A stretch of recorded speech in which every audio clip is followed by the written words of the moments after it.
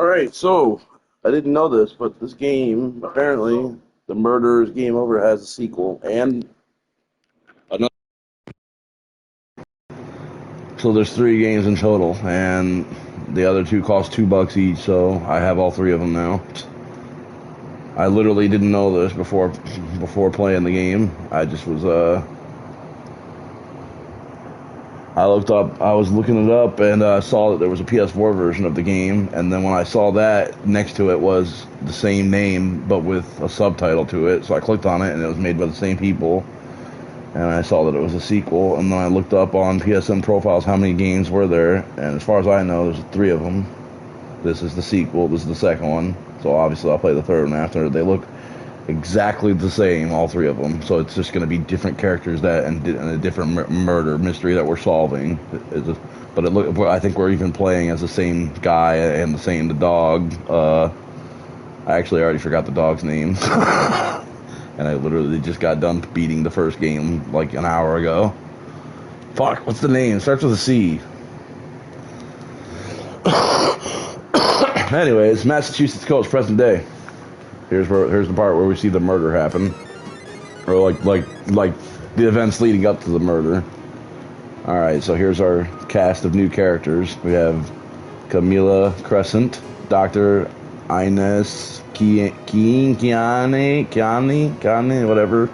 Father Michael Wheeler, Something Brayshaw, Todd Beckett, and Gordon Cutler. Welcome to this month's meeting of the Cape Crescent Historical Society. I'm beginning the official minutes now. We're blessed to have everyone with us this evening. Dr. Todd, Gordon, and you, Camellia, our fearless leader. I'm not doing that voice. Holy shit, that looks like... Instantly it made me think of the girl from fucking Danganronpa 3. Except just like much older. The Atua girl. Pearl Brayshaw is the other girl's name down there. Where are our manners? Who is the new girl in the back of the room? Oh, this month we have a visitor. Say hello to Pearl Brayshaw. Pearl's the one who's going to do Pearl's the murderer. Calling it right now. Alright, I'm even writing it down. Pearl is murderer. That way I can say I literally called it at the very start of the game. Alright. That's probably obviously not going to be right, but, you know, who knows? I don't even know who's going to be dead yet. I'm assuming Camilla. Because the one who did the most talking in the first game was the one who died. Was the one who ended up dying. And so far Camilla has been doing the most talking.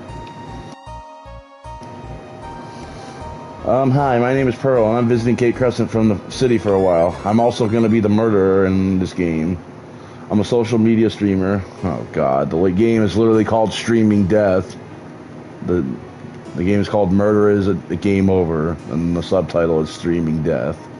I'm a social media streamer who focuses on paranormal mysteries when I'm not gaming. Then you certainly come to the right place. Welcome to Cape Crescent, Pearl. Hey, you're e-girl Pearl on the internet. You're a big-time influencer. Yep, that's me. Pearl dear.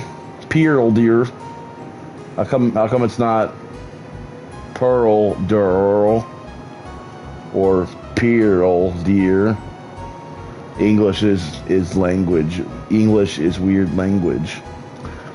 Pearl dear, if you're interested, you could accompany us on a walk through the Lost Settlement tomorrow. The Lost Settlement is an abandoned Puritan village nearby. According to the legend, of this area is haunted. Wow, just like the last game.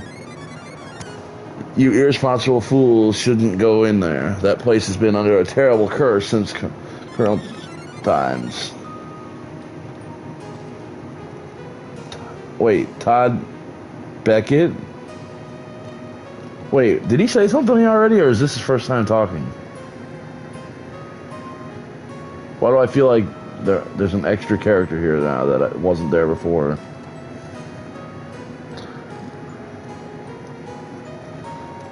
I can't remember if he said something or not. I wasn't looking at I was looking down at the bottom left at their faces, and I wasn't actually, like, looking at the Whatever. Take it easy, Gordon. Even the kids didn't see anything strange during our group's last visit. Sure, I'd love to go. That would be awesome. I could even fill it for my stream. Oh, you said that. The wrong thing. Okay, well, obviously, I take it back. Father's going to be the murderer because he's the one we least suspect. We got to go with Dwight Schrute rules, remember? You never go with who you least suspect or you most suspect. You always go with who you most medium suspect. And, well, that kind of contradicts what I just said, but we're going to pretend I didn't say that, and we're still going to go with Father Michael as the murderer. What's that? At the window, look. Okay. No, it can't be. It's the ghost! The ghost of Elias Abel. Or is it Elias? Elias Abel? Dude, why are there so many words I can't pronounce in this one? Man, this is a hard game.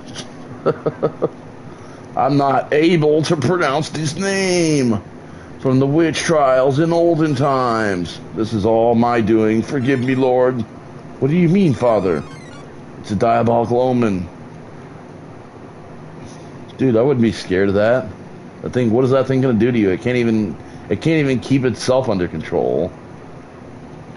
It's literally just, it can't even come together to form a single being. What is it gonna do to you? I warned you all this would happen, that a ghost would jiggle outside our window. My camera's dead. I said I'd fix it. Are we really being tormented? Tormented souls. Okay, it's gone now.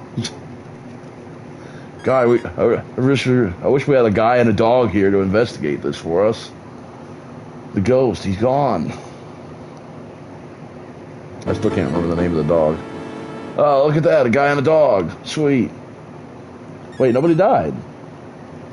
The following morning. Detective Dudley. Okay. Wow, Detective Dudley looks a lot like the guy who died in the last game. The mystery is solved. Is it? I thought we just started the game, dude. Nothing to see. Oh, Cleo, that's right. Nothing to see here, Detective Guy. You and your dog Cleo can both go home. Wow, I got that. I got this game done quick, dude. We were asked to come out at a moment's notice because of a suspicious death. You're too late. I, the resourceful Detective Dudley, have already taken care of the business at hand. Okay, well, you already seem suspicious. Because it's obviously not over. He says the case is solved. What are we supposed to do now, Cleo? Let's murder him! Since you're hanging around, you can both take a lesson from my exemplary investigation. ... motherfucker. Do I detect that you're stumped already? What would you like to know first? Well, I already know the controls, so the case. Alright, Detective, time to listen and learn. Unless there's some new controls to this game, but looks exactly like the first game. My identity. What do you mean, my identity? You'll get nowhere fishing for compliments from me, Detective Guy. You and Cleo are in a yes, I know. We've done many cases, and we've only seen one of those, and it was 4.5 hours long, and it ended up being the dude's wife and the other dude, Ethan. I don't care how good you are. I don't appreciate the two of you being sitting here to muck around on my turf. Our location, where we're standing now, is in a park called Gallows Point. The whole surrounding peninsula is called Cape Crescent. Cape Crescent is a small historical village in the municipal area and port on the Massachusetts coast. Southwest of here is away the village, just a small town connected to a few streets. Victim identity. There we go. Now we're talking. The victim is a young woman named Pearl. Okay, so, wow. The victim was Pearl. Oh, she's not the murderer then. Or, maybe she is. Maybe this is all a trick. She lived in, we didn't actually see the murder this time. In the first game, we saw the murder. Well, we saw the body. Pearl Brayshaw. She lived in one of the cottages nearby in Cape Crescent. Have you heard of her?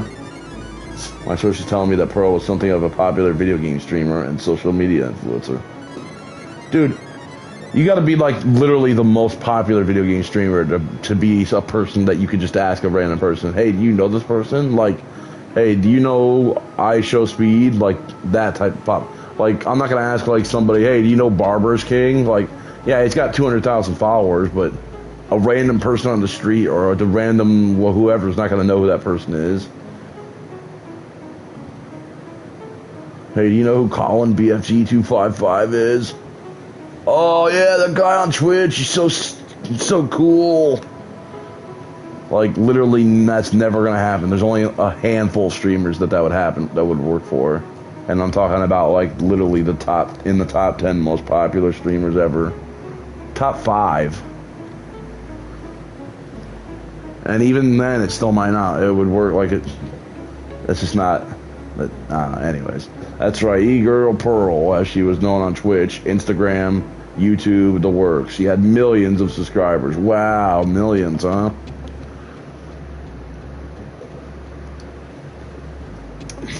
The next game's gonna have Mr. Beast, and he's gonna have billions. How many subscribers does Mr. Beast have nowadays? I'm gonna look right now. That motherfucker's got the most. It's like the most craziest shit in the world. And like it's not even how many he has. It's also how fast he got them. Like he shot up, just like crazy fast with subscriber count. Dude. He has 400 million subscribers. Like, it says 400 million exactly, but obviously it's not exact. It's just... But it's 400 million... Dude. Wow, so he just hit 400 million, like, very recently. 400 million, dude. 400 million subscribers. I have 400 subscribers. Like, seriously, I do. I have, like, 420. Something like that. So all I need is, 390. I'm not gonna even do the jokes. A lot more. I'll catch up to him soon. 400 million subscribers. That's fucking insane, dude. I remember when 1 million subscribers was such an insane amount of subscribers on YouTube back in the day. Like, people just didn't have that. I remember when, like, 400,000 subscribers was fucking ridiculous on YouTube. Like, the early days of YouTube, like the Angry Video Game Nerd and shit. Now we're talking about 400 million. Jesus Christ. This was like back in 2007, though, when YouTube was a baby and had only been out. It had only existed for like a year or two. When did YouTube start? Like, I think 2005 was when YouTube was invented. So, I still know what the first YouTube video ever was. It was me at the zoo, I think is the name of the video. Or something like that, right? Is the first YouTube video ever. Which, of course, it's super popular only because it's the first YouTube video ever. Here, I'll type it out. Yeah, me at the zoo. Me at the zoo, 363 million views. 20 years ago. Imagine having a video posted on YouTube 20 years ago. First YouTube video ever. I also left a comment on the video because, of course, why would I not leave a comment on a historical video like that? Let's see what I wrote. Oh, I've had this YouTube account since 2006, I believe, and I really wish I would have left a comment on this video way back then. I wrote that 7 years ago. on the first ever YouTube video, I have 3 likes. Cool on that comment.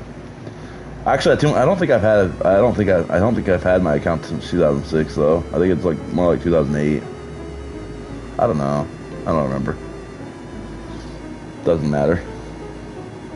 That would have been cool to have a comment left on that video from like 18 years ago though. I have a comment on one of Smooth McGrew's video that I've just found yesterday from 11 years ago, which means anywhere from 11 to 12 years ago because it doesn't round up. So it could be 11 years and 300 days and it would still say 11 years. Anyways, back to this. Cause of death. I figured it all out. Pearl Brittle hanged herself. Okay, so she definitely didn't hang herself. Did you find a suicide note? No, but it's still the only possible solution. There's a rope around her neck, and she's not breathing. Case closed. Wow, you're a great detective. Dude, if it was that easy, everyone would be a detective, you fucking moron.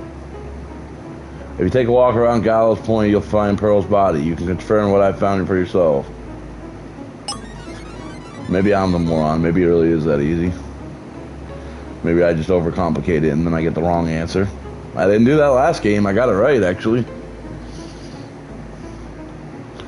Okay, Crescent is... Of course, that's a video game and not real life, so... The people here generally will to do and want to be left alone. In the village, you'll find Pearl's roommate and her neighbors. Most of them are members of the Cape Crescent Historical Society. When I interviewed them, they all talked about some foolishness with a dead colonial ghost. Colonial? Colin? Isle?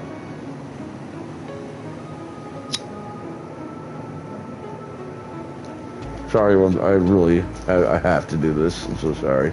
My tooth is really acting up. 1 second.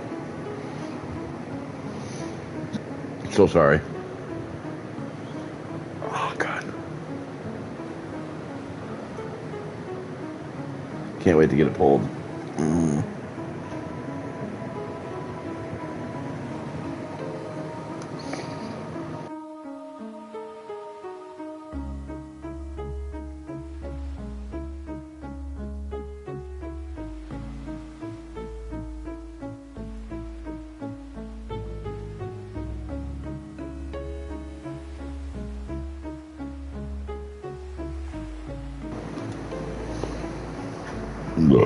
Oh God, do you have any colonial I can borrow? I need some cologne. Utter nonsense. Someone also told me about a young man seen near here around the time of death. Also clearly a fabrication. Okay, I'm ready to move on from you, you fucking moron guy. I don't like you. Obvious suicide, which makes me think it's not an obvious suicide, and you should really just go home. But if you insist, you can still look for clues and go on Gallows Point. In the unlikely event that you find something I missed, by all means come back and tell me. But this is my case, Detective Guy. I'd appreciate if you keep your mutt out of my way too. Alright, Clue, let's go find the victim's body. Hell yeah. Look at this. We're back in the old classic. Look at that. The classic fucking, what's it called? Inventory, I guess. Our menu system. It feels just like yesterday I was playing this game. I didn't use any hints. Oh, let me take a look at the trophies real quick. Oh my God, there's a Pet the Cat trophy in this one too, as either Clay. Okay, so I'm assuming there's going to be one in the third game also. Except this one's a gold trophy. The Pet the Cat and the other one was a silver. There is no silver one in this game. So there's 11 golds and 1 platinum, I guess. 1, 2, 3, 4, 5, 6, 7, 8, 9, 10, 11, 12. Yeah. 11 golds and 1 platinum.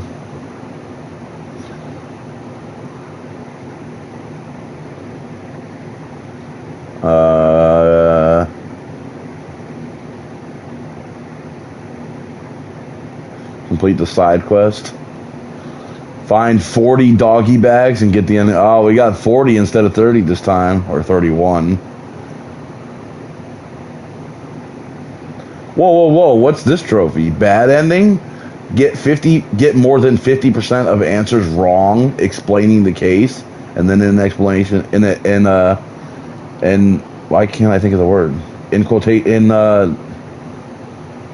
Why can't I think of the... What the hell is going on with my brain? Is my brain completely fried right now? Not quotation marks, in fucking parentheses. Jesus. It has on hard mode, it says. What fucking hard mode are they... Okay, whatever. That's the trophy with the lowest amount of, like, percentage of people that have it, too, so... So is there... There was no hard mode choice, though. Hold on, let me save it and check. Let me make sure.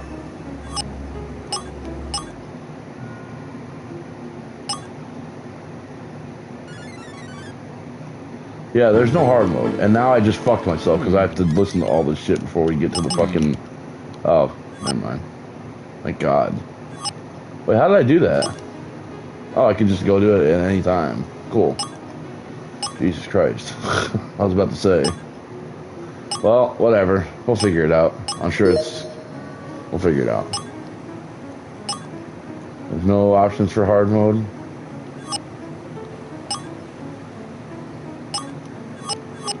Oh, come on. This dude's got to be at least a suspect, right?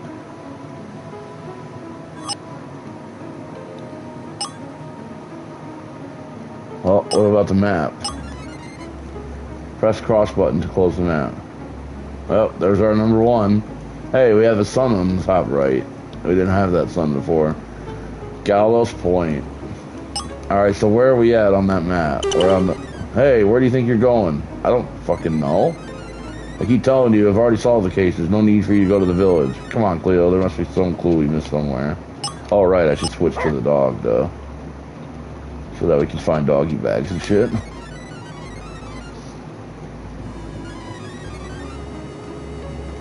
And clues, of course. The dude can't find clues. Only the dog can. Because he's a good little boy. Or a girl, actually. Sorry. I think Chloe is a girl. I fucking can't remember, man. Didn't they just say? I think he said, "Come on, girl." Let me go check.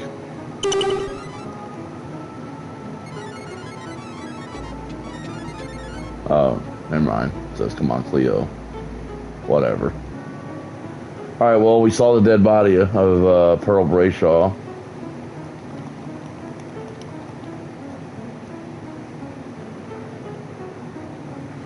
Wow, they put one little thing up. Cool. Examine. No.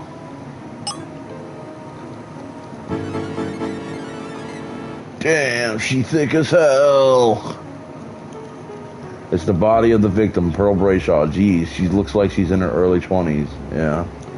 Her early 205s. Can it really be possible that this poor young woman hanged herself with this rope? Absolutely fucking not. If you're beautiful, young, in your young 20s, and a popular fucking streamer, like I'm talking about popular, no, chances are not you're not gonna fucking hang yourself. You don't see fucking, what's her name? What's that girl's name? The streamer? She's really, really pretty. Fuck, I can't remember her name. I don't really watch her, but I think she's the most popular female streamer. Not Valkyrie. I don't think she's as popular as the other girl I'm talking about, but fuck, whatever her name is. I don't remember. You would never see her fucking hang herself. But then again, you never know what's going on in someone's life, so I don't know. Didn't hang herself. Detective Dudley is wrong. He's not going to be happy to hear this, but maybe he'll stop interfering with me now. So he can already tell us that he's wrong, huh?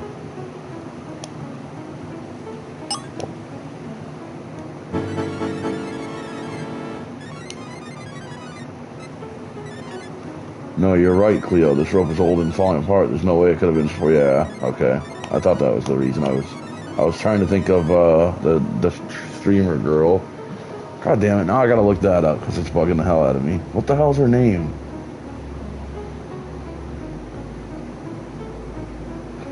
Most popular female streamer. Pokimane. She's super, super pretty. Everybody, well, I don't want to say everybody loves her. There's a lot of people that hate on her because she's an insanely popular female streamer, so that's instant hate. And if you say anything and to those people, if you say anything good about her, they'll call you a white knight or whatever, defending her because of the fact that she's pretty. I don't give a fuck about her. I don't ever watch her. I just know that she's really popular. The dog's name is Hester. She seems friendly. My original point is that you're not seeing her hang herself, so of course that's not gonna happen. She ain't gonna fucking hang herself. She's young, beautiful, and is one of the most popular streamers in the world. Not happening. And it turns out we're right, because Mr. Detective Guy here already determined that that's not the case, that this girl did not hang herself. What do you want, Hester? I don't have any dog toys. You fucking have Cleo and you don't have any dog toys? What an asshole. Something tells me this dog is going to be important. I guess we'll be seeing you around, Hester. Why? Are they gonna breed? Why would this dog be important? I have a hunch that this dog... Oh, maybe the dog... Oh! I'm already gonna call it right now. The dog helped save the girl, actually, from her initial first death. But then the girl died in some other way. The dog fucking chewed on the rope, I bet. I'm calling it right, because look at the rope. It looks like... I bet the dog, like, chewed on the rope and, like, saved her. But then, when that... I don't know. When that didn't end up killing her, whoever the killer is ended up doing something else or something. I don't know.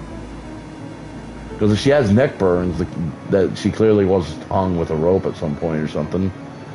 But it's just not the thing that killed her is all. Hey, look at it. Our first clue. Besides the body, of course.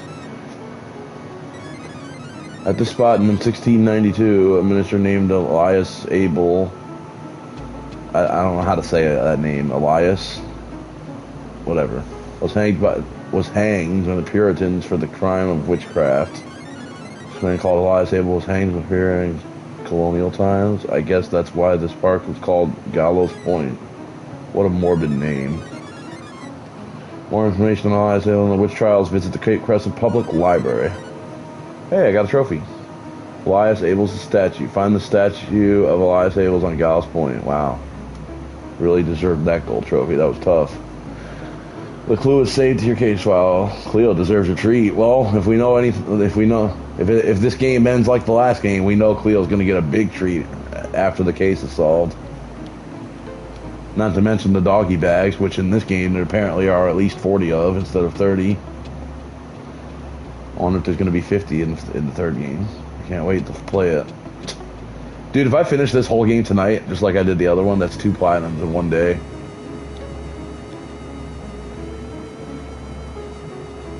Also, I'm 2 platinums away from my 255th platinum, which is only funny because 255 is in my name on my YouTube and my Twitch and everything.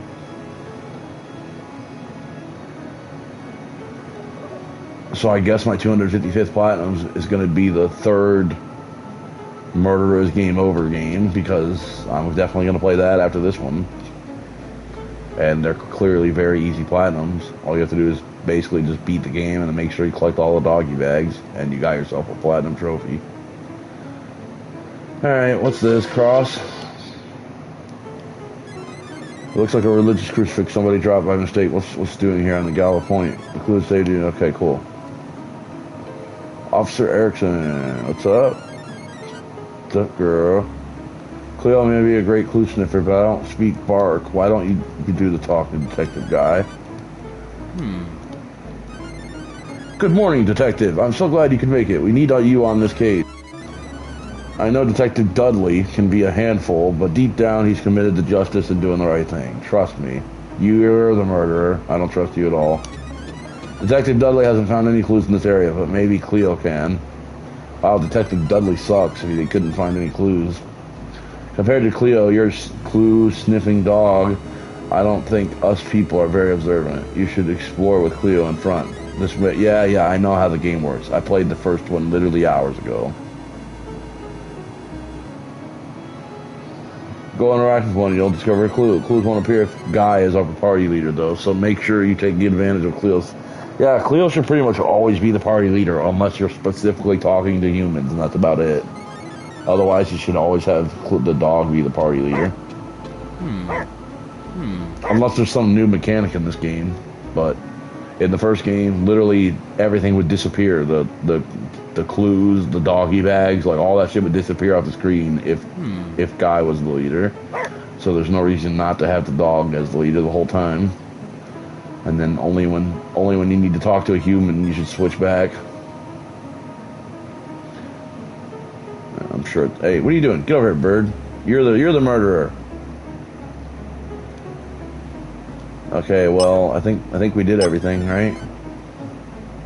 Is it gonna tell that every time? Please don't do that every time. I know how to close out the map. Not only did I play the first game, but like say it one time and then just don't say it again. How about that? It's gonna say it every time though, watch. Oh my god, it's gonna say it every time. It didn't even do that the first game. The first game it didn't, you just had to figure it out because guess what? I don't know. I guess they thought maybe people were bitching like, how the fuck do you close out the map? Which button do I press to play game? Whatever. The ironic thing is I'm bitching about something really stupid about people bitching about something stupid. So maybe I should just shut up. Oh, sorry. Forgot to I'm not supposed to talk to you. I don't know. I'm leaving. Oh, right. We gotta show him the crucifix. Show him Pearl Brayshaw's body, and it doesn't look like a suicide to me. She didn't hang herself, Detective Dudley. Of course she did. What are you talking about? The rope around her neck is frayed and tattered. It's so old it may even be an antique. If Pearl had tried using it to hang herself, it wouldn't have been strong enough to support her body weight, because she's a big fat ass. But someone hangs themselves. Look at them thighs. She thick, brah. When someone hangs themselves, the rope leaves an abrasion on the neck from the body's force, a rope burn. There was no rope burn on Pearl Brayshaw's neck. Oh, I thought the detective already said there was. Oh, well then, she definitely wasn't fucking hanging. Are you fucking kidding me? Wow, he really is a shitty detective. This invalidates your idea that she hanged herself. A mere conjecture, Detective Guy. If you put some effort into exploring Gallus' point, you'd realize how wrong you are. It's obvious there is no evidence of another person ever being in the park. Pearl Brayshaw had to have hanged herself simply because nobody else was here. You and Cleo really need to get a clue.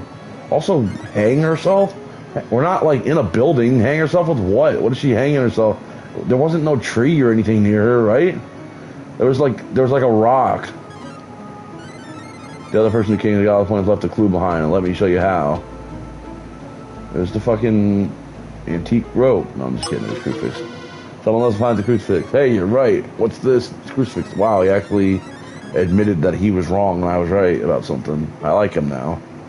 I don't know that, but it proves there was another person in the park. Well, actually, that's not entirely true. How come that can't be fucking Pearls? Like, whatever. Possibly the same person who killed Pearl. Yeah, or it could be Pearls. Also, I'm actually surprised this asshole isn't saying that. Then how did she die? Pearl Brayshaw didn't hang herself from the frayed, tattered rope. Somebody strangled her. Strangulation. That means her death was murder. Yeah, well, no surprise there. The game is called Murder is Game Over, with the subtitle of Streaming Death. Yes, of course it does. I knew all that all along. One of the residents of Cape Crescent reported seeing a young man near Gallus Point last night. It's probably the same person who dropped the crucifix and who strangled Pearl Brayshaw. Hold on, I think you're jumping to conclusions a little too fast once again. Nonsense. I'm going back to the village to block off the bridge in the mainland. That way our man can't escape. That sounds like a good idea, Detective Dudley. For once. If you and Cleo want to help, you can search Cape Crescent and ask other residents for information about the perpetrator. There are 7 other residents in Cape Crescent. Each one is a person of interest. As are you son of a bitch. It better be, anyways. I'll be at the bridge, ready to catch the young man when he tries to flee the scene. But we don't know for sure that this mysterious young man is the killer. The 7 of the residents are all suspects too. As are you. Then when you flush out the culprit, you can meet me at the bridge. I'll make the arrest. Cleo's like, I already know it's you, motherfucker. Nice work, Cleo. We can take the path back to Cape Crescent and then investigate each person of interest. The park exit is just south of where we're standing. Let's go. No, I want to stay here. You already know when we find that first treat, we're going to have to come back here to collect. There's going to be like 2 or 3 doggy bag treats up here. If it's anything like the first game anyways, because the first game, the doggy bag treats didn't start appearing until you found the first one, which was in the kitchen. Then once you found that one and you backtracked to places you had already been, there were doggy bag treats there. So I assume it's going to be like that in this game too. So we got to remember to come back here after we find the first doggy bag treat that they shove in our face. You unlocked a new area. Check the map for the menu for an updated map. Okay. Oh my god, stop. Oh my god! Dude. Okay. That's way more than the first game gave us at the start. The first game gave us like fucking, I don't know, it was like 11 rooms to start with, 10 or 9 or something. A decent amount, but not only is that like less than half the rooms, but it's way less than half of the space that was on this map. Like, we just started the game and we already have 19 rooms to explore. Holy shit. I like it. Alright, well, we've explored Gallows Point so far. We have 18 more rooms to explore, so let's get started. We are currently in room 2. Let's do it. Yay, a new adventure. Let's find out who murdered this 20-year-old girl. This 20-something-year-old streamer. Can't wait to find out who murdered her. North, Gallows Point. Thank you for telling me the only thing I know about this place. The place I came from. I'm going this way. I'm going this way. North, the Lost Settlement. I thought North was Gallows Point. Off limits. Oh, hello there, Cleo. I missed you too. Hey, oh, it's the same guy from the first game. Officer Bailey. Cool. I was wondering if there's going to be anybody else from the first game. Not that he said a whole bunch. He just did the arrest at the end and taught you a little bit about the controls at the start, and that was it.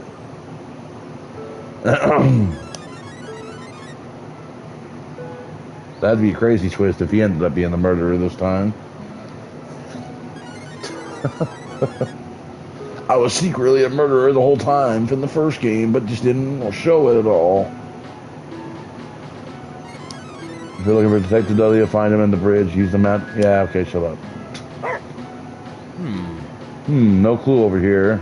Maybe dog eyes can see it. Now I see a clue. And now it's gone.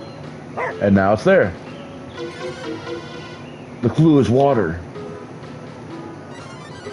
It's a key. Holy shit, it is a fucking key. It's literally the same key we got in the first game. Almost as if they reused the assets of everything in the game. Okay.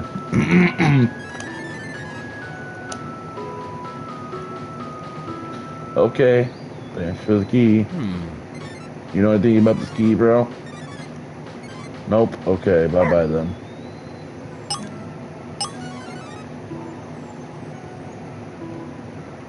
Well, room number 2 seems pretty straightforward, but room number 3 leads to 4, 10, 16, and 5, so that's kind of crazy.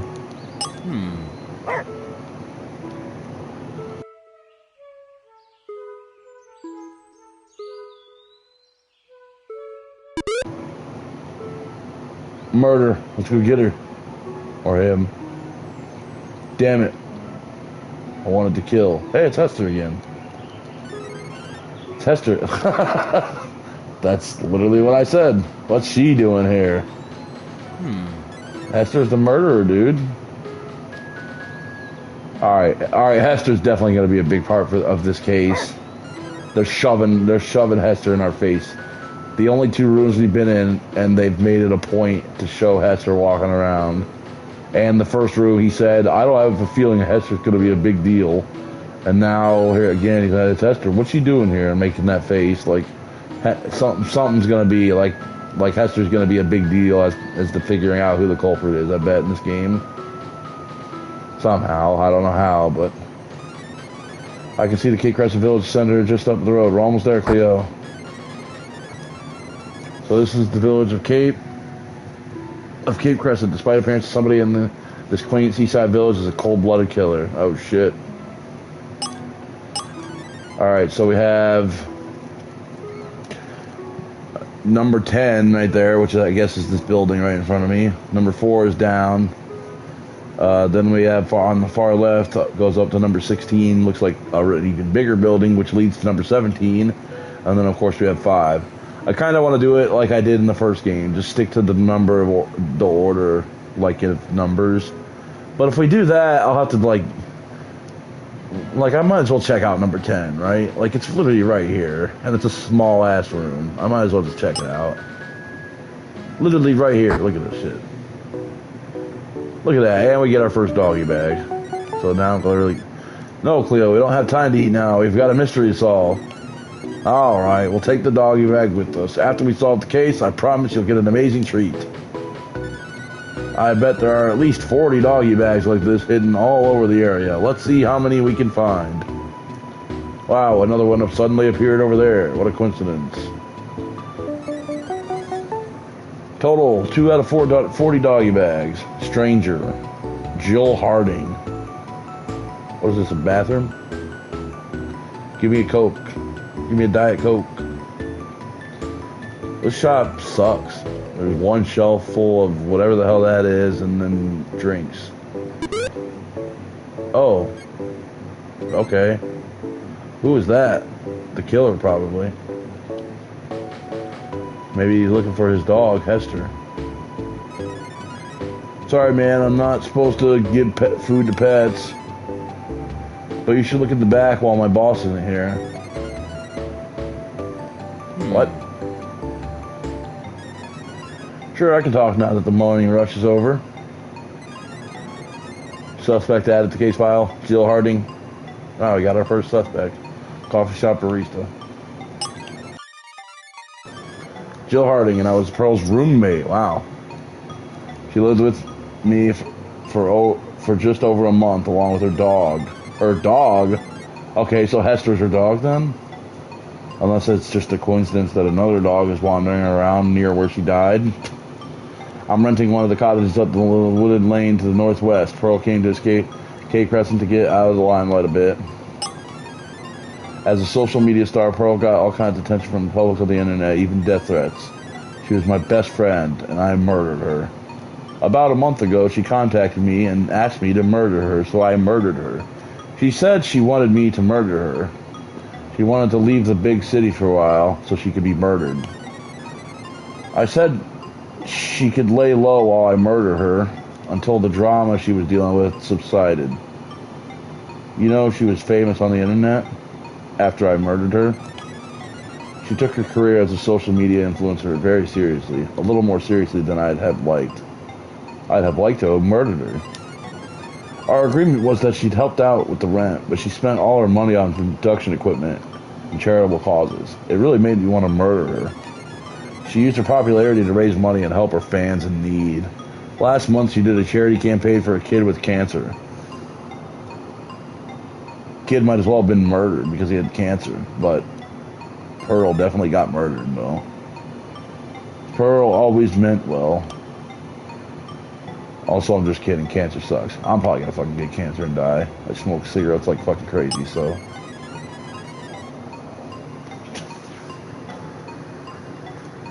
Fuck cancer. It sucks. I don't want it. Stop giving me cancer.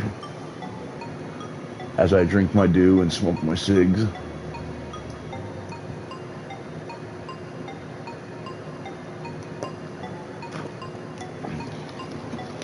When she wasn't playing video games, she was empathetic. Wait, what? Wait, what? Emphatic about. I said a different word. About the paranormal.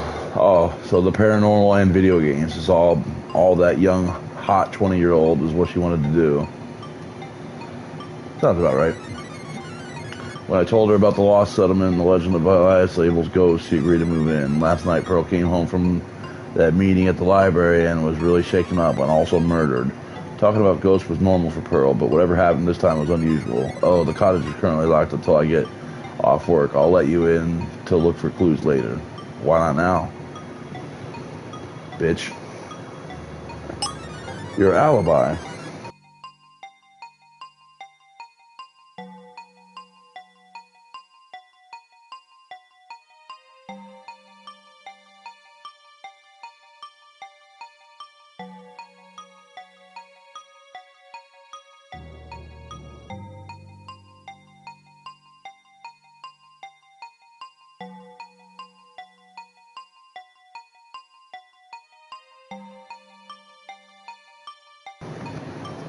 Sorry. Oh my god, my tooth is just really hurting. As Pearl came back from the library last night, a couple hours later she left and went out again. She said she'd be able to take care of the late rent I had been pestering her for, especially since she bought that fancy new camera. Bro, if she's as popular as you guys are saying, with millions of followers or whatever, why would you need to pester her about rent? That doesn't sound right. Maybe she had a drug problem. But even then, I feel like you got to be making a pretty good fucking amount of money if you have millions of followers and shit. I don't know. I've never had millions of followers, so how would I know, I guess? Oh, money was a touchy subject for her. Maybe she did have a problem of some kind.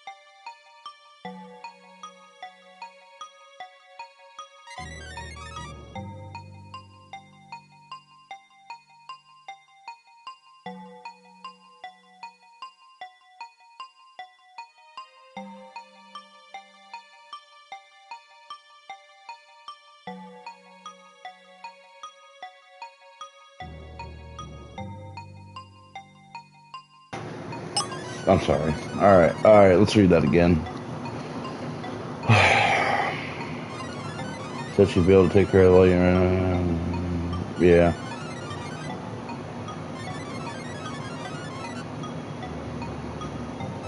For some reason. But she never returned. Roy Parker can vouch for me. Okay. Being at home. Her boyfriend, Roy Parker, okay, showed up at the cottage unexpected. Okay, well, Roy is a big-time suspect. If it's anytime it's a lover, that's not even just this game. It's real life.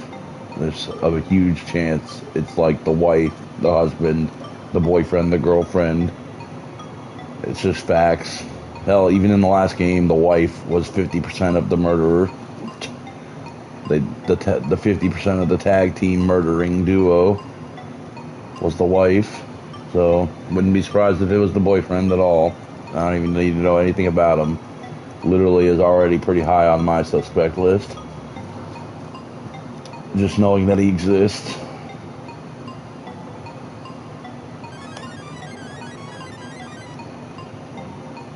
You wanted to talk with Pro about their relationship. Oh, yeah.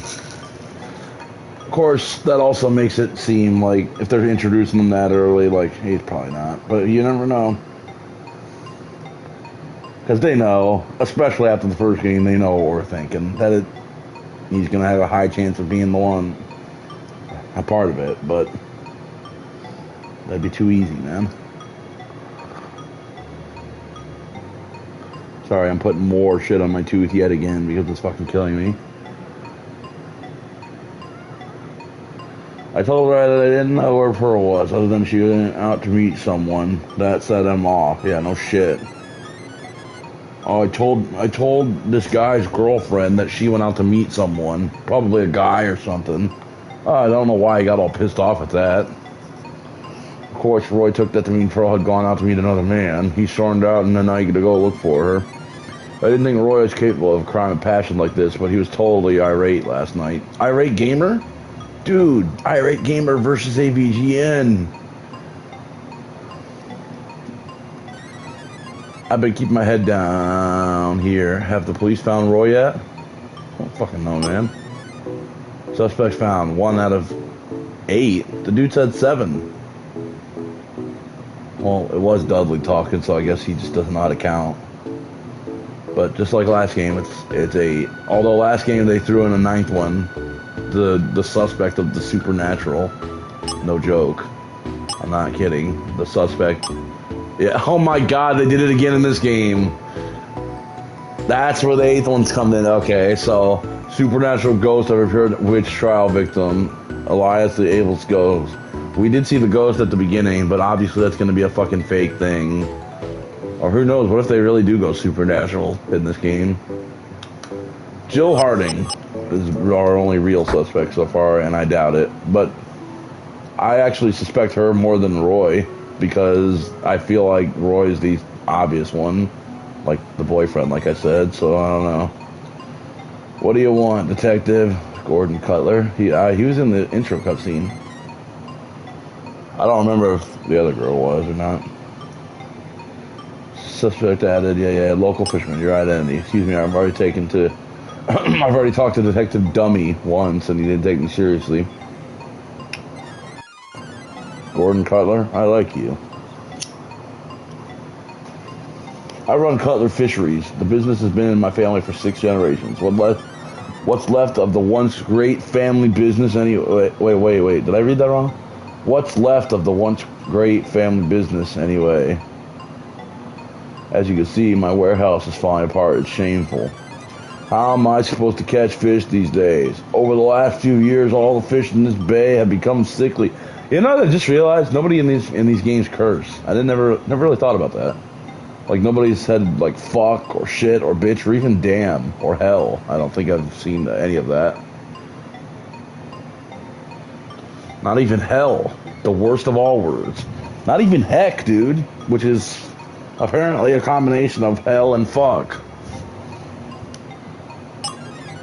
What a good game. But there's murder, though. But no cursing loud. Not even damn. Or maybe I'm wrong. Maybe there was. I don't know. I don't remember. There definitely was no fucks. No F-bombs. And I don't remember any shit bitches. Or bitch shits. Or even any dams. But I don't know. Unfortunately, it looks like that poor sweet girl is the latest victim of our village curse. Pearl's body was found near the statue of Elias Abel, right? I am Abel, right? That's enough of an explanation for me. Since the days of the witch trials, the ghost has been enacting his revenge on our community. My family's always told me to stay away from the lost settlement because of the curse on that place. However, not everyone in the Cape Crescent Historical Society has been so prudent. It seems cruel that Pearl Brayshaw, an outsider who is new in town, should pay the price. Oh yeah, well then why'd you murder her? Gordon Cutler. Sorry. The ghost. You can snoop around all you want, but as far as I'm concerned, that girl was killed by our village ghost. Okay, so you're just a fucking moron. We all saw old Elias last night at the library. He's been tormenting us here since the days of the lost settlement. My ancestors were part of the Puritan mob who had Elias Abel hanged. This is payback. The family business has suffered as a result, but at least I'm still alive. I'm not tempted fate. If I were you, I'd leave ghosts from the past alone, too. You really think I had something to do with that new girl's death? That's something. It so happens that last night I was out talking with Camilla Crescent after the Historical Society meeting. My buddy Todd Becker was there, too, but he went home early. Oh, did he now? Camilla and I stayed out. You know, it's funny. I have a niece named Camilla, and I still have a hard time pronouncing the name. Of course, to be fair, I have barely ever seen her. I've only seen her a handful of times in my life. Still, I stayed out until the sunrise. I'm playing it safe and staying away. I don't want my body to turn up dead at Gallows Point next. Suspicions. Dr. Ness. Nintendo Entertainment System Keen always seems suspiciously aloof to me. She still doesn't believe me in the ghost. Dr. Keen, I don't know how to say. I'm assuming Keen. I don't know. Whatever. Spends her nights just walking around the cemetery like some kind of witch. Now that's weird. All for now, sir. Carry on. 2 out of 8 suspects found. Now time to look for doggy treats. Where are they? Come on out, doggy treats. Ah, I found one. Ah, you couldn't escape me. Yeah. Also, I saw a dog up here. Hester again. What the fuck? It's Hester again. What's she doing here? Seriously. Hey. Oh, wow. The old American flag, eh? Time to salute.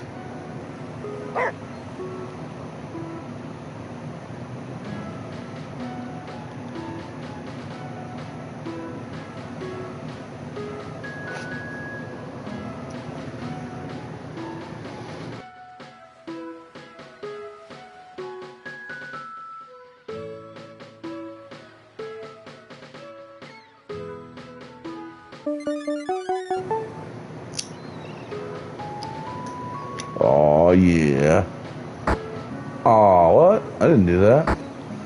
There. Just wanted to go look over here, but there's nothing, so never mind.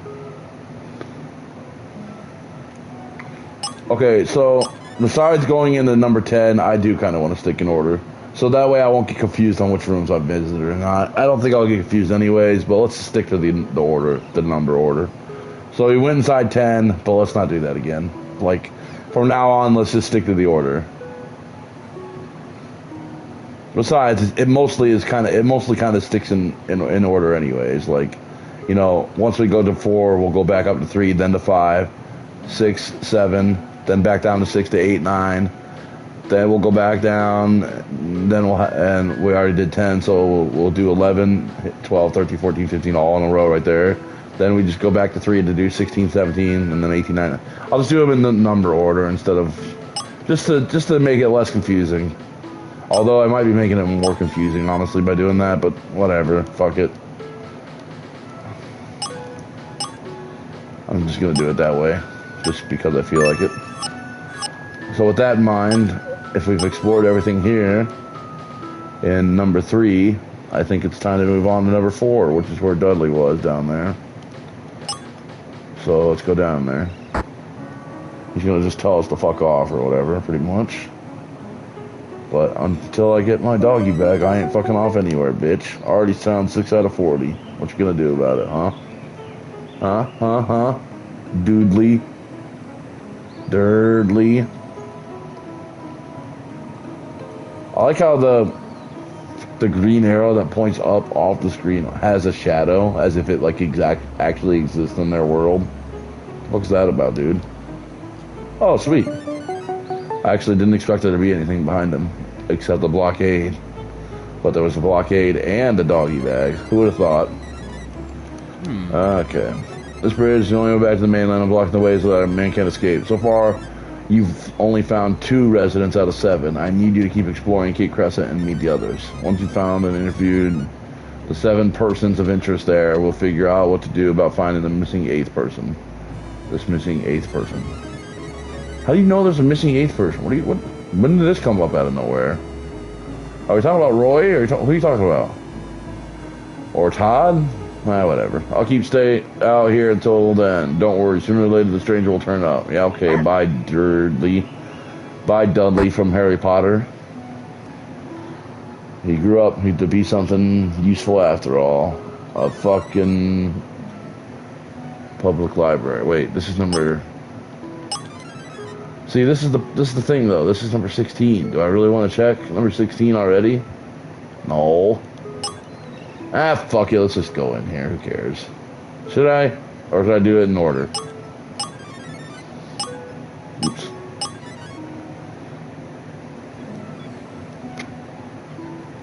Let's just go up here and do it. Fuck it. All right, we're in number 16. Whoa, there's lots of books. Can I read them? No, I can't, but I can read this one. Book 2, read. No. Where's book 1 at? I want to read that one first. Oh, there we go. The Trial of Elias Abel. Read. Oh, God. In the late 1600s, there lived a wealthy Quaker minister named Elias Abel. He owned land now known as the Lost Settlement and built a small church there. Led by the jealous leaders of the rival Puritan church, the Cape Crescent villagers sought to seize possession of Elias Abel's land for their own use. Thus, in 1692, at the height of the Salem witch trial in Hysteria, Elias Abel was accused of witchcraft. Kowtowing to public pressure, Kowtowing to... Why are there so many words that I don't know? What is that word? I feel like I do know that word, though. I don't know, maybe I'm just dumb. Even his own congregation turned on him. Him? What does that word mean, him?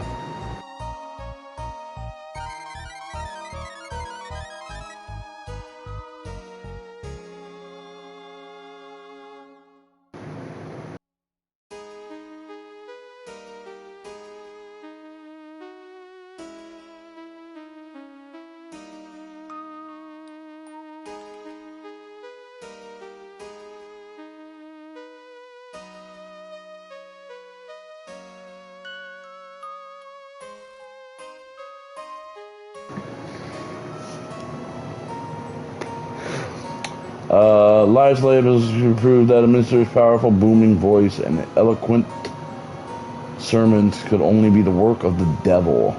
Abel was found guilty. Sucks for him. To be continued. In part 2, Historical Society books read 1 out of 3. Oh, so there's 3. Well, here's part 2. The Curse of the Lost Settlement. Let's do it. Where's that third book, though? Ah! It's scary. At the outcome of the witch trial, Elias Abel was sentenced to hang from a scaffold on Gallows Point. So someone was obviously trying to mimic this or something, I guess. I don't know. Who knows? It's way too early in this to try to make guesses that aren't just random ass guesses. We don't even know all the people yet.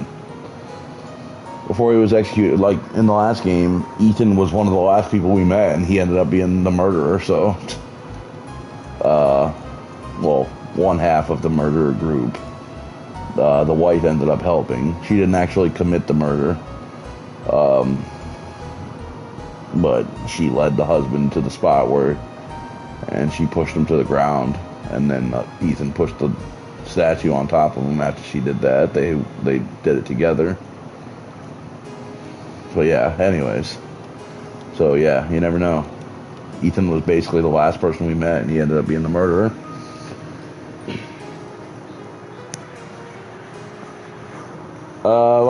Cursed the village. He vowed that no settlement would survive the land that had been unjustly taken from him. Within 5 years of his death, Elias Abel's curse proved to be true.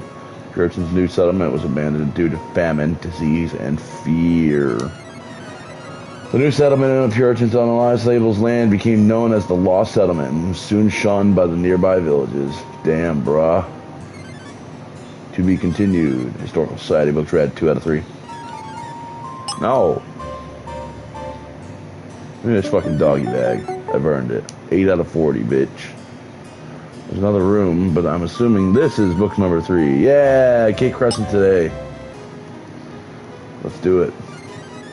Cape Crescent today remains a small village inhabited by some direct descendants of the Puritans from the witch trial era.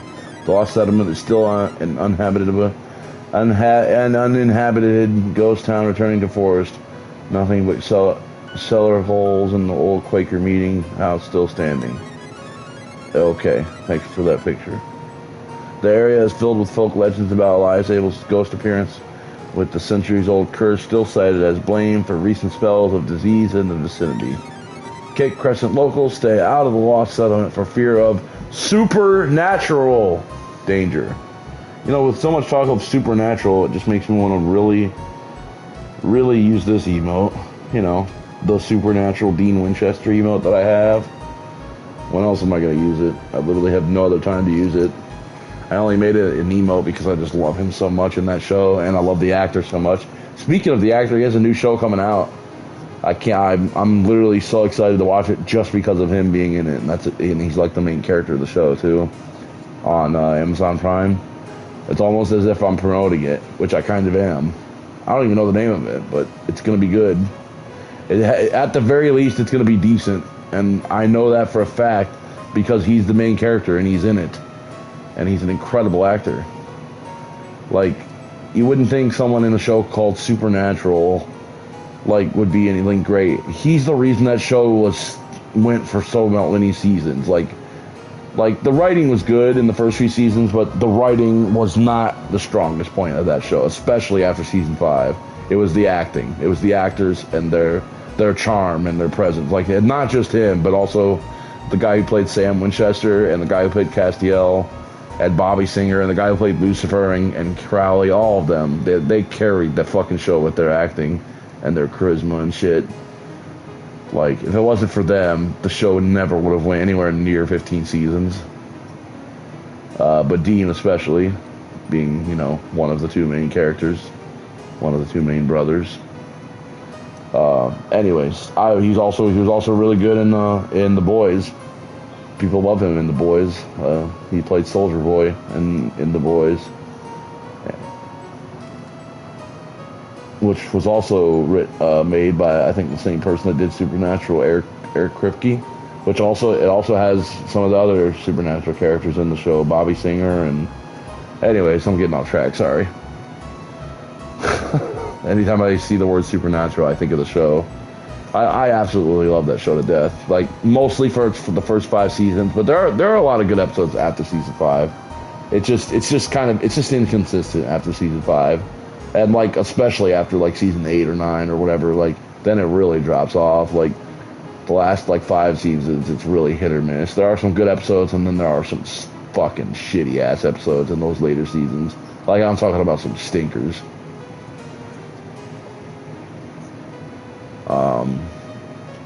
But overall, it's because of the characters that made the show super watchable. Even when it started really going downhill, they still stayed, like, really good.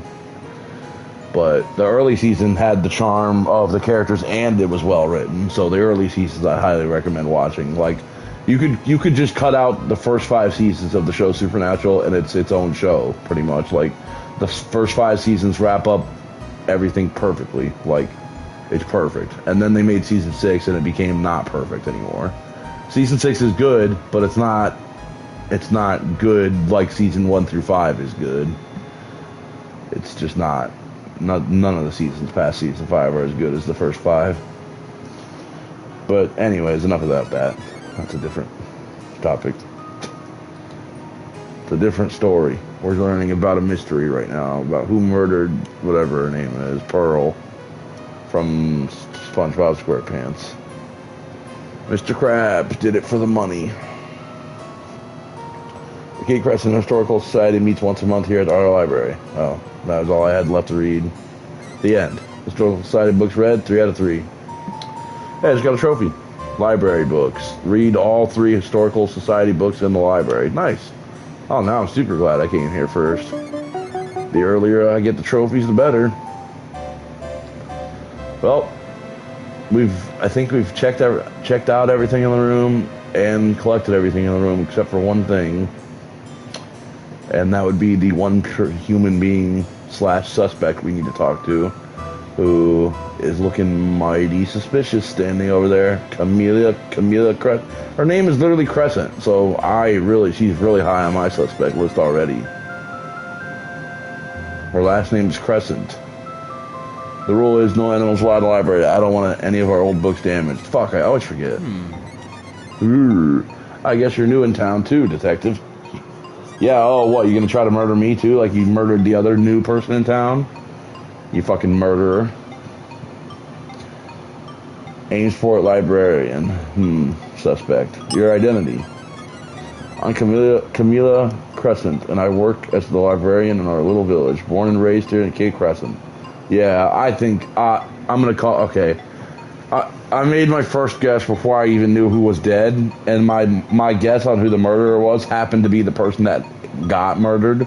So now I that in that event I get to make a second guess, and now my second guess is Camila is the murderer.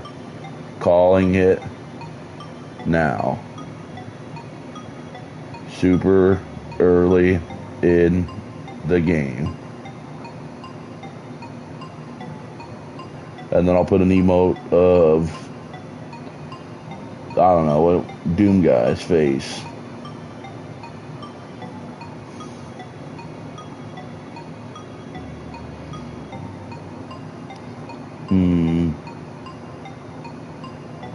I just realized I have a lot of weird emotes from other people because I've gotten gifted subs to like people I don't even really watch that much. Like, what the fuck are these emotes doing in my fucking... Holy shit. Now, Bakma Soup's emotes, that makes sense. I love Bakma Soup. There, I'll use that emote. There we go. Called it. There, I have the proof that I called it super early in the game. Camila is going to be the murderer.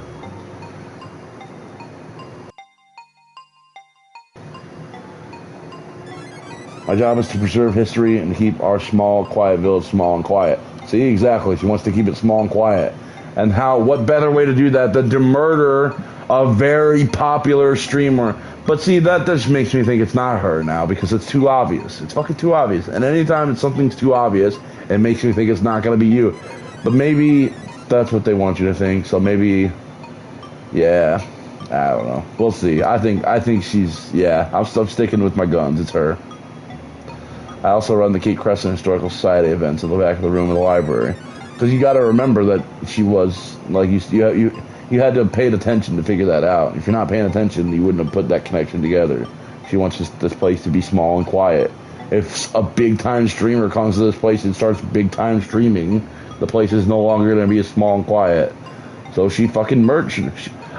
I'm thinking like the first game. I don't think she did the murder. I think she's in cahoots with another guy, specifically a male. So I think it's going to be a male-female team up, just like the first game. And I think she's the female part of that team up.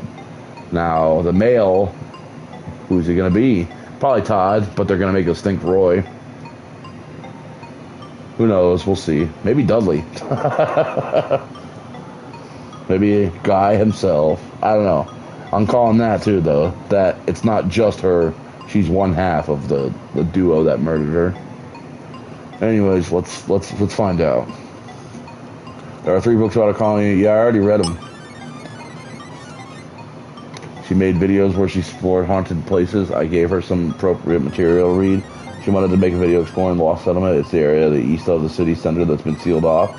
I didn't appreciate Pearl Brayshaw waving that camera around for the whole internet to see, but I'm polite. Frankly, I didn't want E-Girl Pearl using her massive popularity to turn the Lost Settlement into Times Square. Yeah, so that's why you killed her. Last night was the first time I'd ever seen the ghost. I hope it will be the last. That other cop thought I was making the whole thing up, but seeing is believing. Since this is a public library, we have surveillance videos recording everything on the premises. You're the detective. Go to the meeting room in the back room of the library. You can watch the tape there. You're Ilibi. After the Historical Society meeting, I stayed out late talking with Gordon Cutler and Todd Beckett. Yeah, so Camila and Mr. Cutler are the two. That's my tag team. I'm sticking with it. Camila Crescent, because her last name's Crescent, and she wants to keep the place quiet. And Gordon Cutler, because he cut her. I don't know. I'm just throwing out a guess to see if I happen to get it right. That's the two I'm sticking with for now, until I learn more information. Or maybe it was 3. Maybe it wasn't 2. Maybe it was 3 people.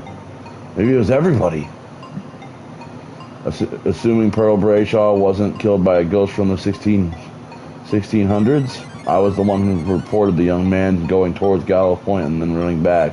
Yeah, just like with the first game, you wanted to have an alibi, so you fake reported something when...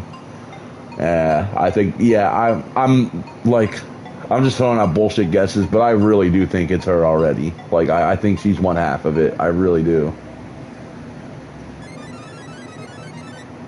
Yeah, okay, see that stranger person, and see she's with Gordon Cutler, and she said she was with Todd also. So it looks like she has an alibi, but it's going to be revealed later that she doesn't actually have an alibi because the times or something like, I don't know, I bet it's going to be kind of similar to how the first game played out.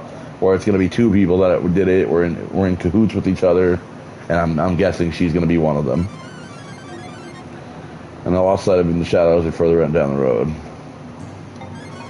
I actually want to see that again real quick. I know you've got to find out what happened. Just don't turn Cape Crescent into some Hollywood cop show. Shut the fuck up. I'll do what I want. Assuming was the only one to report the young man going to turn and running back. How have you found him? I want to see that again real quick. I want to see the stranger, what he looks like. He's got that like fucking Bob Sura hair. If you actually get that reference of who I'm talking about, I will literally give you $50. Of course, now that I said that, you're probably gonna look up who Bob Sura is. Nobody knows. Nobody fucking knows who he is. He was an old. He played on the Detroit Pistons back in like 2004 or something. But he wasn't even a starter, so nobody knew who he was. So you're not gonna get that reference. So shut up. You know, $50 for you. But he always had like that hair. He was a white dude, and he had like his hair up, just his front hair though. Like he always had his bangs like sticking straight up like that. Fuck! I skipped the one part I wanted to reread. God damn it! I also wanted to see Bob Sura walk by again. I'm calling him Bob Sura until we learn his name. He looked around the same age as Pearl. He ran from the coastal road across the village center. That's the part I didn't read the first time or the second time around. Okay, we're good now. Sorry about that. Bye-bye. 3 out of 8 total. Alright. Well, we might as well go to the back room here. Which is number 17. They said... What did she say it was back here again? The meeting room, but... Something to prove something. I don't know. Whatever. Let's just go. Some doggy treats. Oh, that's what's back here. Doggy bag. Wow. Dude, I already found 1/4 of the doggy bag treats, dude. We're on a fucking roll. Even though there's 4, well, I guess there are more of them. So you're gonna find more. Hey, okay, there's cameras here. I feel like that's definitely gonna have. Oh, that's the whole point. That's right. Oh, this was the room they started the game in, right here. The 5 chairs. This is the first room they started when it was black and white. So they saw the ghost out this window. If there's gonna be some kind of treasure hunt, I'm telling you right now, this grandfather clock's gonna be like 3 steps down from it. Okay, here we go. Or like 8 steps down or something. And then 3 steps left. Or like 4 steps right or something. It's gonna be something like that, I'm telling you. Like, if it's gonna have a treasure hunt like the first game, this clock right here is gonna be like a part of it. I'm calling it now. Let's see what's on the computer. Look. It's video footage from the Cape Crescent Historical Society meeting last night. Security camera footage. Wow, so spooky. It's the ghost of Elias Abel. Elias Abel from the witch trials in olden times? Oh, I forgot all about the father. Holy shit. This is all my doing. Forgive me, Lord. Oh, I forgot about her too. Jesus Christ. Fucking Angie from fucking Danganronpa 3, except she's aged 30 years into the future. It's like 60-year-old Angie instead of 18-year-old Angie or whatever.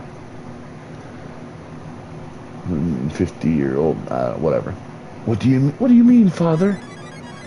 It's a diabolical omen. I warned you. I warned you all, dude. My camera's dead. I know that's not the voice I gave her at the beginning, but fuck it. I said I'd fix it. Are we really being tormented? Yes, that is what they said at the beginning, but now that we know... Wait, she said her camera's dead. I said I'd fix it. Well, whatever. The ghost, he's gone. Wow, that was very informative. What do you make of that, Cleo? Yeah, the usual response from the dog. Okay, is that all? What, the person can't check the computer, but the dog can? I know that the point is the dog checks the clues, but it's a fucking computer, dude. Oh, actually, this is the clock. It's gonna be like 1 page down, 2 pages down, 3 left or something. Okay, anyways. I just wanted to see if there's anything new with her. Now that I checked out the computer, but there's not. So let's go to a new room.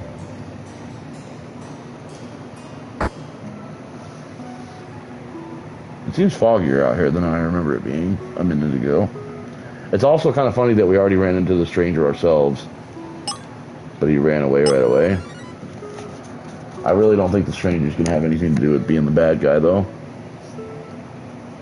What room are we in? We're in room 3. We're about to head up to room 5. This leads us to room 5. Church of Good Voyage, right?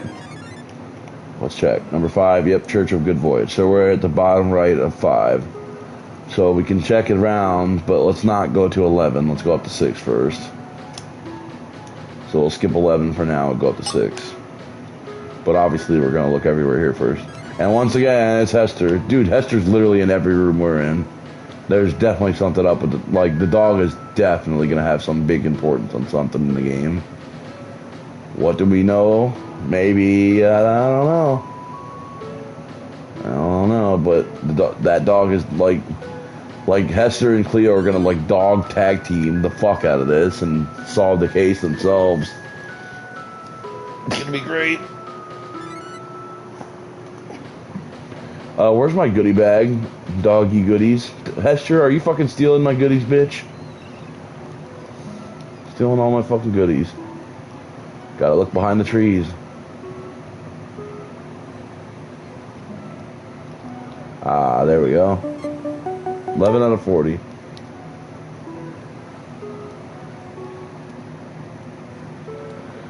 Gotta check behind the motherfucking trees. Otherwise you might miss all of the goodies. Dun, dun, dun. Why is it so fucking peaceful? A murder fucking happened, dude. You know what this game reminds me of? Just in a much simpler form in visual and play style is, well, I can't remember the name of the game, of course. Technically, I played it, but I only played a couple hours of it and couldn't get into it. But then I watched somebody on YouTube play it, and I watched their whole playthrough of it and loved it. It was a detective game. A detective comes into town. Detective York, but I can't remember the name of the game. Detective York, and he always talked to his inner self, Zach. What's the name of that game? Fuck. I can't remember, but I do remember one thing about the game. Looking up reviews back when it was a lot newer, it had the most insane reviews I'd ever seen. I saw reviews as low as 2 out of 10 and as high as like 10 out of 10 for that game. And anything in between, too. At the time, anyways.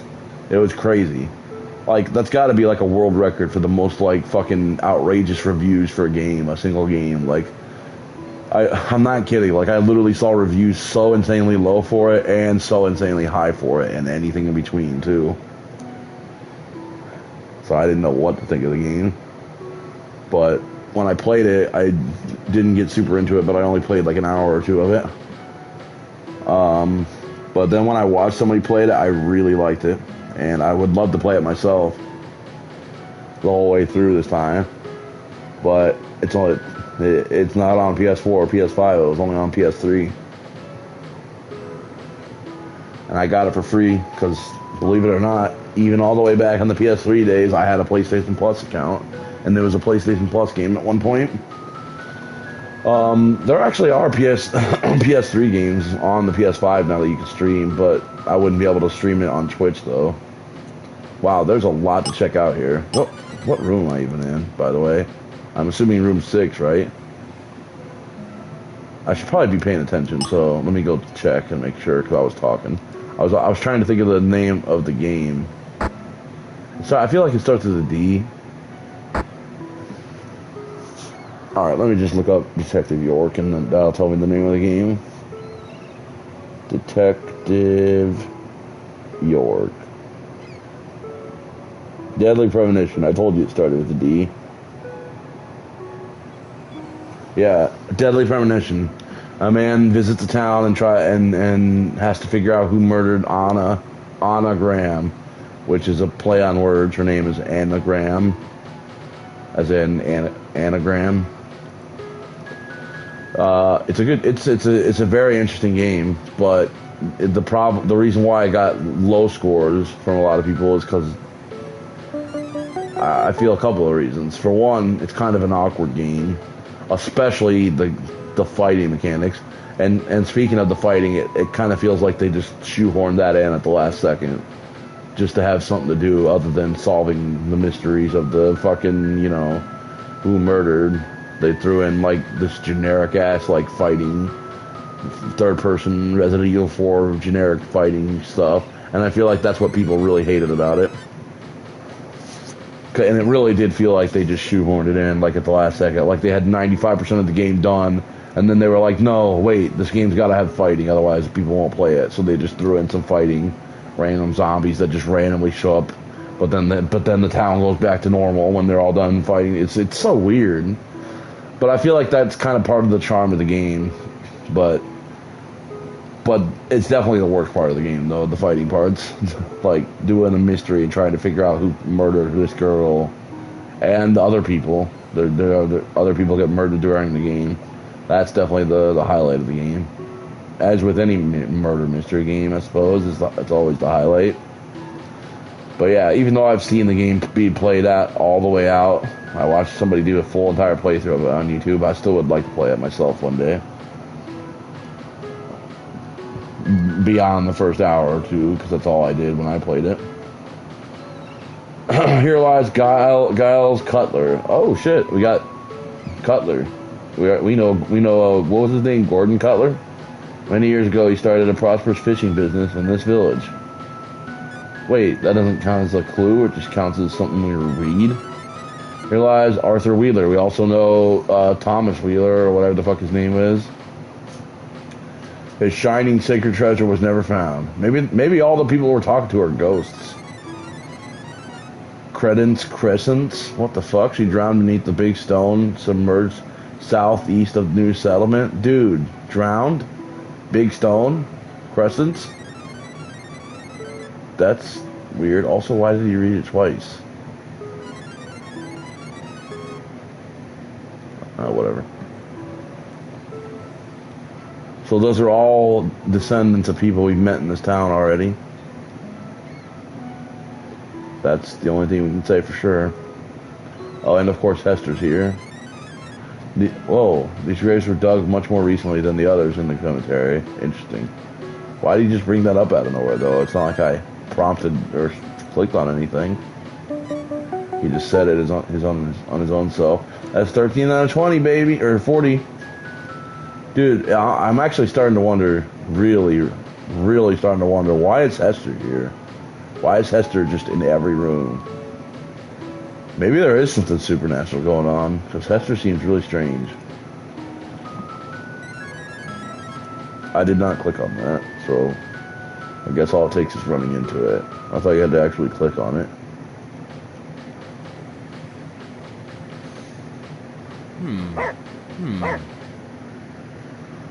Alright, well, this was room 6. Which room are we going to now? Room 7, which is not up.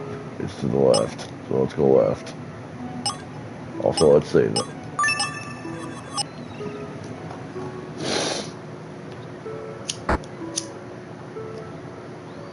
What the fuck? It's a family of... Oh, okay. Come back here, you bitches. Am I ever gonna get to catch up with them? Also, what's this room look like? It is a very lengthy room. Gotcha. Well, I might as well just stay on the bottom path and look all the way for now. See if I come across anything interesting. You know there's gonna be a doggy bag down here. Watch. Maybe not. But there is this. And also Todd Becker over there. It's a wooden oar used to row a small boat such as a canoe. What's it doing over here, hidden within all this wood? Wood, huh? Wouldn't you know it? Boo. Wait, this is Todd Beckett's mansion. Door's locked. He's outside. Does it have it? It doesn't show. Has no indication that there's a door there. I guess other than there's a rectangle on the map. That must be it. I wonder if we actually get to go inside there ever. I'll take that. 14 out of 40. Thank you very much. Alright, I suppose we'll talk to you, suspect. Fucking murderer. Look at this murdering ass murderer. Todd Beckett at your service. Suspect added. Yeah. Your identity. I'm Todd Beckett, and this here's my estate. I own Beckett Chemicals in Amesport. What a horrible tragedy. If I can help your investigation in any way, I'm at your disposal. I feel like my voice is going a little bit because I've been reading literally for hours now. I've been reading and talking out loud. I did the entire first game just earlier today, just mere hours ago, and now I'm doing this game. I find these games are cool. I like them. And as I said, while I played the first game and after I beat the first game, I don't feel like it's going to be a game I'll ever replay. Other than maybe to get another platinum trophy, because I noticed there's the PS4 version I can also play. So maybe I'll just do that one, like sometime maybe I'll come back to it again in the future just to get another platinum trophy. But that would be the only reason, like, because once you know the mystery, like, it's way less interesting then. There's not much here to do once you already know everything. The fun of this game is trying to figure it all out on your own. Unless you really like collecting doggy bags that much. Anyways, so these are like one and done type games. But I'm fine with that. I mean, the first game I didn't pay anything for, and the second and third game were both $2 a piece. I think it's well worth $2. This game literally costs fucking $2 for a 4.5 hour experience of trying to figure out a murder mystery. Worth it in my book. And a platinum trophy, hell yeah. Well, I'm saying that like I already had the platinum. I actually have to put in the work to get the platinum, but it's not going to be that hard if it's anything like the first game anyways. Like, yeah, you have to collect everything and 100% it, but that's not hard to do. So, I heard about you girl's Pearl's death last night. She was so young, such talent, such charisma. It seems that she finally saw a real ghost. Like, I don't have to read any of this. If it's anything like the first game, you're allowed to get the answers wrong and still keep guessing. So if I really wanted to, I could just skip all the shit and just hurry up and go run and talk to everybody and just, you know what I mean? But I would only do that if I only cared about the trophies and that's it. But that's not, I like this game. Like, it's interesting to me, trying to figure out who murdered. It's legit fun to me. Last night at the library, plus I like reading, honestly. Like, I don't know, I like reading books. I miss reading books, actually. I haven't read a book in quite a long time, actually. I miss reading. I used to read all the time when I was younger. All the time. Something I really want to read is actually the Game of Thrones books, the Song of Ice and Fire, like, series of Game of Thrones and Fire and what all the other ones, whatever they're all called, Winds of Winter or whatever. Actually, I think that's the one that's not out yet. I'm not sure, because I've never read them. But after watching the show and being such a big fan of the show, I really want to read the books. Those would be the perfect books to get back into reading, I feel like, because I haven't read a book in years. Man, I really am losing my voice.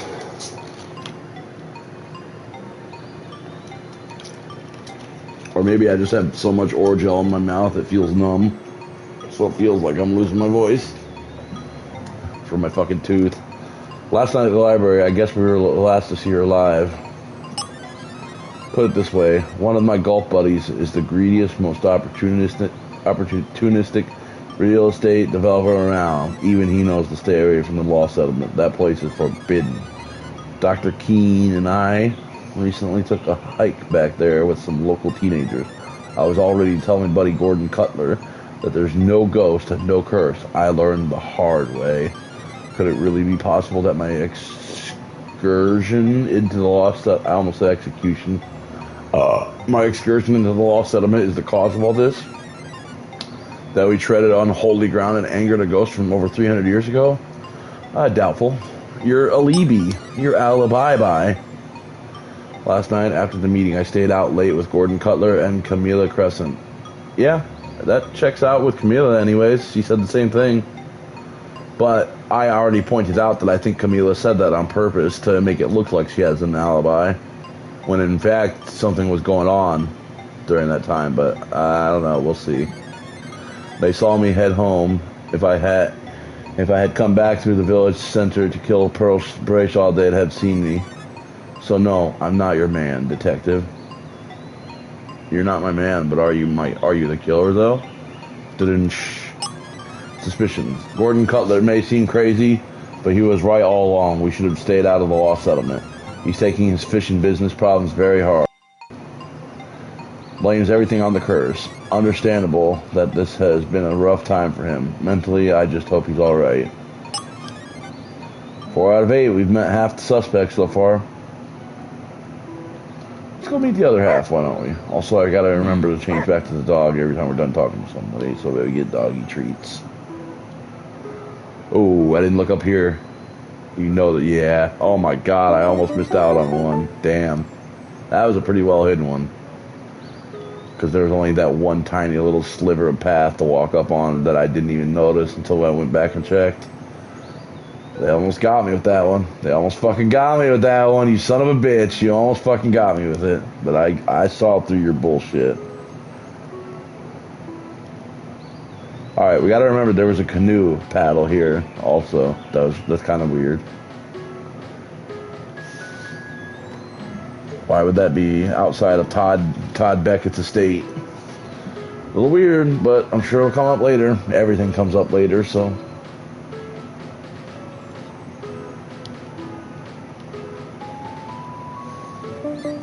Sweet, 16 out of 40. We're almost halfway done with doggy bags already.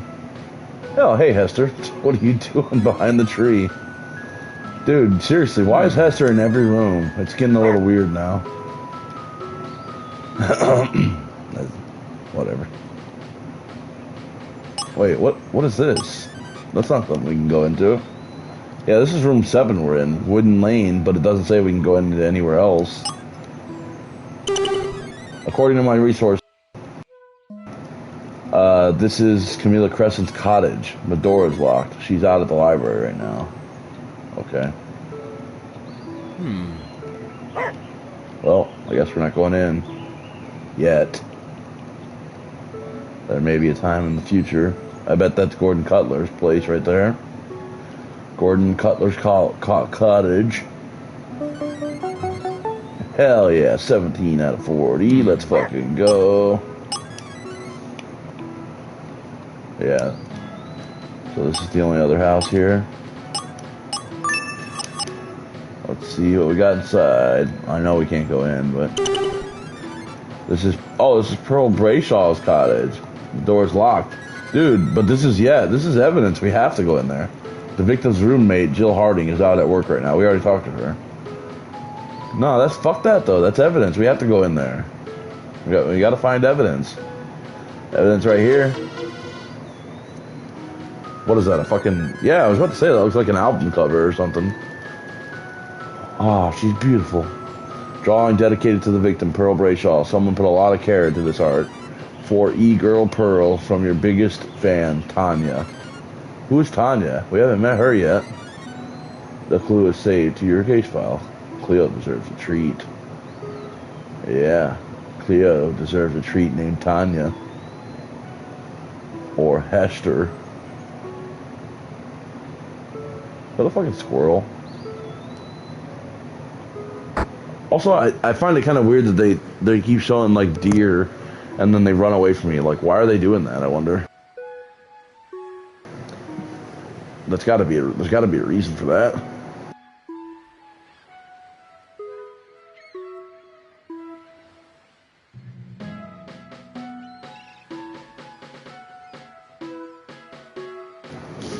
My guess is the reason is it's gonna get brought up later that someone saw something like late at night or something and they ran away from them, but they couldn't make out what it was, and they're gonna think it's like one of the stranger guy or something, but it's gonna end up being one of the deer or something.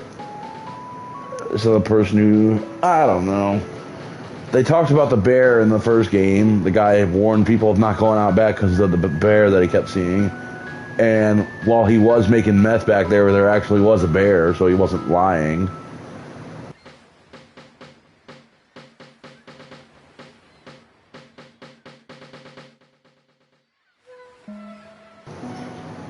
Anyways, that is the 7th room done, fully examined.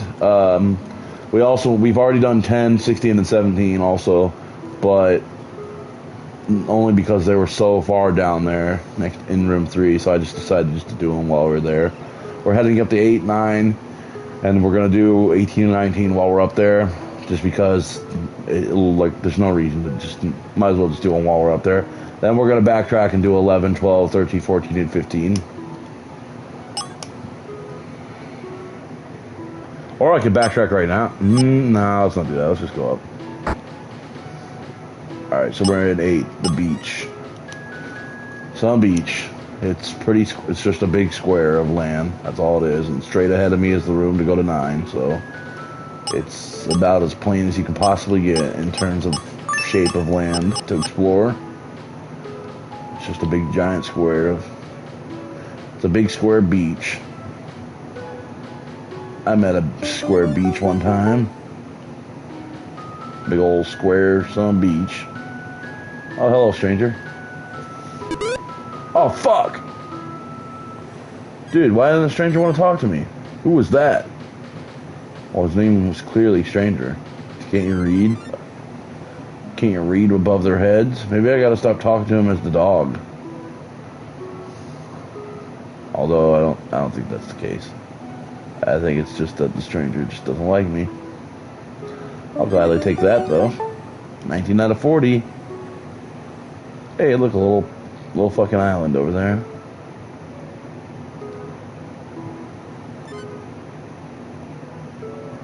Alright, this Hester shit's getting weird, man. Also, Hester? Wait, what? Hester's a girl? Hester's a girl name? Hester? Okay, if you say so. Sounds more like a boy name to me, right? Or maybe I'm thinking of Chester or Lester. But Hester? I don't know. Anything Esther, other than Esther, like Esther itself. But anything else that rhymes with Esther sounds like a boy name to me. But Esther should have been Esther. Esther. I don't know how to spell it. Alright, I'm sure we'll run into the stranger again. It looks like he ran down, but for now, let's just go up. And it looks like that was the only thing in this room, the stranger and the fucking doggy treats.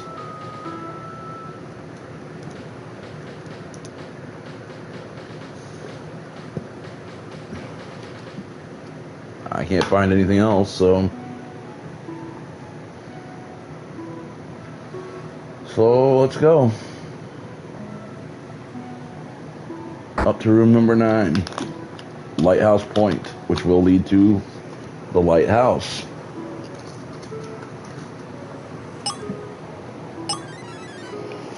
(18 and 19). 18 is the lighthouse, 19 is the lighthouse beacon, so, yeah. It just makes me wonder why didn't they number it like 9, 10, and 11? Why 9, 18, and 19? It's weird. But, I don't know, whatever. I guess they were trying to make all the green numbers, or all the like outside ones number connected, and all the indoors ones are the colored rooms. Like the orange ones were like the libraries and the lighthouses. But what's the red rooms? Like, oh, like shops maybe? No, church observation deck. I don't know what they were trying to go for, but whatever. It's a little weirder than the first games, but whatever. At the end of the day, we're visiting every room, so it doesn't really matter.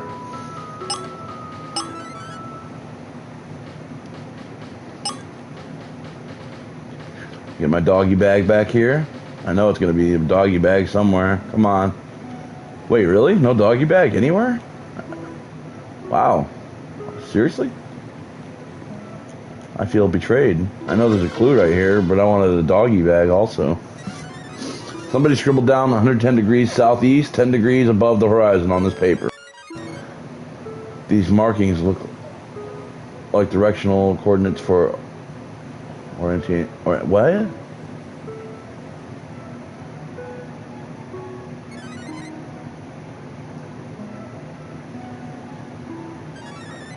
Okay.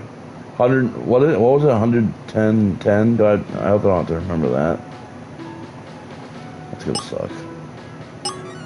I guess we can check it out again. Can I? I can. Kind of. Whatever. Alright, I don't think there's anything else here. So let's go inside. Oh boy. We got a doctor. Kitty. Pet the cat. Trophy. Pet the cat. Either as Cleo or Guy. Nice.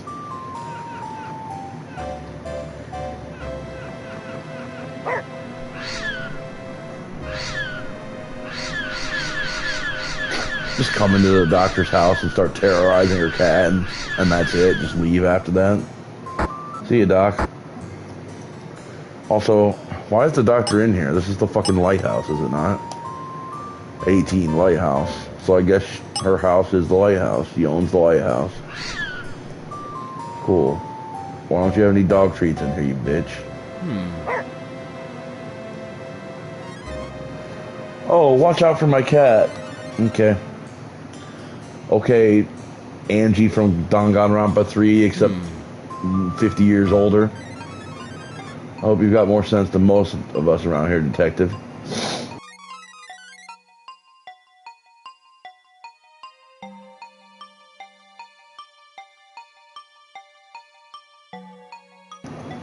She's retired, eh? My name is Inez Keene, or something like that. I'm a retired medical doctor. Now I run this lighthouse. It's a simple life with a lot less pressure and better for me. The victim. Unfortunately, I don't know who killed Pearl Brayshaw. She's not the first in this village to die young either. Oh, okay. I don't know what it was we saw at the library. It doesn't make sense. I'm a firm believer in science over superstition. Todd Beckett invited young Tanya Nichols and I on a hike around the lost settlement. That place is big and confusing, but we certainly didn't see any ghosts. It'll take more to make me believe your alibi. After the historical society meeting, I walked home. My cat can confirm my alibi. Can't you, Snookums? Your cat's name is Snookums. All right, you're the fucking murderer. You've already sold me on it. I don't really talk to many people here anymore. After watching those kids get sick, it's just too hard. You fucking murderer. Suspicions. I've done my own research into the subject to try and make sense of it. Whoever heard of a ghost giving people cancer? My belief is that Elias Abel's curse can be attributed to natural causes. It's true that the rocky soil in the lost settlement made it hard to grow crops. Food shortage leads to famine, and famine leads to contagious disease. And contagious disease leads to that face. But the cancer case plaguing this town today, that's got to be something else. Thanks, Doc. 5 out of 8 suspects we've met. Unless we count the cat, then it's 6 out of 8.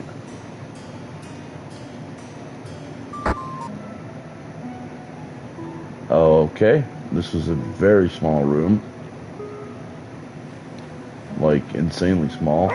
Oh, wow. I wasn't the dog. I thought I was for a second. I'm so glad I turned into the dog at the last second, because I was about to leave, thinking there was nothing here. I don't observe anything suspicious about the lighthouse beacon. Maybe it will become important later. Okay, sure. Maybe it will. Well, time to go down to those other buildings now. And probably run into Hester again, and also the stranger along the way.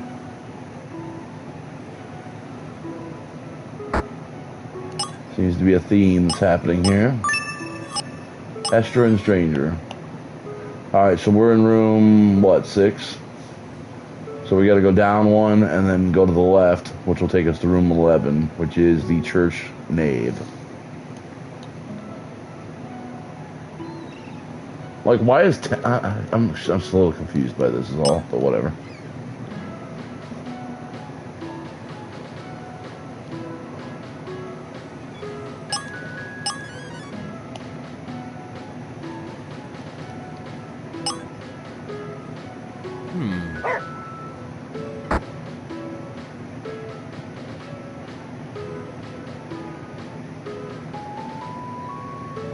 Alright, here we go. So this is number 11. Room number 11. Oh, well, I accidentally just went up to room number 12. Might as well grab the doggy treat. 21 out of 40. Nice. Let's go back down to 11 though. Yeah, room number 11. Oh, that actually didn't take us to 12. That took us to 13. 12 is the upper. You go up more. That's weird. Whatever. More importantly, let's look everywhere on room number 11 before we move anywhere else. We must observe everything. There's the stranger again. Holy shit, is he gonna run away from us again? Like a little bitch? Found the clue. It's a recent issue of the Ames-Port local newspaper.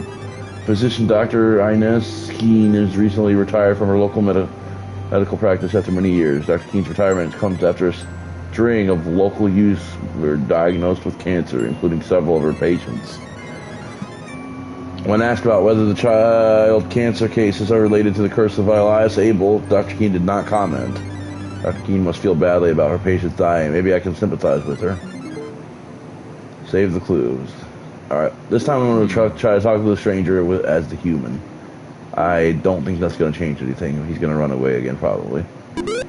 What a fucking bitch. I'm going to beat the shit out of him. Why does he keep doing that?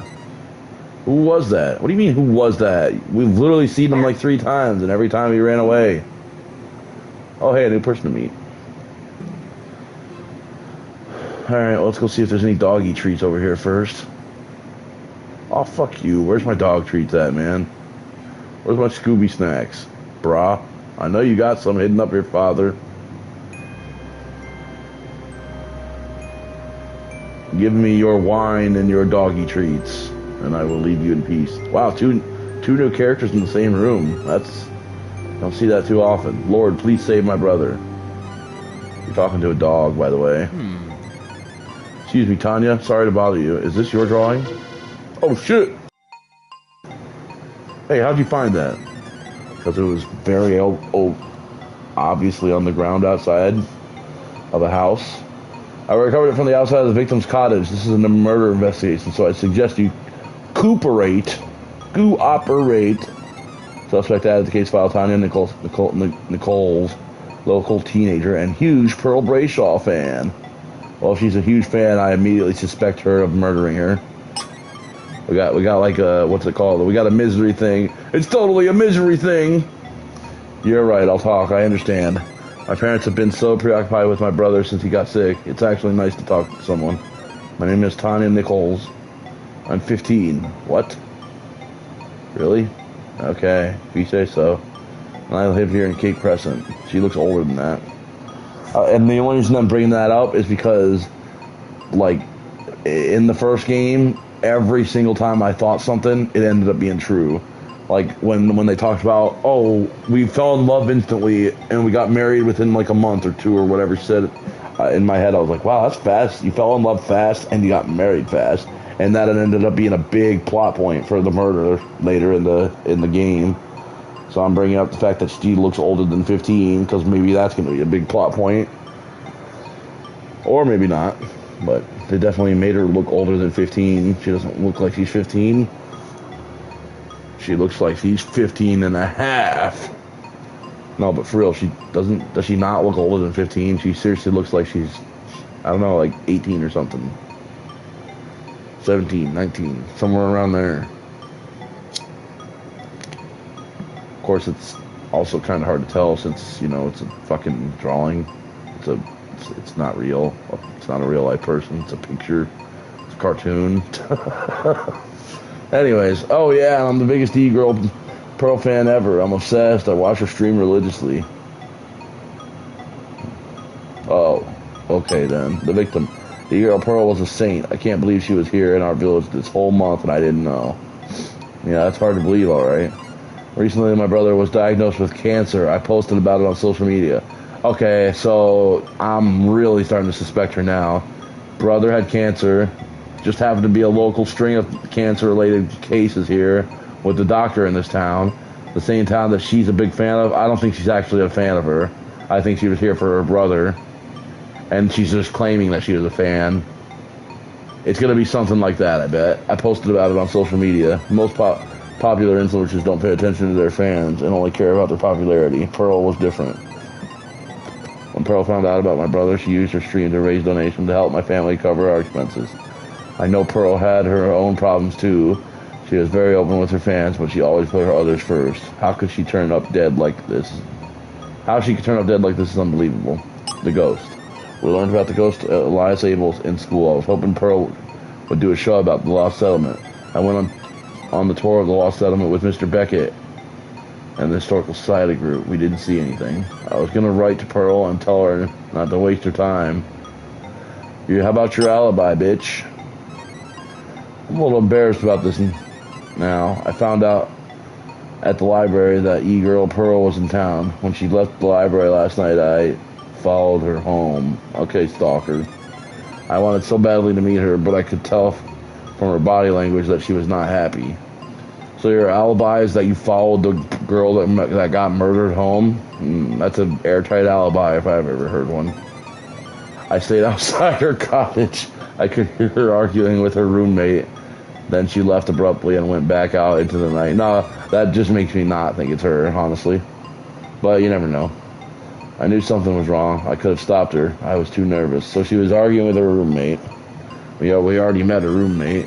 But I don't think they mentioned that they were arguing, though. I can't remember.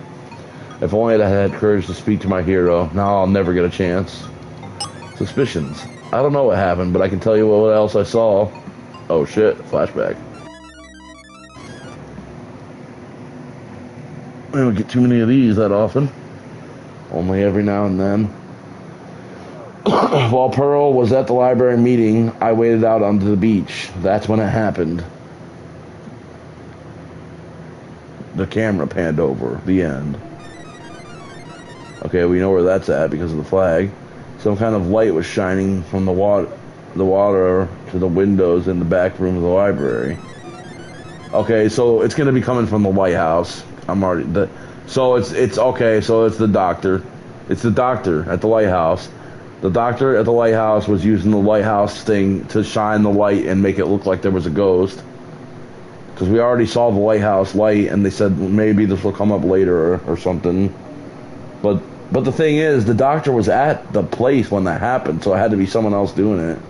So maybe the doctor and Camila are in cahoots with each other. That's what I'm calling. I'm calling it this early in the game, too. Nah, I don't know. And also, whoever's making up the ghost doesn't mean they're the murderer. So the doctor could be making up the ghost, but that doesn't mean she murdered anybody. So just because you're making up fake ghosts. You know what I actually learned that from? Scooby-Doo and the Witch's Ghost, which is actually kind of what this game reminds me of. Like, hey, there's a fake ghost and we're gonna profit off of it or whatever, and then it turns out there's a real ghost by the end of it.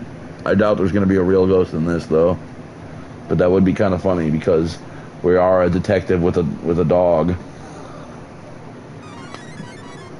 When I came back this morning for another look, I was gone. Dude, those Scooby-Doo movies were fire. The movies from like the late 90s to the early 2000s. Scooby-Doo on Zombie Island, Scooby-Doo and the Witch's Ghost. Those movies were really good Scooby-Doo movies.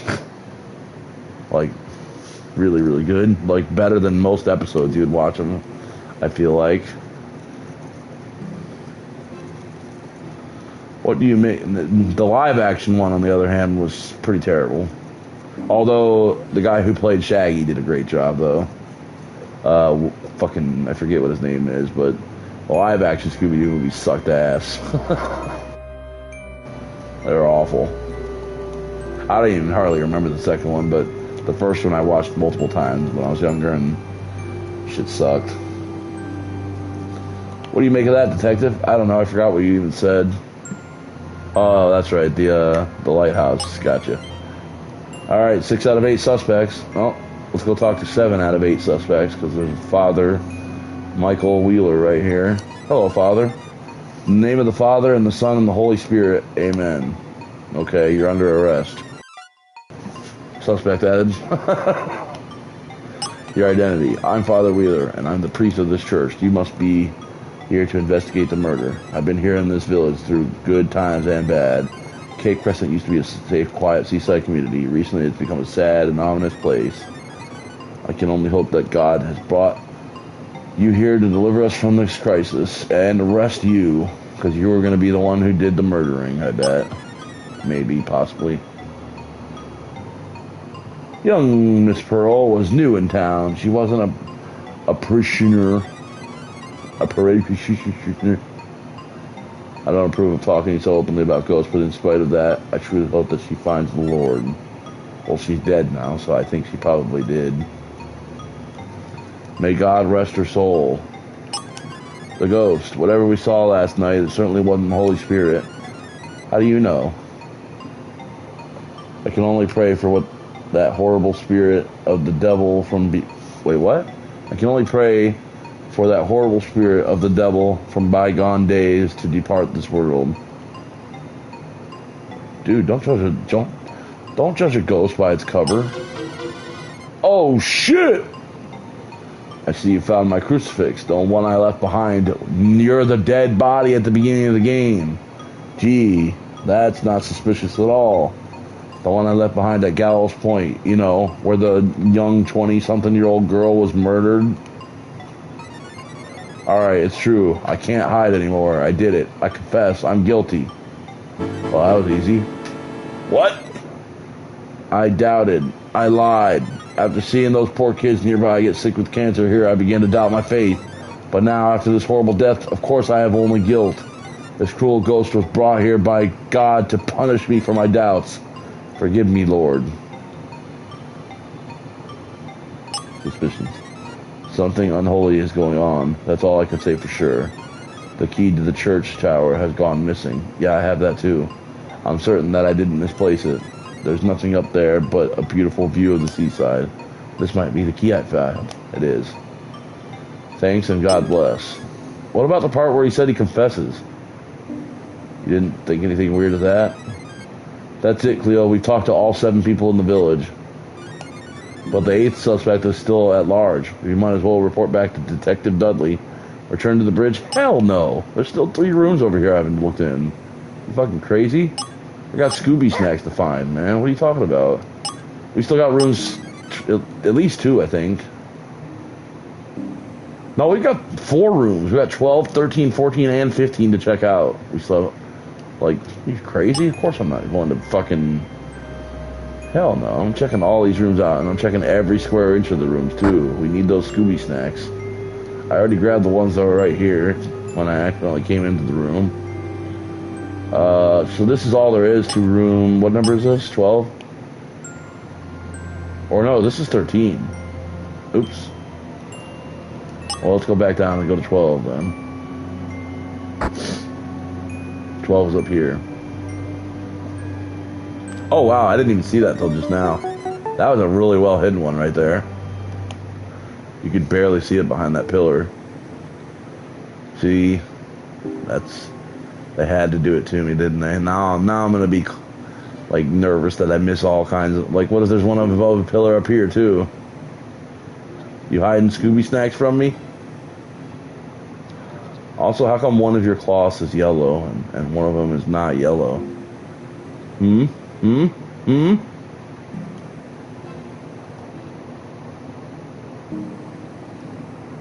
And this one is yellow, blue, and like a pinkish color. You know what this cloth table reminds you of? It reminds me of those weird colored cookies that were like, there was chocolate, vanilla, and like cherry ones or whatever. Like, they weren't cookies though. They were rectangle shaped and weird. I don't remember what they were called though. Anyways, that's what those remind me of. Okay, this is a very dark room. Not spooky at all. 1 second, I need to put Orajel on my fucking destroyed tooth. So I can not feel pain for the next 10 minutes of my life. Hopefully. I seriously need to go get this shit pulled. This is getting to be too much.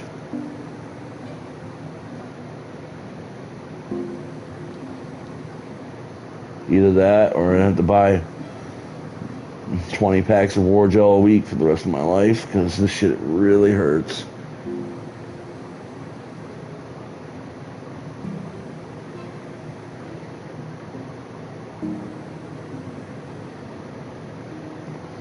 Okay.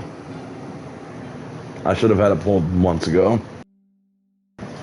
I know that. I'm just lazy. All right. What is this room? This is room number 12 right here. All it is a rectangle. Okay, we have a clue in the very center. We have Scooby snacks hidden over here. 23 out of 40. Nice.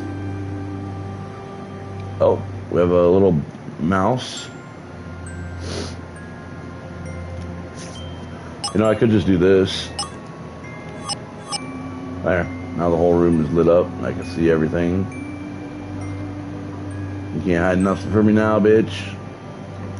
But I feel like that kind of takes away from the game a little bit. The atmosphere of it, so I like to keep it off. But every now and then I'll turn it on. Turn it on.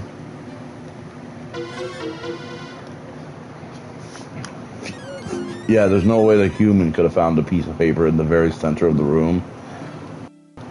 Only the dog could have. It's the tide table for Cape Crescent. This tells the correct time for high and low tide each day. Who would need this, and what's it doing hidden down here now? I don't know. Sure, we'll find out later, though. Also, this is definitely going to be used for, if they do the same thing they did in the first game, the treasure hunt, this thing's going to be absolutely be used for the treasure hunt. It's going to be like, the statue in the church basement is where you'll need to bore the steps you need to take to the south. You go 4. I don't know. I was just trying to make it rhyme. So, and then you'll come to the statue and be like 1, 2, 3, 4, and then it'll be like. That's exactly what it's going to be, except better than what I just said because that was terrible. Anyways, do you know anything about this note? Okay. Wait, what? What about you, Father? You know anything about this note that I just found in your church? Nope. Well, let's go up to rooms 14 and 15 now.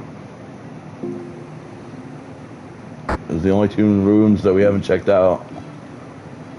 Rooms 14 and 15, so let's go. Oh, the key I found fits the lock. Let's see what's up here. Hell yeah. Oh, sweet. Scooby snacks. 24 out of 40. We're only missing 16 of them.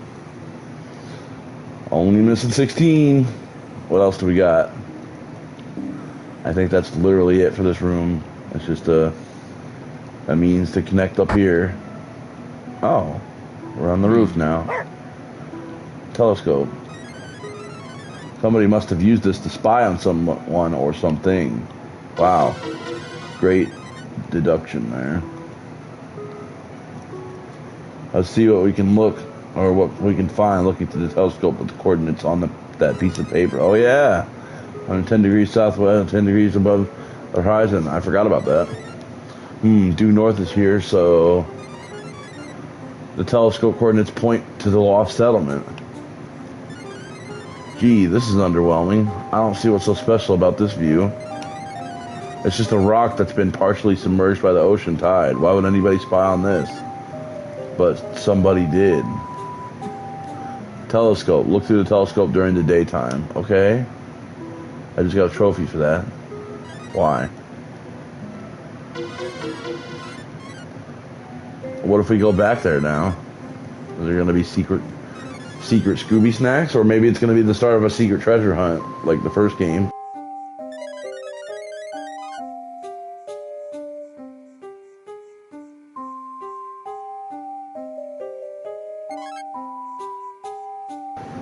Where did they say that's at? Sorry, I gotta do it one more time. Right.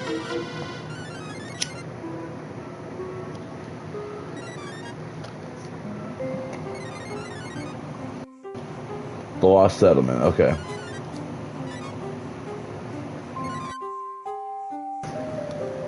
All right. Well, let's go back there. Fuck it. Well, actually, I don't really know how to go back there because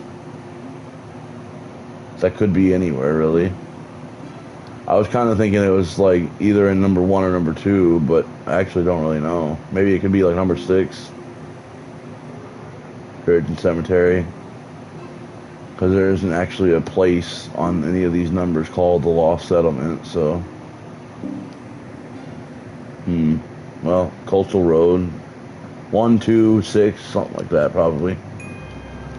I mean, you got to think we're looking at 15, so we're looking at it from 15. So it's got to be it's got to be 8 or 6. Nah, it's got to be like 8. I don't know, whatever. Let's get out of here. It says to go talk to Dudley now, but I want to go look around just a little bit more, real quick, before we go to Dudley. We'll go to him in a minute, though. I just want to see if we can find that rock and find, like, a secret treasure or something.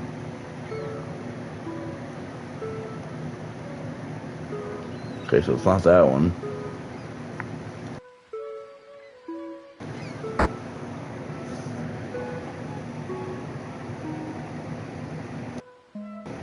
Was there a rock out here? I don't think there was a rock on the beach.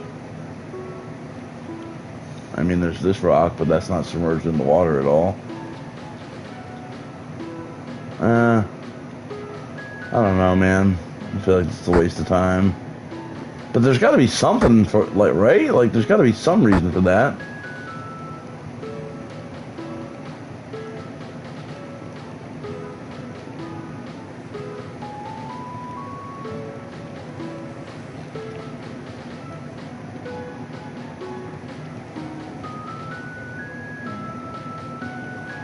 Whatever, man. Alright, well, let's just go talk to Dudley.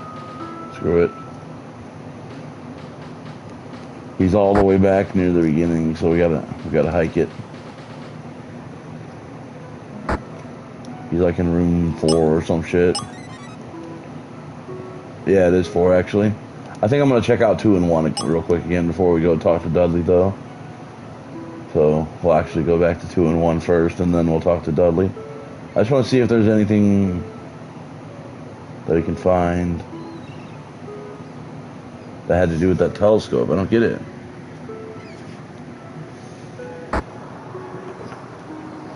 I don't know. Maybe there's nothing to it at all, or maybe it'll just bring itself up again automatically on its own, but by itself, without me having to do it, without me having to actually find it. Wait, where does this take me again? Oh, yeah. Library. I guess I could have just read that, but whatever.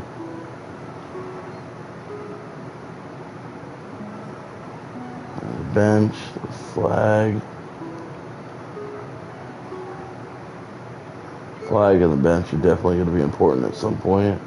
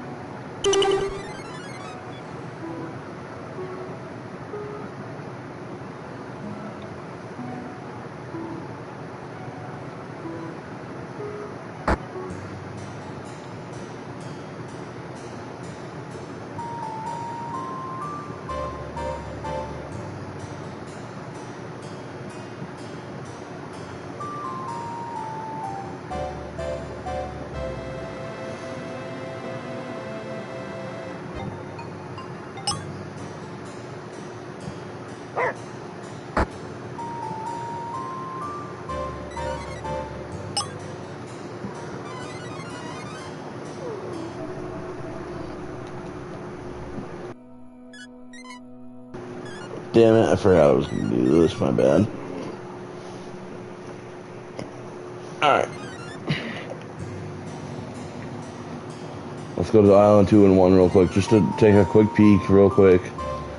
And then we'll go talk to Dudley and move on with the game.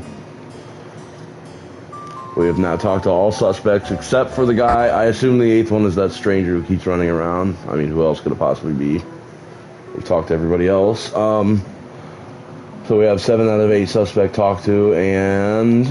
Oh, did I even look up here? There might be a Scooby Snacks up here. Oh yeah, I did look up here. Never mind.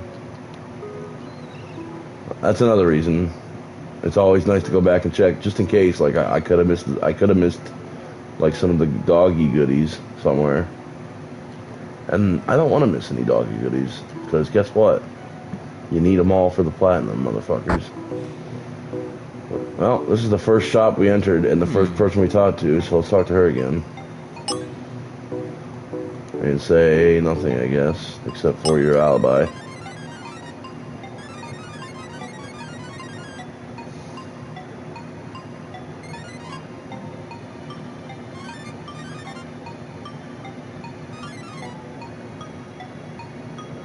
Roy Parker. So the guy who's running away has got to be Roy Parker, right?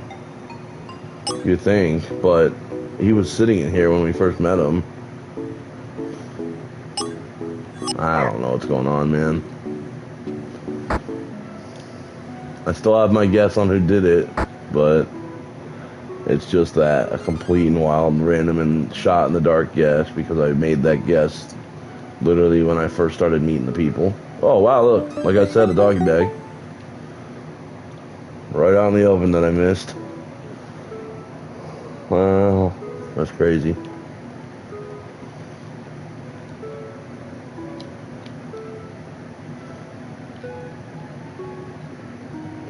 Yeah, there's not going to be much else here, though, I don't think. Oh, well, never mind, except for another doggy bag.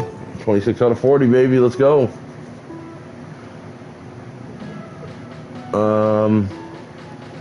There's no real need to talk to him again, but I guess I'll say something real quick. Yeah, no, he's just saying the same shit. Fuck off.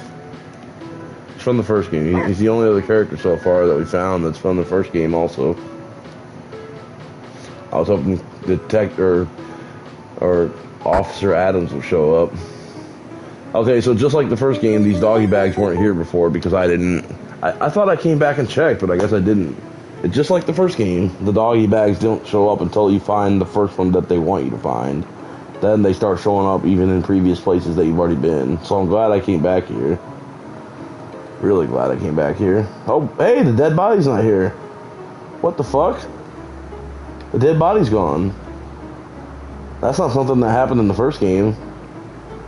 The first game, the dead body stayed there the whole time. Ooh, maybe the dead body wasn't actually dead. Nah, I'm sure that's not the case. But that's weird, though, that the dead body's not there anymore.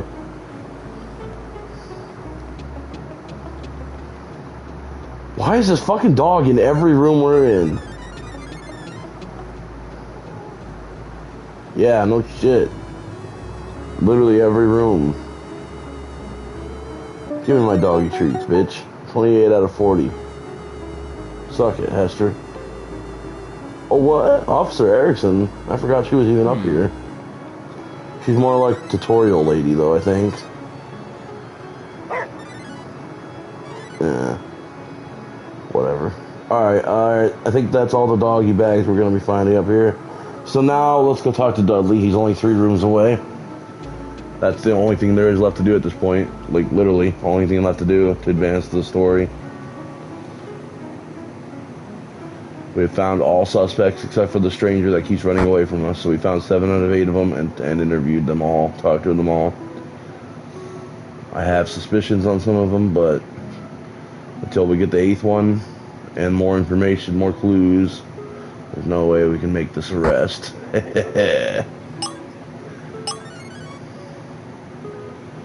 Alright. I've legit figured out the first game's 2 bad guys also, by the way, I want to say. Like, on my own. First, like, I didn't need no second chances, nothing. I figured it out on my own. It was awesome. And I really hope I do the same with this one, too. Okay, so the stranger's there, which is weird. All right, whatever. I wonder if Detective Dudley has had any better luck finding the suspicious stranger. Yeah, let's ask. Kind of looks like he's fucking hiding him.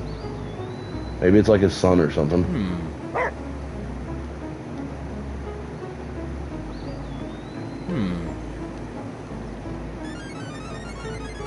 Well, Detective Guy, you've explored the whole village and met everyone, but we still haven't found our man. Yeah, we have no idea where he could possibly be. You let me down. Our mysterious stranger could be anywhere by now.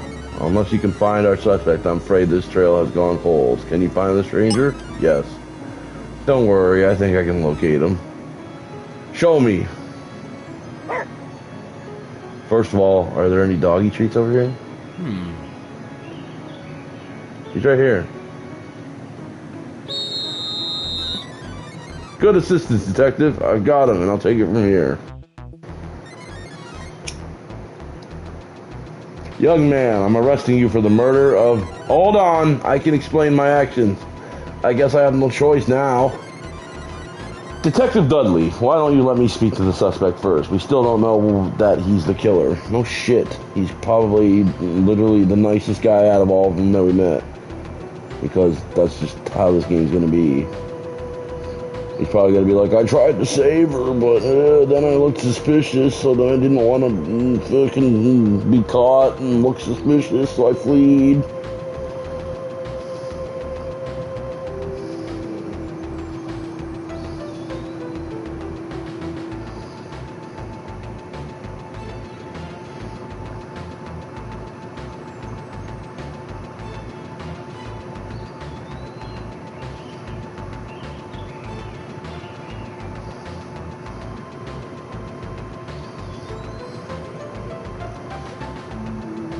Sorry, I was just looking at a picture.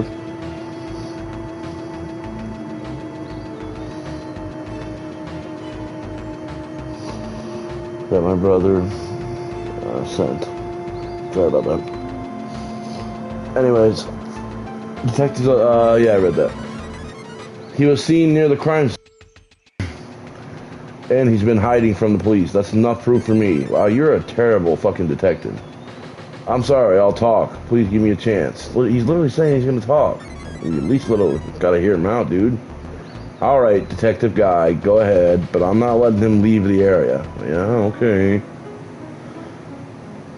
Where's the doggy treats? Where'd you hide them? Hide them over here? Huh? Huh? That's the real question. Where'd you put the doggy treats, you fucker? What? What the fuck? The game just fucked up. It's doing the same cutscene from before. That's fucking hilarious. As if he's still standing there, but he's not. So if I go over there and do that again, it's gonna do the same cutscene again. Hey, wait! Why don't you interview the suspect before leaving the area? Oh yeah, you're right, Detective Dudley. I slipped my mind. So you're saying Roy Parker may not be our... So that is Roy. I'll let you investigate, but if you're wrong, trust me, you'll be sorry. Okay. Cool dog. I wonder if she'd get along with Hester. So Hester's Roy's dog, I guess.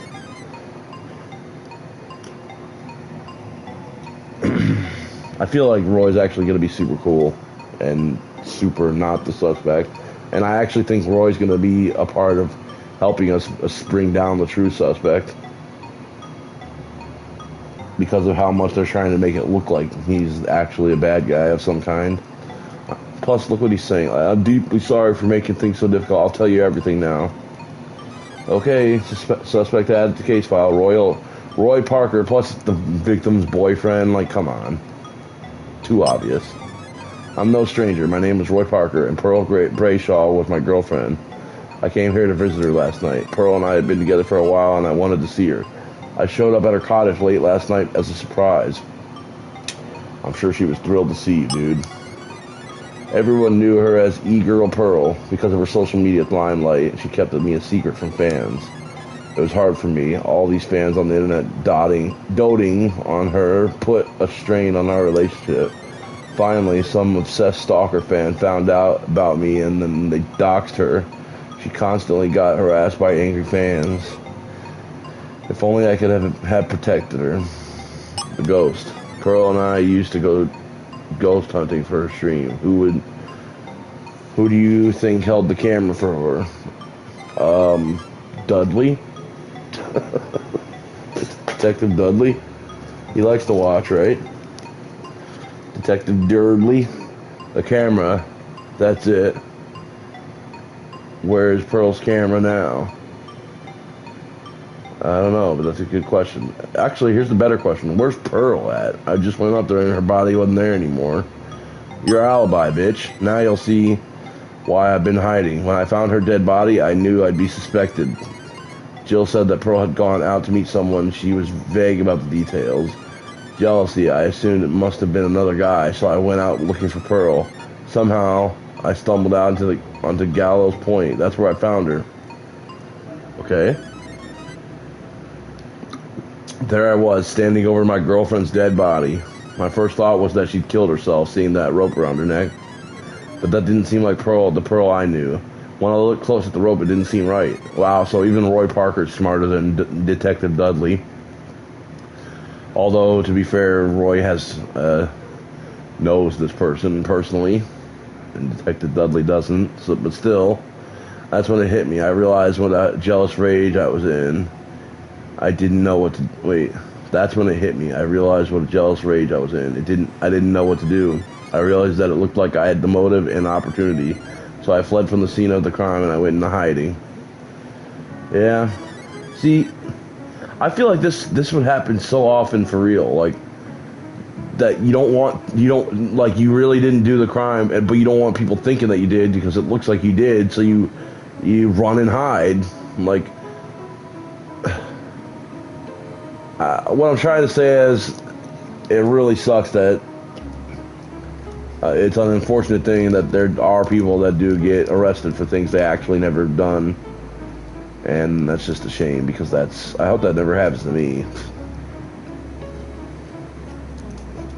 Like, getting arrested for something like serious that you actually didn't do, it's got to be like the worst thing in the world. I didn't kill Pearl Brayshaw in a jealous rage, Detective. Suspicions. Oh, look at that. Pearl's camera memory chip stores the footage from each of her shoots before she uploads it. You should look for Pearl's camera. She usually took her camera with her. She might have recorded something important. Pearl's new expensive camera was in her bedroom back the cottage. In her bedroom back the cottage? Does that make sense? Or am I having a stroke right now? Pearl's new expensive camera was in her bedroom. I think they meant back in the cottage, not back the cottage. It's probably still on the tripod. Come with me, I'll take you there. Oh no, you're not going anywhere. What if you run away again? We still don't know whether you're not the killer. Very well, Jill should be done with her work shift at the coffee shop now. If you go to the cottage, she'll let you in. Please, detective, find Pearl's camera. It's the only way to show I'm innocent. Sorry for your loss. 8 out of 8 suspects we found. Let me just take a quick look at the trophies, since we're getting pretty far into the game now. I don't want to be missing out on anything.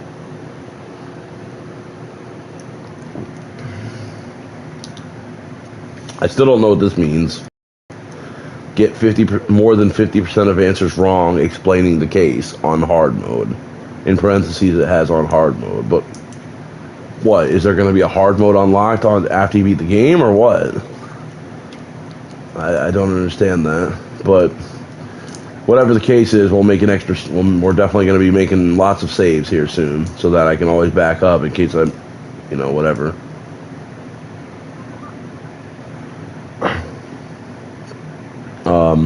Find 40 doggy bags and get the ending reward. Yeah, that's easy. We're gonna find them all, obviously.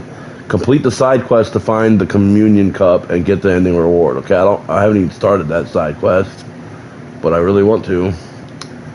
Find a hidden clue that reveals the truth about opening scene ghost sighting. Capture the culprit by catching them in the act. Oh shit. Get caught by the ghost chasing you, and ghost is in quotations. Encounter Hester in the Lost Settlement. Well, I've encountered Hester pretty much everywhere, so I guess I haven't been in the Lost Settlement yet. Well, I can't wait to get there so we can encounter Hester and I can get a trophy for it. Those are the only trophies I'm missing. After that, I'll have another new shiny platinum trophy. So you're saying Roy Parker may not be our man? I'll let you investigate, but if you're wrong, yeah, it's the same thing you said before. So let's go. Oh, it's telling us to save the game. Shit. That means we got some crazy shit about to happen, bruh. Oh shit, the ghost is here and appearing again. Oh shit, it's Elias Abel, looking crazy as fuck. Beware my curse. In this part of the story, our detective may get ambushed by the ghost of Elias Abel while exploring. Elias Abel's ghost will chase you. If the ghost catches you, something bad will happen, so watch out. Actually, I literally just looked at the trophies and you want the ghost to catch you because you get a trophy for it. So I don't think I'm going to watch out. I'm actually going to make sure I read the trophy correctly, and if I did, I'm going to let it catch me. Get caught by the ghost chasing after you. Okay. Choose your difficulty level for your ghost. Oh, so this is where... Okay, I see. Choose your difficulty level for ghost chase gameplay. Hard. Are you sure? Yes. Clues won't appear in an area while the ghost is chasing you. To escape from the ghost, exit the area by finding a green arrow. Don't forget to save your game and take advantage of multiple save slots. Thank you for telling me that. Oh, a new area. Shit. What new area did we unlock? All I did was walk up. This is weird. This is not a new area. What are you fucking talking about? Oh, I see.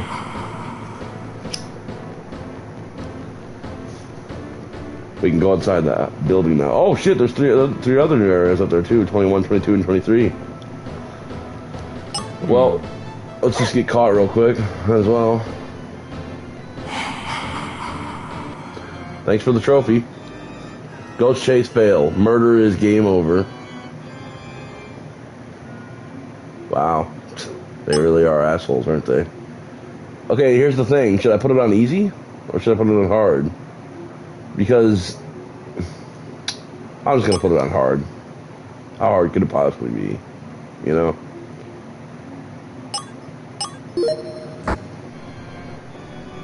Because it says in parentheses hard mode. But they're probably going to ask me a separate question later on. Like, do you want to do the final, deducing on who the bad guy is on hard or easy mode? I don't know. Just in case, I'll choose hard. Fuck it. Okay, I got you.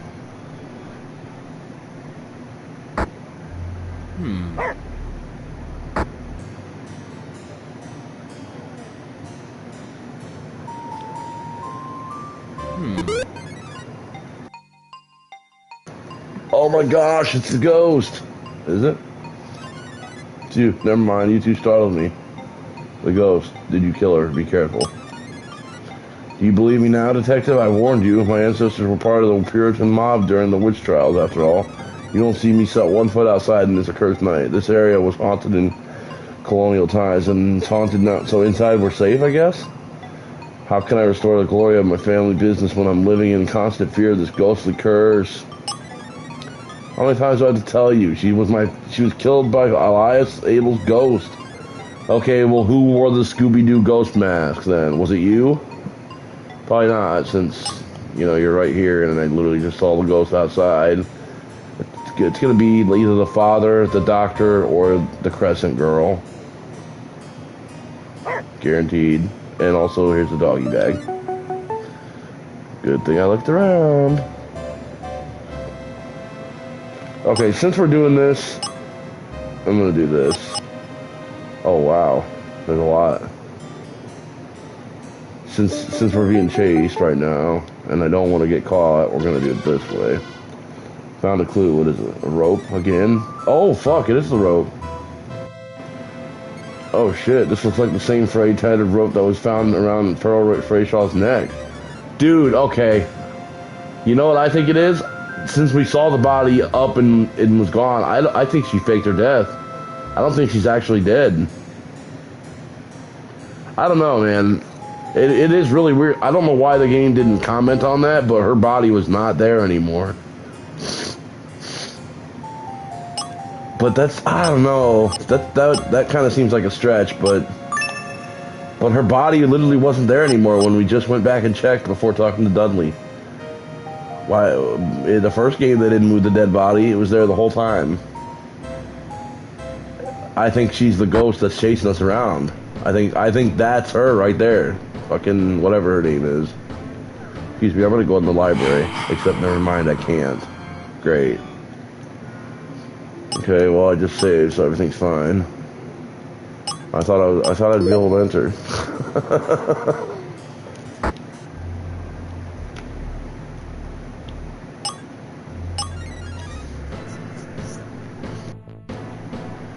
Well, where can I go? I guess just the blue rooms. Oh, it literally has some rooms crossed out that I can't go into, I guess. Library, meeting room, lighthouse, and light. Why can't I go in those rooms? I mean, whatever, I don't care. Why would I want to go in those rooms anyways, but... Oh my god, that bitch is fast. Get away from me, get away from me. Alright, well, let's go check out the new 21, 22, and 23 up top. No reason not to, right? Are any of them the village settlements? I don't think so. Crescent Cottage, Victim's Cottage, Fish Warehouse, and Beckett Estate. Now, all just standard places.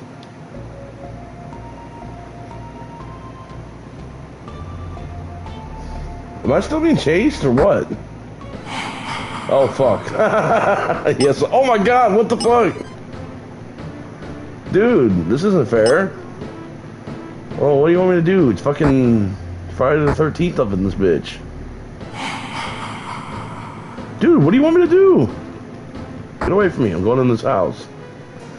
Oh, thank God, you saved me, Jill. Jill Harding. Okay, 31 Scooby snacks we found so far. Jill Harding has 2 clues in her house. First clue. Ruh-roh, I found a clue. This is Pearl Brayshaw's camera tripod, but there's no camera. Where's the camera? Maybe her roommate Jill knows something about the camera's whereabouts. Cleo deserves a treat. Yo, what's up, Kendra? What are you up to, dog? What's up, brother? Sorry, I've been in the game complainers chat on YouTube hanging with Aunt and Perry. They have convinced me to buy a Switch 2 on Thursday. So, yeah, I'll be getting the new Switch. Nice. I didn't know it was coming out that soon. It's coming out on Tuesday? Holy shit. I didn't know that. Well, I just played an entire detective game in one sitting and got the platinum for it, and now I'm playing its sequel in one sitting, so I might actually get 2 platinums in one day. Except technically it's not the same day anymore, so whatever. They're easy platinums and they're fun games. You're solving murder mysteries. Like I played the first game of this trilogy earlier today and beat it and got the platinum for it in one sitting. So I'm already playing the sequel on it later in the same day. And I'm already a good couple hours into it. Alright, anyways, 2 months ago, I'm learning that being famous isn't all it's cracked up to be. Ever since that picture of Roy and I got leaked on social media, the harassment doesn't end. They even found out where I live last month. I decided to leave the city and move in with my friend Jill in her small village of Cape Crescent. There's a local legend about a witch trial ghost, which would be fun to investigate for the stream. Awesome. I'm still getting hate mail from possessive parasocial fans. This whole thing feels like a witch hunt of its own. Unfortunately, I'm the witch. I don't think I don't think she's being coy there. I think she's being serious. She's gonna be the witch. This month, I used the rent money to buy that expensive camera. I shouldn't have done that. Jill is right to be annoyed. How are you not rich? Like if you have millions and millions of fans, you should not be not rich. Like you should have a decent amount of money. Holy shit. Anyways, Hester's new pink dog toy that I bought recently got lost too. I've searched all over the cottage in the yard, but it's nowhere to be found. Pink dog toy, huh? That's interesting. Fortunately, it looks like I found a way to make some money quickly, but I'm not sure if it's the right thing to do. Okay, so I think I'm starting to be spot on about this.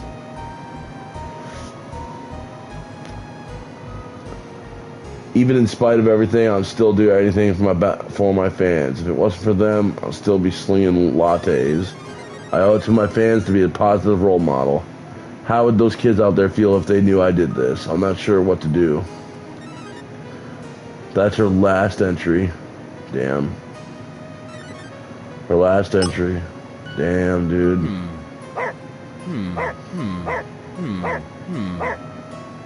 Let's go talk to Jill Valentine. Good evening, Detective. Pearl's bedroom is on the left. Well, we have some new things to talk about, but I'll just go down the list. You're looking for Pearl's camera? She always kept it on the tripod in her bedroom. The ghost. I don't know what Pearl saw, though. I remember something strange going on in this village. I came straight home when my work shift ended, and I'm not going outside until daylight. Yeah, I don't blame you, actually. I want to live long enough to do something with my life besides work a boring job. I'm going to find a way to make a difference like Pearl did. The stranger. I heard that the police caught Roy Parker trying to leave town. I don't know. Did you kill her? Come on, Detective. Pearl was my roommate and best friend. You think I'd kill her just because the rent was late? No, I don't think you'd kill her for that reason. I do think there are other reasons you might want her dead. The camera's gone? You're saying Pearl's camera isn't on her tripod in the bedroom? That's weird. Yeah, it is. Last night when I opened the door to this cottage, Pearl's dog, Hester, came... Oh, so the dog has it? Am I gonna have to fucking search for this dog while the ghost is chasing me? Pearl's dog, Hester, came bounding outside. The dog had something in her mouth. It must have been the camera. Hester ran east down the street in the direction of the cemetery. Maybe the camera's still there. Oh, fuck you. Do you think Pearl might have recorded a clue on her camera? Yeah, no shit. That's what I want it for. That's all for now. You're excused. I definitely saving my game before I go back outside.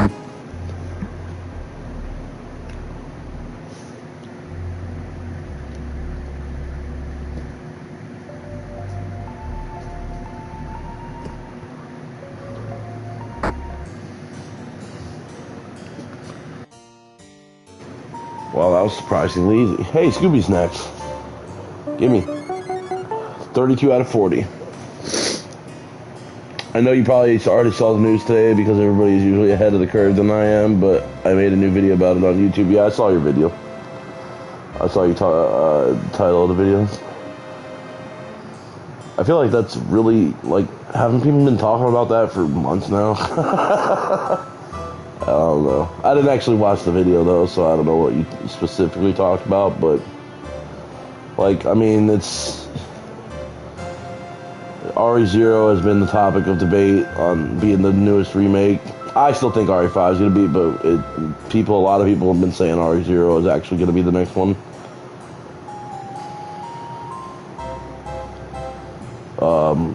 More importantly, have you heard the new RE9 news? I thought that's something you would bring up, actually. The RE9 stuff.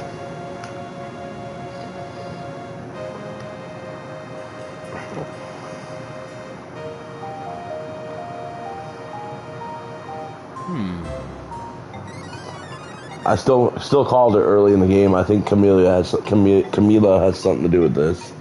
I hope you can solve this case soon and without drawing too much attention. The ghost. I'm staying in here with my plants. Whatever we saw last night, it can't mean anything good. My ancestor drowned near the lost settlement because of the curse. I'm not messing around with any local legends today. I'm planning to write a new chapter of the town history book when this is all over. Just keep the press out of our nice, quiet community, alright? I heard that the police have apprehended that outsider. The description matches the guy I saw last night. Have they charged him with anything yet? Did you kill her? I assure you that I didn't have anything to do with Pearl Brayshaw's death. I wasn't thrilled about the idea of her making videos in the lost settlement and getting millions of views. I grew up in Cape Crescent, and all I want is for this town stay nice and quiet like it's always been. That's the second spelling error I've found. The first game didn't have any. Tisk tisk tisk sequel. Now that the news of her murder is going to appear in the headlines, I suppose it doesn't matter either way. Thanks, and stay safe. And also, suck my wiener, please. Detective needs to have a good sucking every now and then.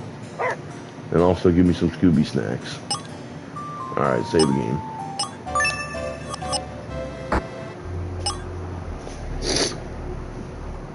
Are you talking about the potential Resident Evil 9 announcement at Gamescom or whatever it's called? Well, that and a bunch of other stuff. There was a long list of things. Like, I don't know. I didn't really care about it because I don't care about stuff like that usually, but I had multiple people send it to me, so. Cryogenocide, my own brother.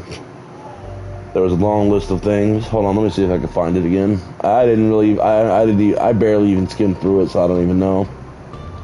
I just figured you would have been more interested than I would have been. The only thing I'm interested in is actual 100% facts from Capcom, so until then, I don't really care. But it would be cool if we do see or hear something about it on in the upcoming days coming up at the Summerfest or whatever it is. Let's see. My brother sent it to me on Snapchat. Let's see if it's still there. Yeah, it is. Latest Resident Evil 9 rumors. Reveal has 95% chance of happening at Summer Game Fest. Will star Leon as main protagonist, viewed as the conclusion of his trilogy, RE2, RE4. Although he appeared in RE6, so I don't know what the fuck they're talking about. Third person, considered a reinvention of the series, will not play like any other Resident Evil. Will lean more towards horror over action, but action still present. Setting really strong, gothic, very witchy. RE9 will be a conclusive game and also a new beginnings game. Capcom wants to drop the numbers to tell more unique stories in the Resident Evil universe rather than needing everything to be tied together or the legacy titles. Expected to be released in 2026.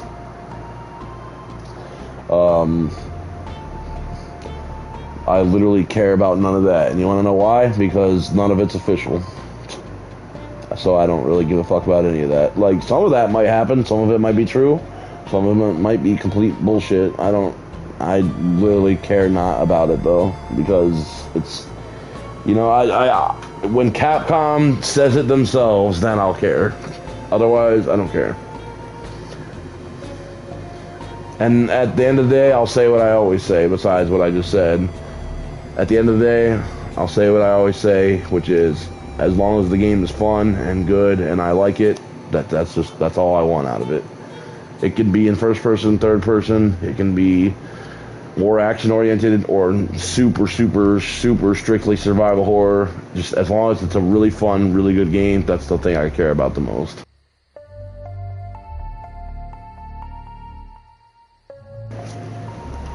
But yeah, I don't know. I had multiple people send me that today, and I was just like, oh, okay, Jesus, I'll read it. But then I didn't read it until just right now. This was the first time I read it. I didn't fucking care. But I didn't want to say that to Cryogenocide, and I didn't want to say that to my brother. But I truly just didn't really care. This is all just speculation, and although it might be a very good chance of some of that stuff being true, it's still just speculation at the end of the day. My latest news video on the channel was about that. Oh, I thought yours was about RE5 and Zero. Well, the only reason why we talk about it in the Resident Evil community is to give YouTubers content to speculate about viewership. And even though I'm not really ready to throw my hat in the ring with them heavy hitters, I still want to at least be a part of that discussion. Right. Yeah, I've never really cared about stuff like that. That's why I don't follow like people like that. Like, I don't follow channels or pages that do talk about speculations with Resident Evil. And even streamers that I or people that I do watch, like Box Pursuit, when he makes videos like that talking about speculations, I don't watch them. It's just not my thing. I don't really care. Like, I truly just don't care. The only thing I care about is when the game is actually going to come out and what is 100% fact. And since nobody in the world except Capcom can give that to me, that pretty much means I just don't care. You know what I mean? Like, it has nothing personal to do with anybody who makes content about shit like that. I just don't care.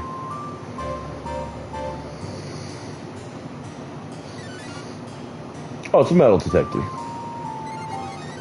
I never have, and I probably never will. Like, I'm super excited about Resident Evil 9. Super excited. But, like, it's going to be witchy. It's going to be, like, all that is just speculation. For all we know, Leon's not going to be in the game at all. There's going to be nothing witchy about it or gothic about it. Like, you know, there's a decent chance that stuff's probably true, but we do not know for sure. It's, like, for all we know, the main character's going to be Colin Fartbutt is his name, and his mentor is going to be the legendary Ghost of Kendo's past, and it's going to suck ass, and everybody's going to hate it. Who knows what it's going to be like? But I just don't really care. Like, I just same with demos. I usually don't care about demos like of games, and kind of for the same reason. It's like, why would I want to play a demo when the game's going to be out in 2 days, 5 days, 2 weeks, whatever? Like, I don't really care. All that means is I'm going to have to replay the beginning part again, or whatever part of the demo that they let. But there are exceptions. Like, the RE7 demo was magnificent.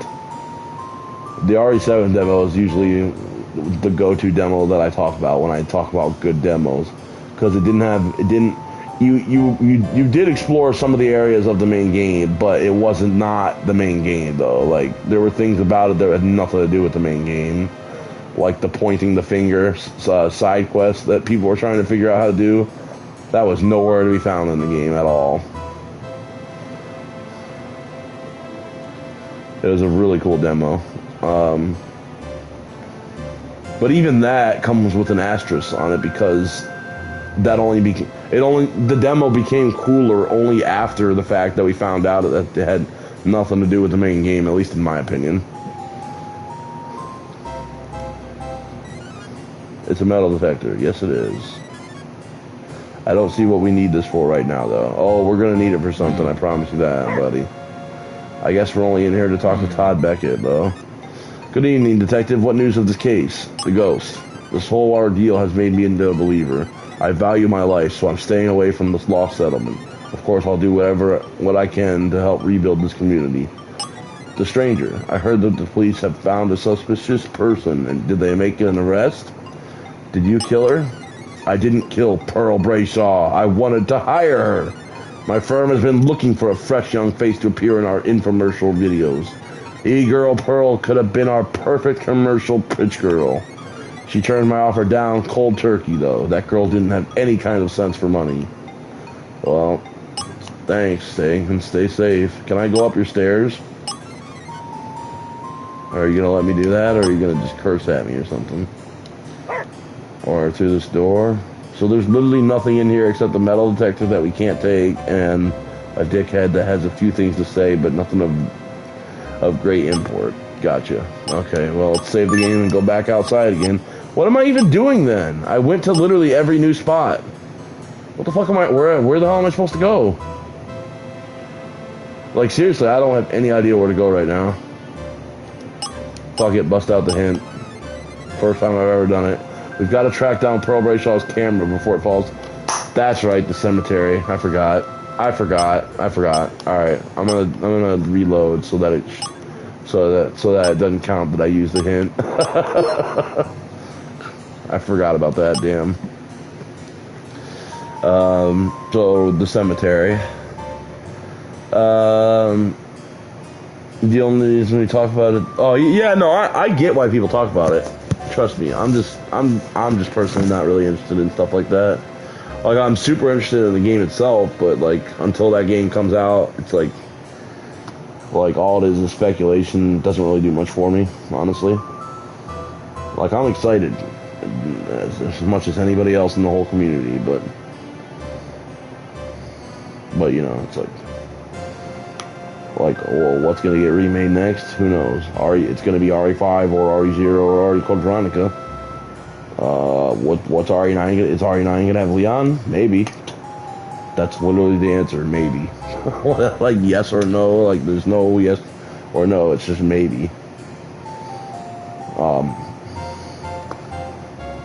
Anyways, as long as it's a good game, really, really good game, like that classic, like 10 out of 10 Capcom game, then I'll be happy.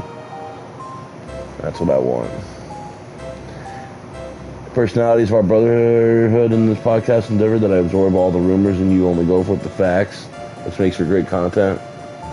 Yeah, that makes sense. I agree with that.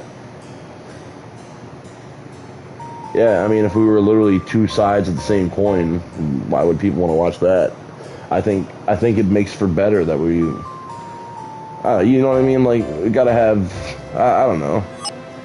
It's not even that. It's really just everybody in the whole world's different and is gonna think different. No two people are the same. So, anyways, I gotta go do something that literally every person in the world does. Grab a drink and take a piss. I'll be right back. 2 minutes.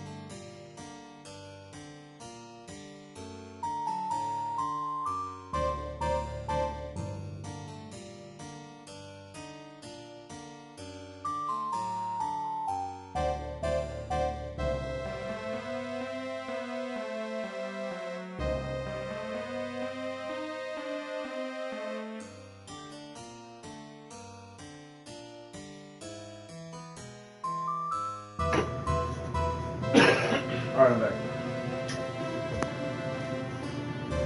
I'm back. I'm right back.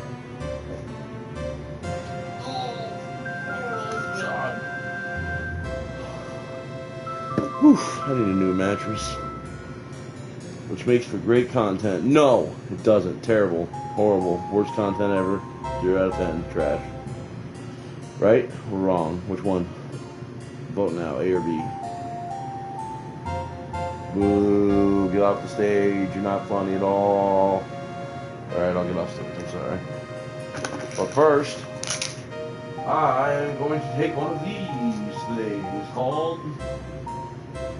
Actually, I don't know what they're called. They're blue though, and they're the nighttime versions of the headache thing. The Equate, I think. Equate pain relievers. Yummy, so that I can start getting a little bit tired, hopefully. And have my headache go away. Genius. Wouldn't you say so, sir? Alright, back to this fucking amazing ass 10 out of 10 game that's better than Resident Evil is. Oh, what? I said it. It's way better than Resident Evil. That's why I'm playing this first game and its sequel all in one day. Because it's literally better than Resident Evil. Well, you don't believe me? Best game I ever played in my life. It's also about to be my 254th platinum, which means the third one in the trilogy is going to be my 255th platinum. Yep. Never would have thought it would have been a game called Murder is Game Over, but here we are. Anyways, let's go. Haha.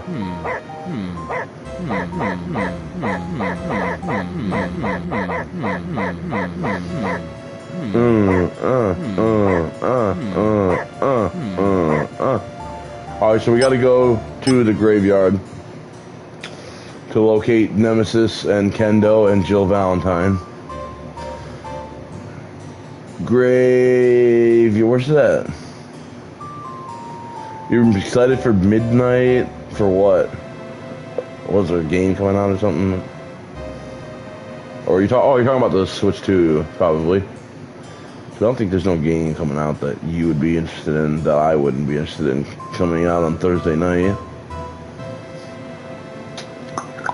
How far are you in Doom: The Dark Ages? Did you ever start playing that, or did you just not play it yet?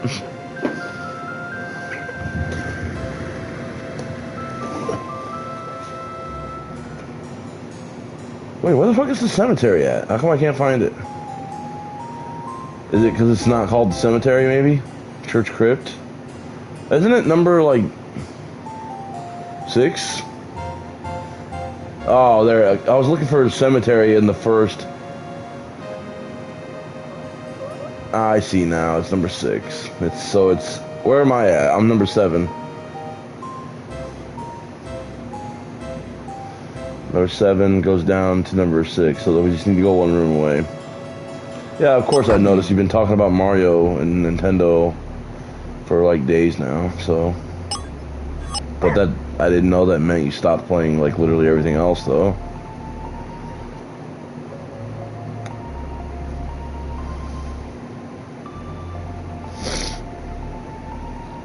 I hope the ghost doesn't get me.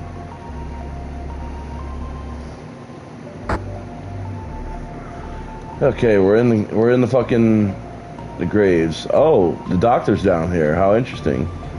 Now, how come I never seen the doctor and the ghost in the same time? I wonder. Maybe because the doctor is the fucking ghost. Fancy meeting you here, detective. Recent graves. RIP. These fresh graves are the graves of my former patients. I tried my best to help them, but I was unable to find a cure. Damn. Sometimes all that death can make you feel numb, that despair can be overwhelming. Some of them were neighborhood kids and they were my friends. Now all I do is talk to their spirits at night. That's why people say I wander around the cemetery at night. This is my way of making peace with the dead. The ghost. Cancer killed these poor children, not some ghostly curse. I hope you've got the brains to get to the bottom of this mystery. You know, your determination and tenacity have inspired me, Detective, both of you. You and Cleo aren't giving up on solving this case, and I won't give up being the doctor for this town. I'm still going to do everything I can to help this village. No more hiding. Did you kill her? Do you really think I'd harm that sweet girl? I have to admit, when she started asking me about what happened to my patients, it made me very uncomfortable. I had to snap at her to shut that invasive camera off. But no, this village has already seen too many young people dying before their time. The camera. It's funny you should mention looking for a camera. You'll never believe what I saw. Earlier tonight, this dog came through the cemetery carrying a camera in its mouth. Her collar said Hester. Yeah, no shit. So I took the dog's camera to the library. That way Camilla Crescent could put it in the lost and found. Camilla looked like she was just about to close up for the night. Okay, so I guess I gotta go to the fucking stupid ass place. That sucks. I don't want to have to go there because that means wandering around at night with the ghost out. But, you know, whatever. Who cares?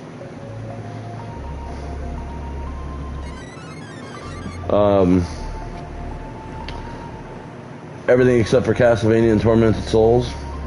I finished Castlevania last night. Just beat it all in one day. Fuck it.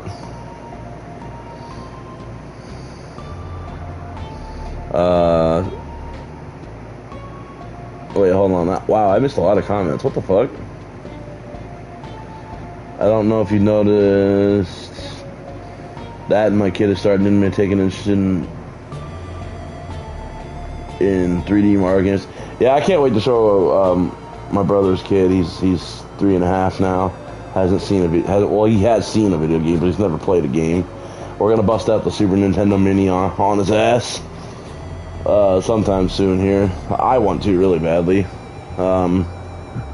Which of course has Super Mario World on it. Has Super Mario RPG. Has Donkey Kong Country. It has some classics. It doesn't have as many games as I'd hoped it would have, but it has a few on there that are really good. It's got like 15 or 16 games, whatever. Super Mario World, honestly, is all it's going to take for him to fall in love with Mario. I wish I had a regular Nintendo, a Nintendo Mini, an NES Mini, but I didn't get one of those back in the day. I'm just glad I decided to get the Super Nintendo Mini when it came out, because otherwise I wouldn't have one right now. And that would suck.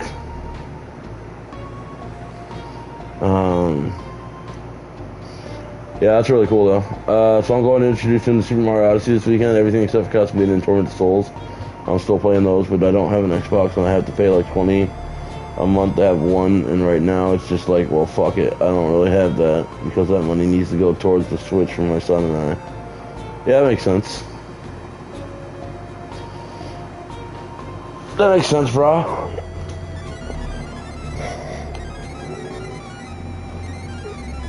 Stop fucking examining that, you dickhead.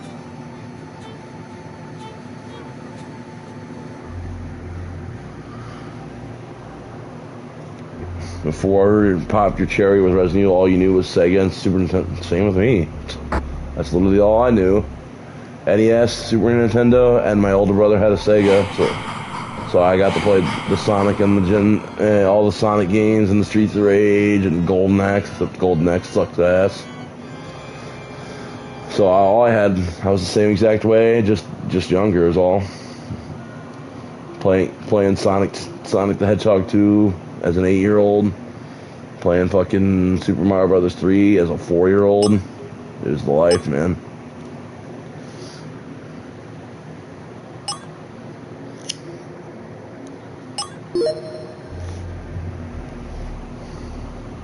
I was the exact same way. Of course, nobody popped my cherry for Resident Evil. I just kind of got it on my own. Like, well, I guess technically my parents did, or whoever bought the game for me, but they didn't know what they were getting me, though. I don't think. They just randomly got it. It could have been my older brothers maybe who talked my parents into it. I have no idea because I was so young when it came out. How would I know how I ended up getting it? You know. But whoever, whatever, we'll just say it was my parents. I'm sure it was them that bought it.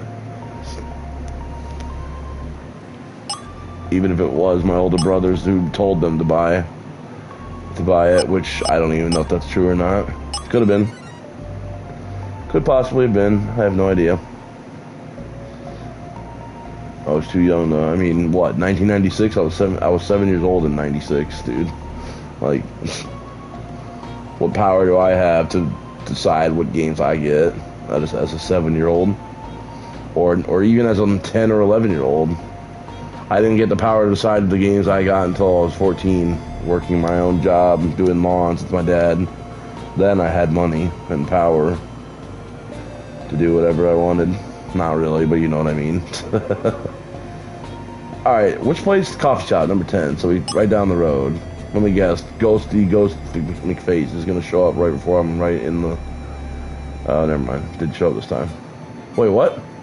Hey, it looks like Jill forgot to lock up after her shift. Yeah, maybe because she's the monster. Oh, shit.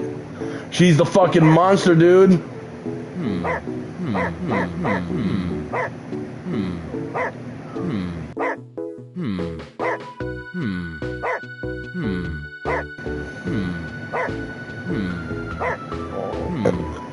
Sorry for the book. Are you talking about the book right now that I'm about to read? Jill Harding's diary? Read it, yes.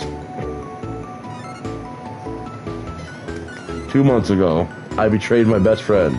I was the one who doxed Pearl and leaked the photo of her boyfriend online. Damn! What a twist. Didn't see that one coming. It's not fair that she gets to have... Wait, so... Damn it, I think it really was Jill now. I don't know. It's not fair that she gets to have all these fans and also have a great...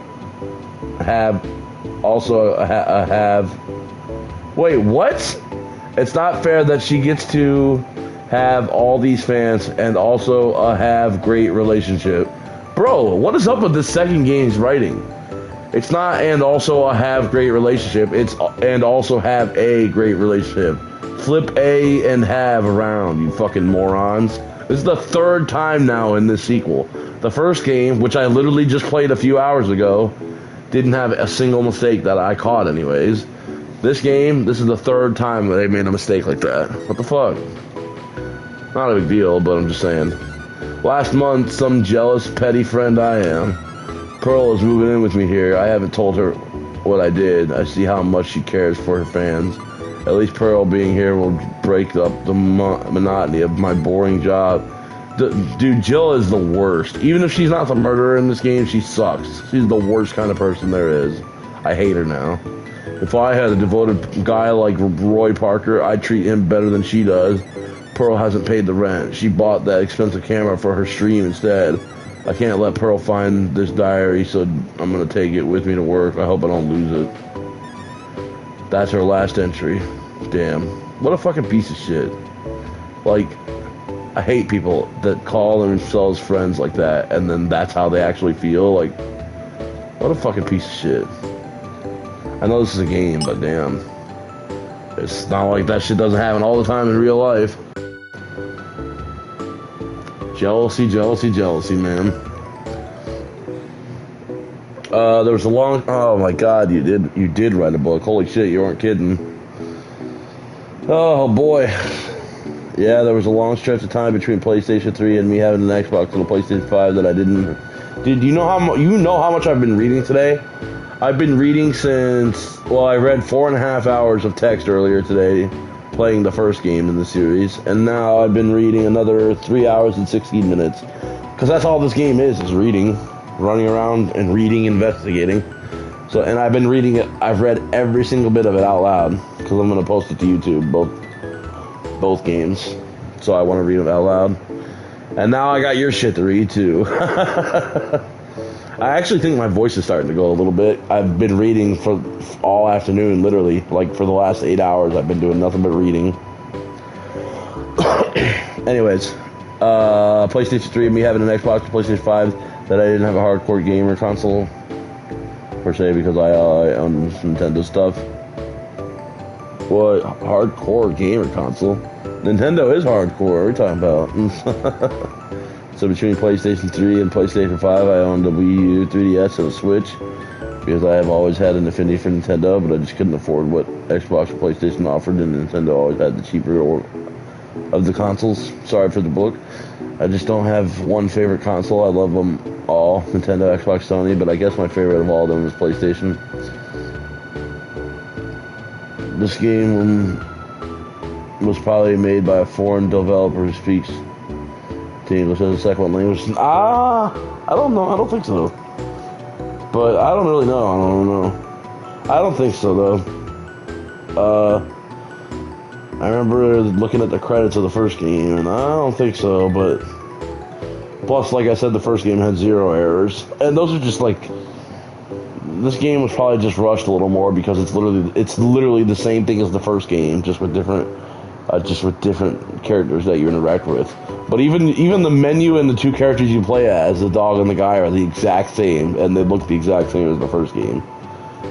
Like, this menu is the exact same menu in the first game, and I'm sure it's going to be the exact same in the third game. Anyways, yeah, I got what you're saying.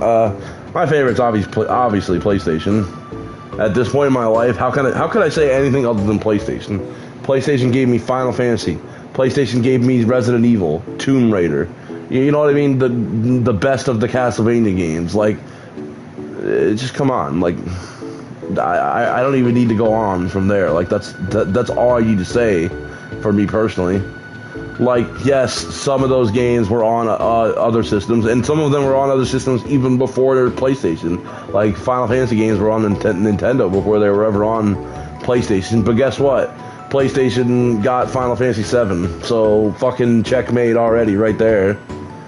Oh, if that's still not enough, it also got 8, 9, and 10. 10, if 7 didn't do it, 10 ought to do it, for sure. And Tactics, but 10 especially. Then it also got the start of the Resident Evil series. Yes, Nintendo has Resident Evil on their consoles now, but it started out on the fucking PlayStation. So did Tomb Raider. Tomb Raider 1 and 2 started out on the fucking PlayStation, and that shit was fucking top. 10 out of 10. Like I said this multiple times, and I just said it the other day. It's crazy to think about, but what I said was that, like, at the time, in the late 90s, when all there was Resident Evil 1, 2, and 3, and Tomb Raider 1, 2, and 3, those two series of games were exactly equal in my eyes. And it's crazy to think about that nowadays, because nowadays they couldn't be farther apart as a series. But because I don't care about any of the Tomb Raider games besides the first 3, but Resident Evil, I care about all of them. But when it was just the first 3 for both, they were tied, because for me, Resident Evil 1 is a 9 out of 10, and Resident Evil 2 and 3 are 10 out of 10s. And for Tomb Raider 1 and 2 are 10 out of 10s, and Tomb Raider 3 is a 9 out of 10. So you add them all up, you add up the first 3 Resident Evil games, and you add up the first 3 Tomb Raider games, it's a 29 out of 30 for both. So they were literally, like, exactly tied for me in my mind. Like, I couldn't decide which one I liked more, Tomb Raider or Resident Evil.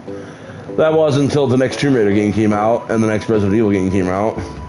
Tomb Raider 4 was okay, but definitely a drop. But the next Resident Evil game that came out that I played anyways was Code Veronica, and ooh, did I love that game. And if that didn't do it, then the next game after that really sealed the deal with RE4. And fucking, when Tomb Raider Angel of Darkness came out, fucking garbage ass 3 out of 10 game, that's when it really was like, okay, well, now it's not even close. Like, these series are not even close to each other in my mind anymore. But at one point, it was crazy to think that they actually were, like, tied for me for a very little bit, when it was just the first 3 for each series. That's how much I love those old Tomb Raider games, but it was just the first 3, though.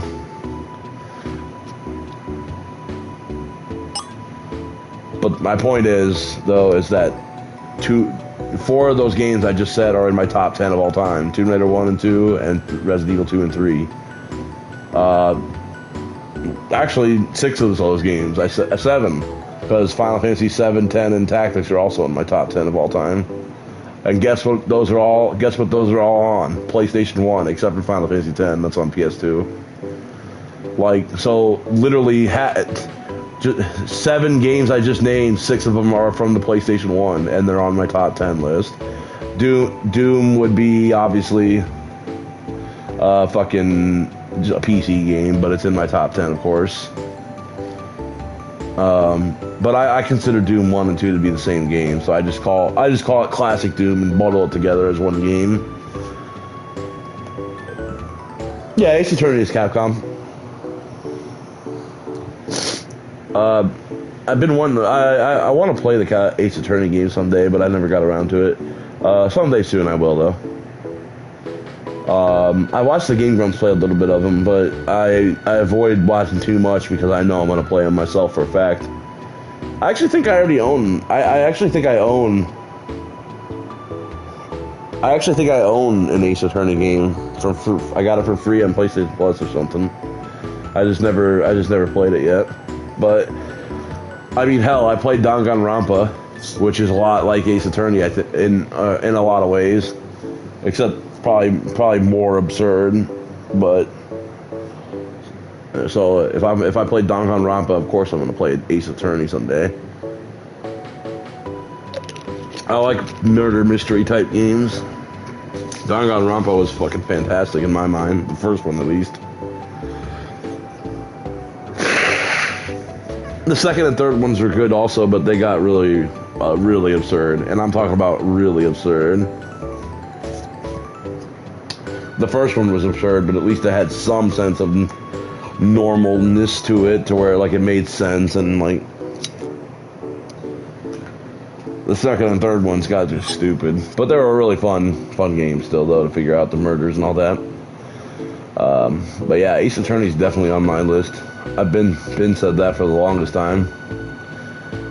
If they weren't made by Capcom, they probably wouldn't be so high on my list of games I want to play, but they are made by Capcom, so they are high on my list.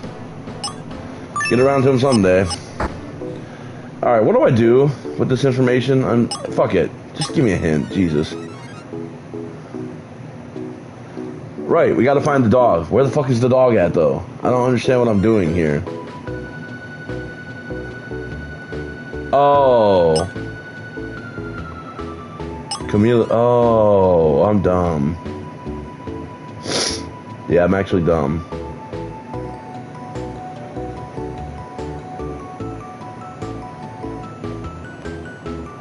So we gotta go back to number 22, I guess. I don't even motherfucking know. That's what it says. The motherfucking do, though. You already do, though. You already knew, ho. You already go. We go. To go down to get the camera. You already know I don't give a damn, bruh. Finna look up this hint, yeah. And I gotta reload the game. That was a weak ass rhyme. I don't give a shit. Look at the fucking time. Gotta go to bed. Gotta get some sleep. 1:42 in the morning. This shit sucks. Didn't rhyme for shit.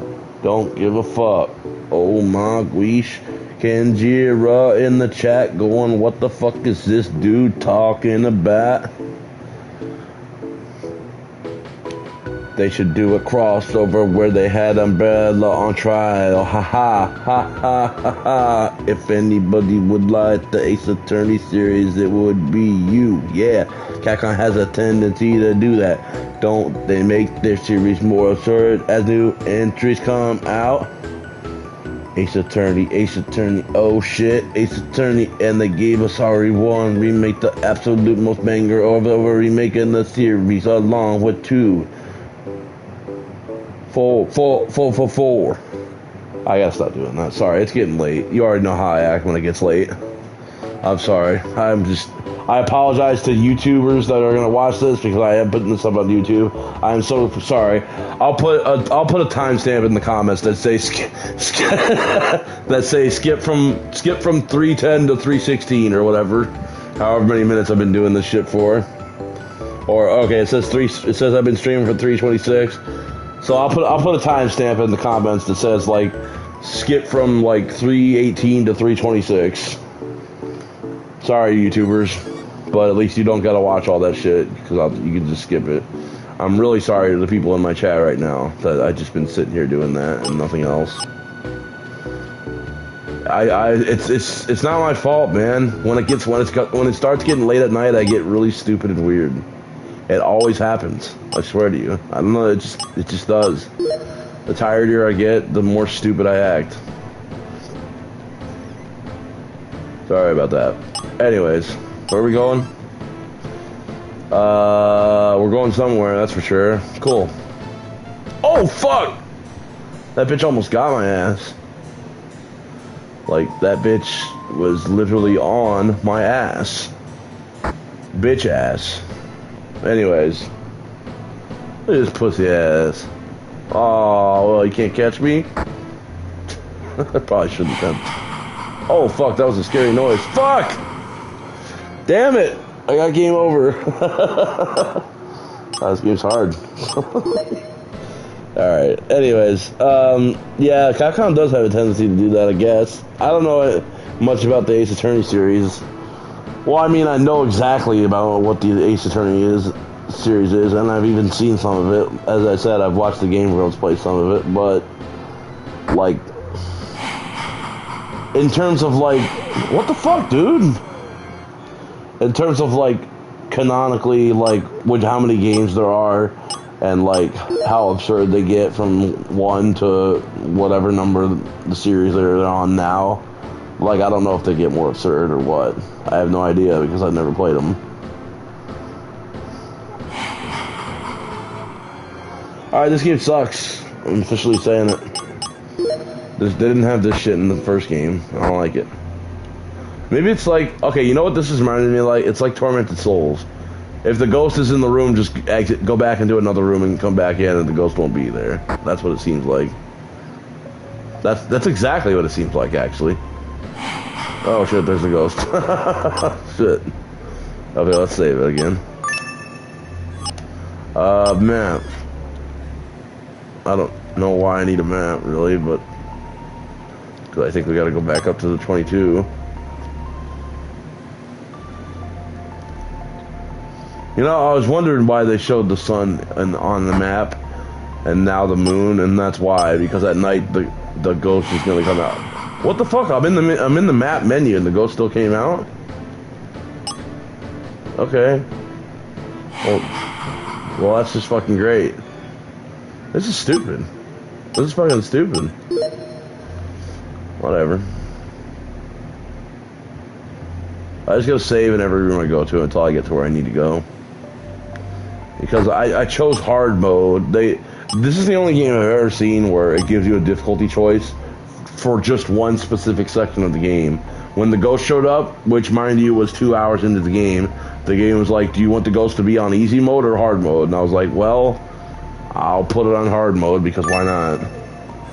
And that's probably why she's fucking catching me every 5 seconds. I say she, but I don't know. I don't think it's a she. I think it's a he. I don't really know, though, to be honest, because I can't really tell. Doesn't really matter, I suppose. Bitch-ass ghost keeps catching me. I'm sure if I put it on easy, the ghost would be slow as fuck. Alright, fork over the camera. Yeah, the camera. You say you're tracking down a missing camera? Yes, actually, I have seen a camera. Dr. Keene brought me a lost camera just before the library closed, but it wasn't really lost at all. Gordon Cutler recognized it and thanked me for finding his camera. They're doing this shit on purpose. Bro, stop fucking making me have to travel across the whole town to talk to people. They're doing this on purpose just so I have to keep going outside and having to fucking hide from the ghost. God damn it. Now I gotta go all the way back down to the bottom right to talk to stupid Gordon dumbass Cutler. I'm assuming, anyways. He took it with him back to his Fitch warehouse. Okay, fine. Fuck you. I'll go to his stupid goddamn warehouse. By the way, did you kill her? I assure you that I didn't have anything to do with Pearl Brayshaw's death. Fuck you, I don't believe you. Liar. You whore. You're getting strung up and hung up and dying by the end of this game because I'm going to arrest you. You're going to jail. Anyways, where's this stupid cottage at? Oh, is it right next to where I'm Is it right next to where I'm at? No, it's not. It's fucking 20 all the way down at the bottom right. Of course it is. Well, you know what that means. It's time to save again. Excuse me, excuse me, excuse me. I'm trying to fucking leave the room. Excuse me. Bro, get the fuck out of my way. Cunt. Oh, wow, it's a ghost. Whatever shall I do? Well, I guess I gotta just fucking backtrack. Well, that's kind of funny that you can't get over the hedges. Ha ha ha ha ha, you suck. But I also can't get over the hedges, so we kind of just have a stare off here, aren't we? Ah! Okay. There. Now just don't appear out of nowhere and scare me. I want to get to the fucking place that I need to go to, please.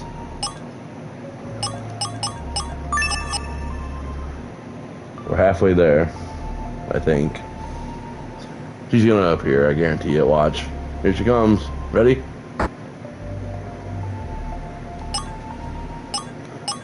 She didn't appear yet. I'm actually kind of surprised. She literally appeared right in front of me. Holy fuck. That was crazy. If she can literally appear in thin air just like that, then I didn't know that. Like, I thought she at least had to appear like at a building entrance or something. That's wild. Well, it doesn't matter. As long as we have saves coming, we're invincible, so. I can't go in here. That's not good. I went to the wrong building. I gotta go to this one over here.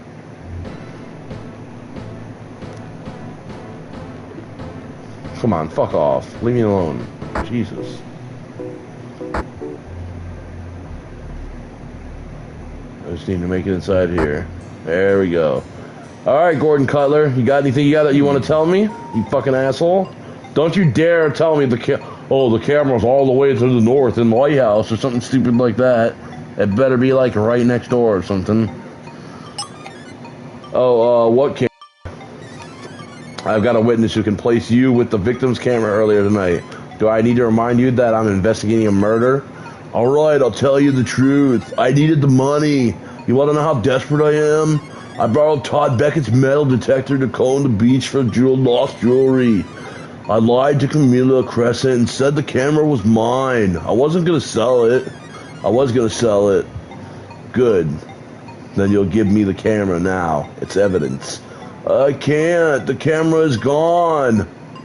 You son of a bitch. I lost it. I went to the church. I set the camera down on the pew. It turned my back for a moment and it was gone. I'm sorry I lied earlier, but that's all I know.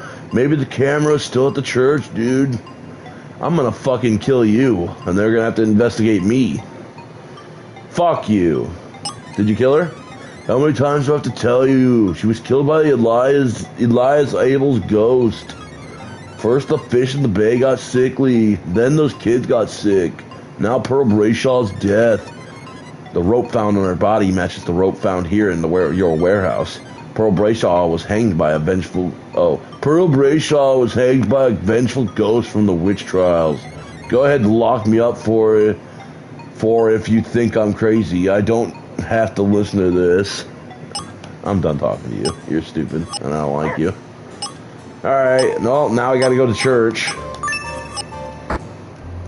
Please don't fucking rape me, you fucking ghost. Oh, well, here comes the ghost to come rape me. Once you hear that noise, you know the ghost is on the screen. Oh, God.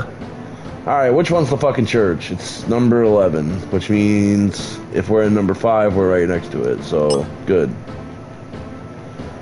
Haha, I'm gonna beat you to the church, you suck.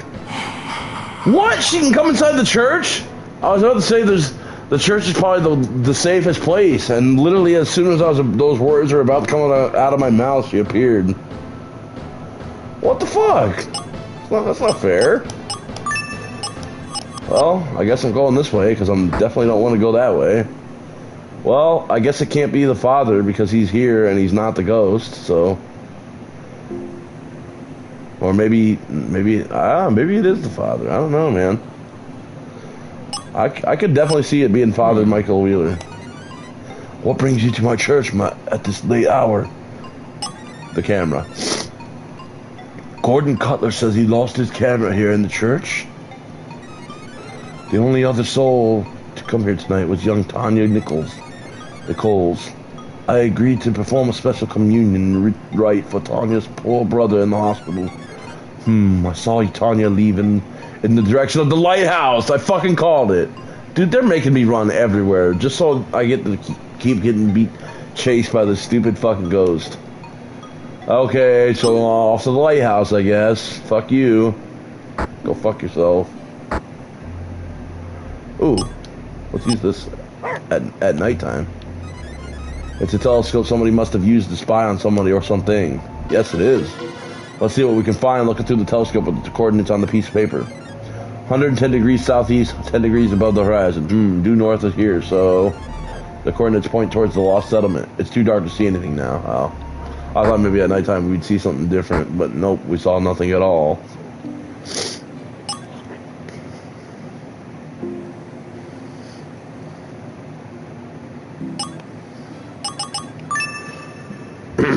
I mean, why not? The priest in Tormented Souls turned out to be the fucking creep, but then again, he was the only other fucking person in the game other than your character. Yeah, exactly.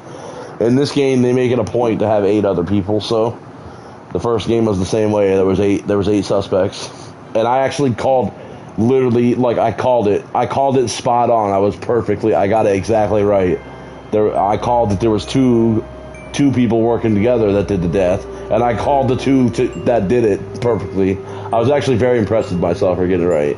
It might have been kind of obvious for one of them especially, but the other one definitely was not super obvious, at least not to me, but I still got it right. I was kind of impressed with myself for that one, but I don't know. The game does give you the clues. If as long as you're paying attention, it does give you the clues. In this game, so far, I have guesses and only guesses. I don't know yet of who murdered her. In fact, I actually threw out a guess that she's not actually murdered because I went back to where she was murdered and the body wasn't there. I have a guess that she's actually the ghost that's been chasing me and she's doing it for clout for her streaming. That's my guess. Because in the first game, nobody ever moved the body. The body stayed in the same place where he died the whole game. In this game, though, she was there at the beginning, but then when I went back a little bit later on, the body was gone. And now all of a sudden it's nighttime and there's a ghost running around. So I'm guessing that she's the ghost. So I'm guessing the killer is, or the thing that everybody thinks is the killer is actually the person that we thought was dead at the beginning of the game. That would be quite a twist, but I don't know. We'll see.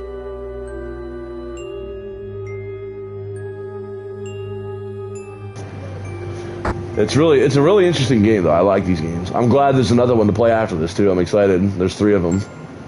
The first I only found it out because it was free on PlayStation Plus, and then once I got the platinum for it today, I was like, I looked on PlayStation Plus, and I saw that there was another one. I was like, oh, there's a second one, and then right next to it was a third one. I was like, what? There's 3 of them? I was like, holy shit! Except those ones weren't free. I had to pay $2 for them, but I don't fucking care. $2 for more detective fun. I'll take it. So I'm playing this one, and then I'm gonna play the third one tomorrow, and we'll wrap up this whole trilogy within one 24-hour period. And not only that, but it's gonna be 3 platinums too. So I'll take it because those trophies are super easy. All there are 11 gold trophies and 1 platinum trophy, and I've already gotten half of them so far in this game. I think, anyways. Let me check. Yeah, I have 45% of the trophies because I have 5 of the gold trophies. I'm missing 1, 2, 3, 4, 5, 6 gold trophies, and then of course the platinum trophy. Find 40 doggy bags. I think I have like 28 of them so far. Complete the side quest to find the communion cup and get the ending reward. I still don't understand that. I haven't started a side quest like that yet. Hope I didn't miss out on something.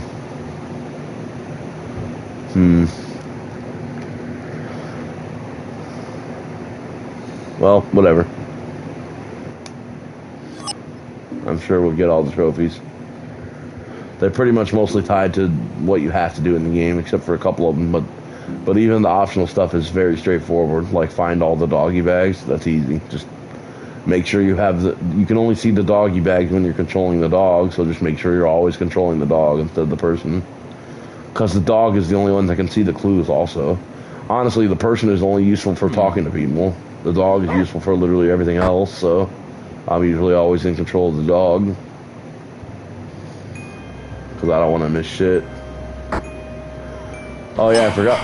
Oh, fuck. Really? In here? Oh, fuck, I'm dead. Oh, fuck. Oh, fuck. Oh, fuck! Get me the fuck out of here, dude. Jesus.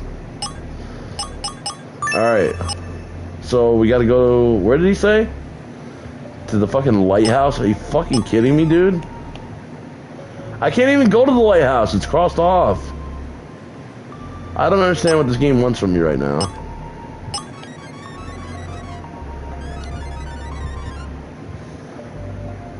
Okay, well, it is he said towards the lighthouse, not at the lighthouse. So that's probably gonna mean the beach. So let's head up to the beach right here, and just hopefully the ghost won't show up. But we really have no control over that. It's random.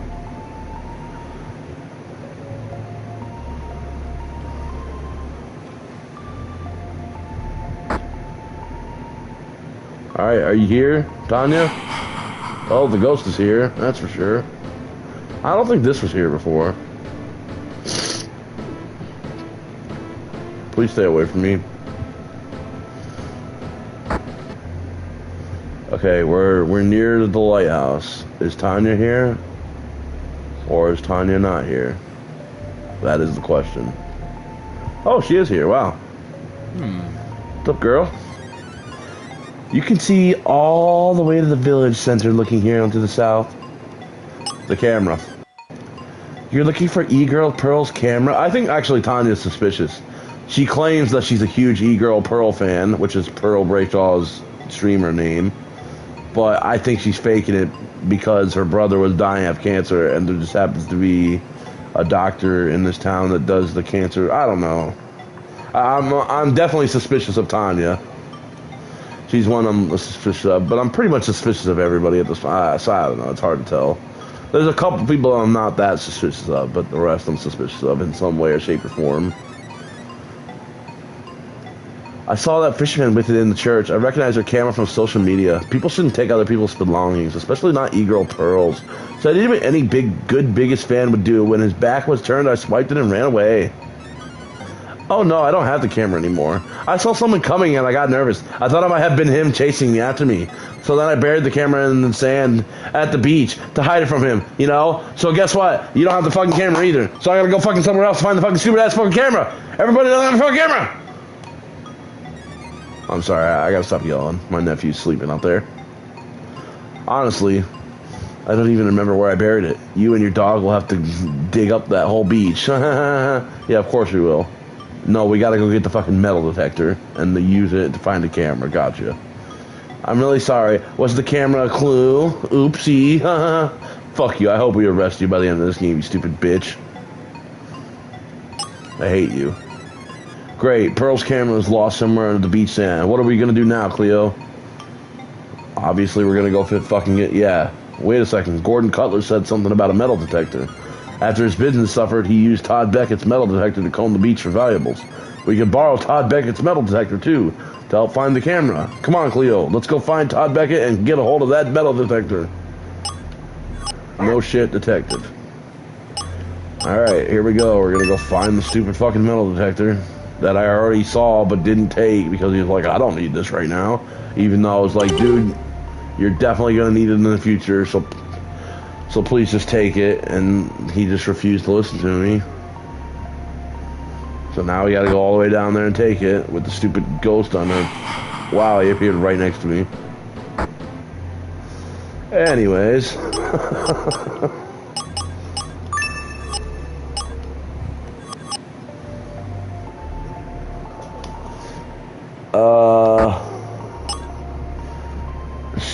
Circling back to our earlier conversation. Real quick though, I do have a list in Messenger from Brandon Salisbury at Capcom's development scheme, and RE9 is the next shoe to drop. Yeah, well, what is nothing we don't already suspect? Nope, I didn't think anything else of it. Well, except unless it drops in 2026, then I do kind of suspect actually that we might get an RE1, 2, and 3 remaster before RE9. But those aren't new RE games; it's old RE games that are being remastered. So I don't know if he counts that as, you know.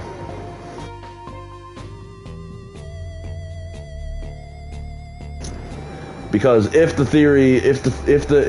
they're correct about RE9 dropping in 2026, that's obviously a big if, then that means we already have a Resident Evil coming out for its 30th year anniversary. So then why not drop RE1, 2, and 3 remaster this year then? If they haven't done already, which who knows if they even haven't started on it. Who knows if they're even doing it. They might not even be planning on doing it, for all we know. We'll see. We'll see. I really hope we get it, though. If we don't fucking get an RE1, 2, and 3 remastered by late 2026, I give up on Capcom.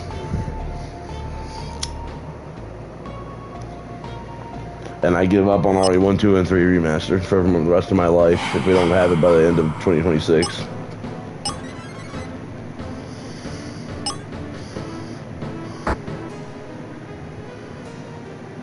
Like, honestly, this is something we should have had years ago.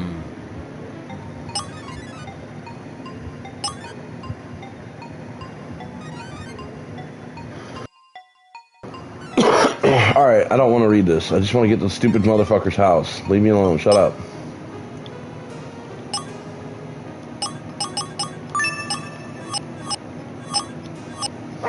God, I can't wait till the sun's up again.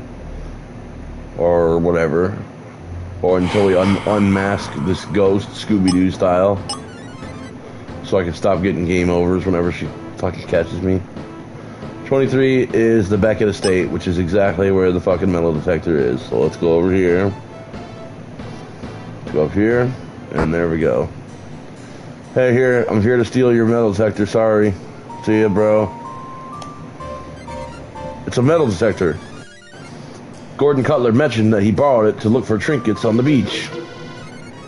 Cleo, this is just what we need. We can use it now to search the beach for Pearl Brayshaw's missing camera. Let's do this. Metal detector obtained. Wow, you didn't even ask Todd if he could borrow it? What a dick move. I'll talk to him, though, just to be respectful. Metal detector.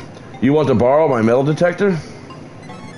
Go ahead and take it from my office, detective. I already told you I'd do anything I can to help. Yes, of course, by all means. Good luck with the investigation. Oh, thanks, teacher guy we're going to arrest you because you're probably the murderer. No, actually, Todd Beckett's one of the least lads, I suspect, so far. You know, I said this when I played the first game earlier today. I'm going the Dwight Schrute route from The Office. I don't know if you ever saw that episode from season 6 where they play the murder mystery game in The Office. And he's like, it's never the person you most suspect, and it's never the person you least suspect. So I'm going with the person I most medium suspect. So that's what I'm doing too. I'm going with the person I most medium suspect. Not the person I least suspect or most. The one exactly in the middle. And the person exactly in the middle for me right now, I don't actually know. Let's look at them real quick. Who would be the most medium? Honestly, for me, the most medium right now would probably be Camila.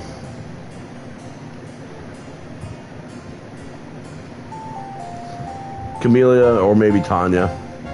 One of those two.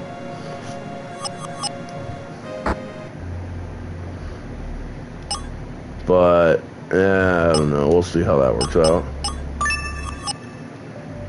I don't have enough information to know of anything yet. Getting a hold of this camera, though, is going to really give us some information. Which is why it's taken a million years to fucking do it. Because this is going to be a big turning point right here. Alright, here we go. We're at the beach. I have the metal detector. The ghost is not here. Okay, never mind. The ghost is here now. Where am I supposed to look on the beach, by the way?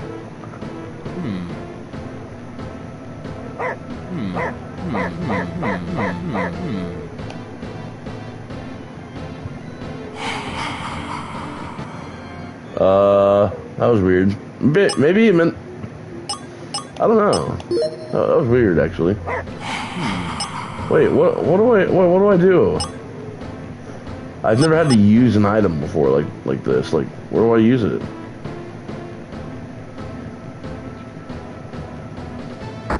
Maybe I go up here and use it up here.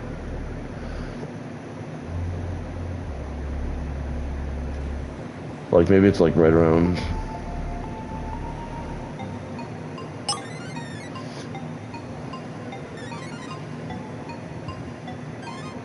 People shouldn't take other people's belongings. I buried the camera in the sand at the beach to hide it from him. Honestly, I don't even remember where I buried it. You and your dog will have to dig up the whole beach. I'm really sorry. Was the camera a clue? That's all she says. Well, I guess we're going back to the beach then. Some beach. Some beach, huh? You know what I'm saying, bro? Wouldn't it be cool if some developer published a smooth and groove endorsed rhythm game of his music? Yeah. I mean, yeah, that would be cool. Rhythm games are some of my favorite games. They've done really well, like Guitar Hero or Amplitude. Love those games. I like Amplitude. Amplitude on the PS2 is one of my favorite PS2 games, man. That shit was dope. Dope-ass music, dope-ass rhythm game. Fucking love that shit. I don't understand. What am I supposed to be doing? I have the fucking metal detector, right? Am I supposed to have the dog out? Maybe I have to have the dog out. But the dog can't use the fucking metal detector, so why would I have to have the dog out? That doesn't make any sense. Am I just not standing in the right spot? Like, what's the deal here?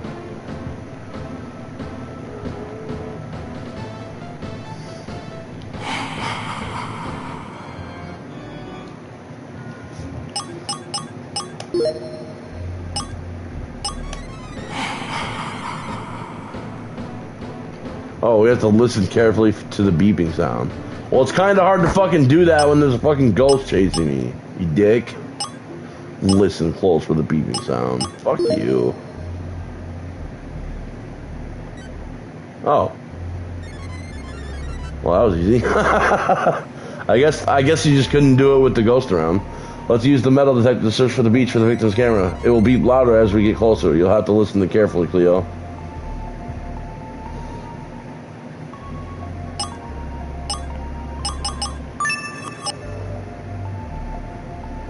I don't hear shit.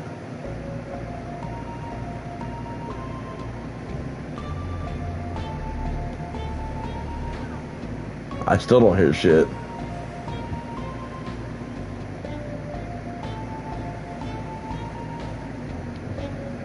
I've literally been everywhere and I don't hear shit.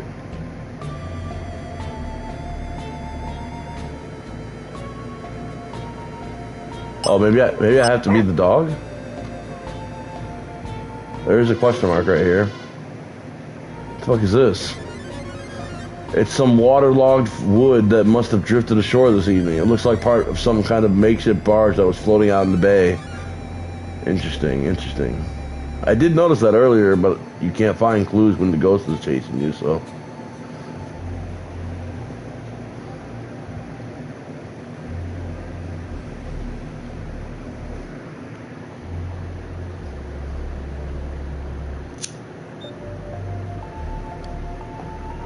Got it. Got it. Got it. Got it. Got it?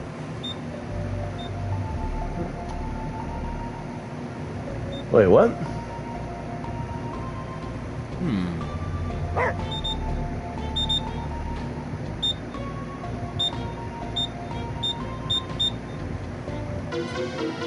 Hell yeah. Come on. Yes! Finally, holy, all of that just to get this motherfucking girl's camera. This is E-Girl's Pearl's webcam. Finally. Yeah, that's what I said. Now we can see what's on it. The clue is saved to your case file. Cleo deserves a treat. Yes, you do, Cleo, deserve a treat. Great work, Cleo. Let's take the camera back to the bridge and show Detective Dudley. Return to the bridge. No shit, I'm picking this option this time. I don't want to run there on my own with the fucking stupid ghost running around. Now that we've got Pearl's camera, let's go watch the footage with Detective Dudley from Harry Potter. Dudley, do right. What's up, Dudley? And Roy, you did it! You found her camera! The camera? You've got it? Good work, detectives. Watch. Alright, let's go watch the victim's footage. Alright, let's watch it. The Lost Settlement. Oh, hey look, it's Pearl Brayshaw, the victim of our game. Dang it, I'm almost out of battery power already. Oh well, here it goes. What's up everyone, this is E-Girl Pearl. I'll continue streaming Paladin Dream later this week. Wow, that is a fucking connection right there to the first game. That was a video game that we literally played in the game from the first game, and she's playing it in this game, the second game, connecting the two games. That's brilliant. I love it. But first, tonight, I've got something special for everybody watching. I'm here exploring a spooky ghost town somewhere in a small village. This place has supposedly been cursed since colonial times, but I haven't seen anything surprising yet. Dude, I literally think she faked her own death.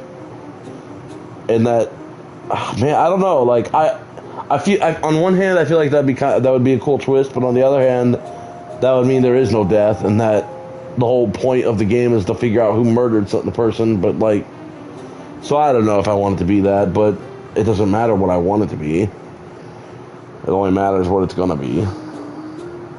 Oh my gosh, what is that? No way, I don't believe it. Ouch, that's the end of my camera, end of my camera battery life. How does that prove anything? It looks like Pearl found something that startled her. What was it? Detective Dudley, I think it's time that Cleo and I explored the Lost Settlement. At night? Yes, Pearl Brayshaw went in there at night. We also found evidence that someone was using the church tower to spy on the Lost Settlement. Yeah, that's true. That settles it then. You have my permission to enter the Lost Settlement. Thank you. But if something happens to you in there because of your own foolishness, it's your own fault. Let's be careful, Cleo. Oh, I'm so glad I picked hard mode now. Oh, great. Wait, where's the settlement at, though? I have no clue where the settlement's at. There's nothing new added to my map, so...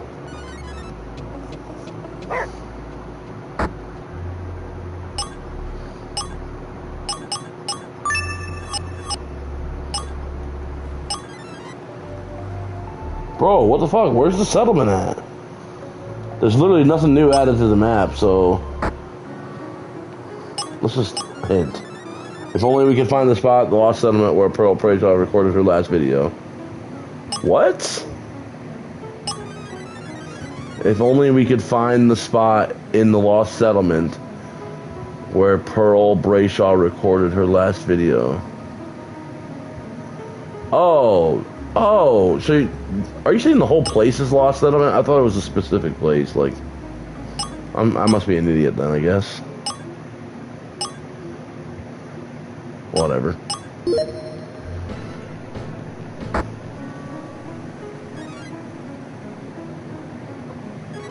Well, that means I gotta watch the video again because I gotta see where she was at, where she was standing. There's got to be a clue where she was standing. Okay, she's standing where there's water next to a rock. Looks like, kinda. I mean, there's only two places that could be. I think. What is that on the left of her, though?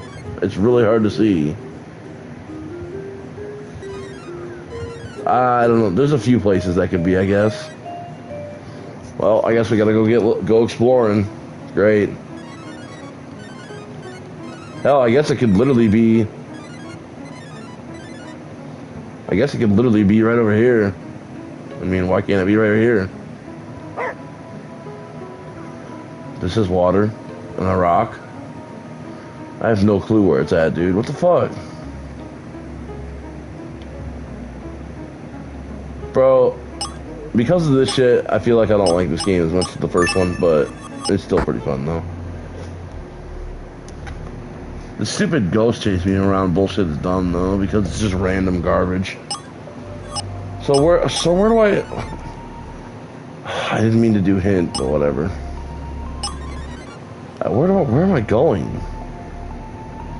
Well, while I'm here, I should head back to the second and the first spots on the map.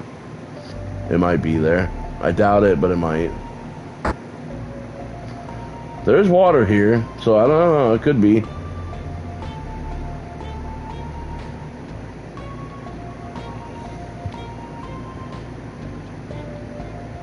She was absolutely near water when she was in that video, so any spot that has water. It was very hard to tell where she was at, though, because it was all black and white. Oh, hey, Officer Bailey. I forgot you were even existed, dude. Oh, is this the spot where she was? It kind of looks like it, but I guess not. Watch your back out there, detective. The Lost Settlement is a dark, mysterious wasteland, not to mention it's cursed. So you say. Oh, shit. This is it. Oh, fuck, here we go, Lost Settlement. You unlocked a new area. Check the map menu for an update. Oh, fuck, here we go, okay. Oh, shit, okay, what do we got? We got 3 new rooms to explore, but they're all really big, though. Well, no, they're not, actually. Only 2 of them are really big. 24 is huge. 26 is pretty huge also, but 25 is small. And considering that the list of places to go to on the left, I am assuming we're at the end of the game, just like the first game. So we're about to wrap up this little mystery, I think. There's only one problem. There's a lot of doggy treats left I haven't found, so it's time to get our Scooby snack game on.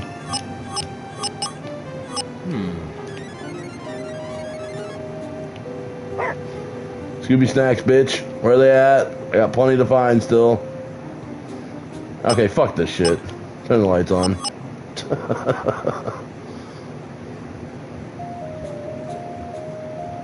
I got Scooby snacks to find. Yep. Oh, we're closer than I thought we were. Damn. Okay, 34 out of 40. Nice. We only need 6 more. That's gonna be easy peasy.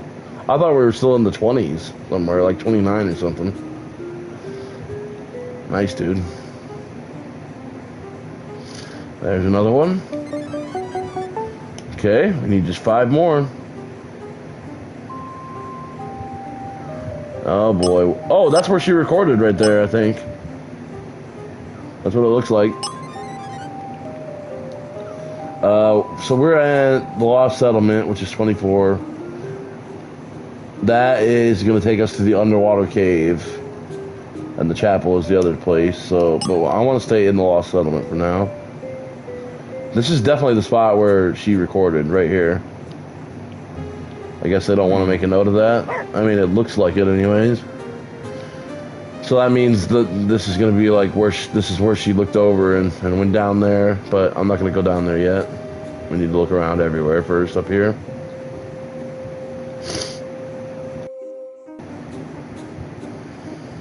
Gotta look for... Whoa. This group of cellar holes must be where the abandoned Puritan settlements once stood. Yeah, okay. More importantly, though, Scooby snacks. We only need 4 more, baby. Let's go. Oh, there's some more. Dude, this place is loaded with Scooby snacks, dude. Rank you, Raggy. Oh, we got fucking metal detector shit going off? I didn't expect that. What the fuck is this? What is this object? It's buried and disguised to look like a rock. It's a hologram projector. Oh shit, ghost truth. I just got a trophy. Find a hidden clue that reveals the truth about the opening scene ghost sighting. Oh fuck. This could have been used to render the ghost image outside the library, as seen by the Historical Society. Okay, shit, nice. I'll take it. That's worthy of another save, I guess. And more Scooby snacks. Now we just need 2 more. And then we got another trophy. Yeah, now we just need one more. Holy shit, there was really a lot in this place, in the Lost Settlement. More than any other room.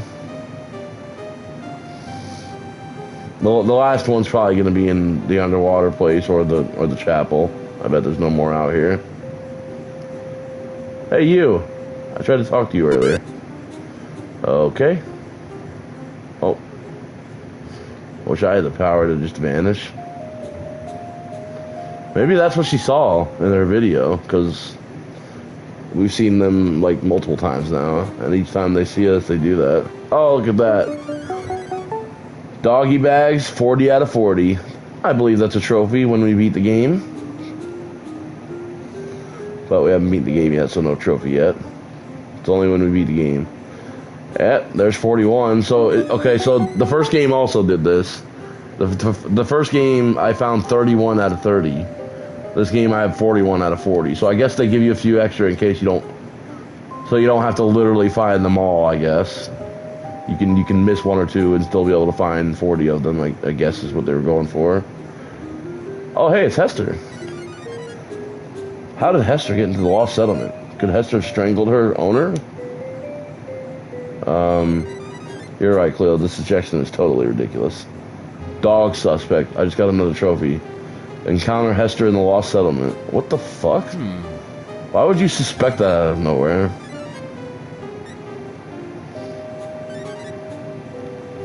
Hester on the suspect list. If that's actually the truth. Dude, if I saw Hester's name on the suspect list, that would have made me laugh, actually. I gotta admit, I'm more clueless as to who the suspect is in this one than I was in the first one. The first one, I fucking nailed it, dude. Ooh, we got a boat here. I mean, I think it's her friend. I think her friend is a part of it, and I think Camila also. Because Camila wants to keep people out. She said that. She wanted to keep the place, like, quiet and small. And she didn't want the attention. And her friend literally said she doxed her and shit. So, but I don't know. Like, I think it's one of those two for sure, but I don't know about both. I think Camila is part of it though. Part of it. I don't know who the other person would be.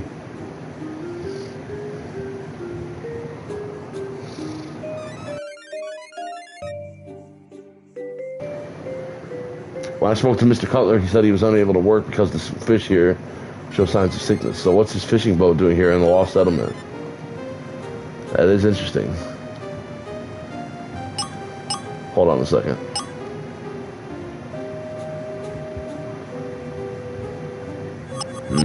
I don't know.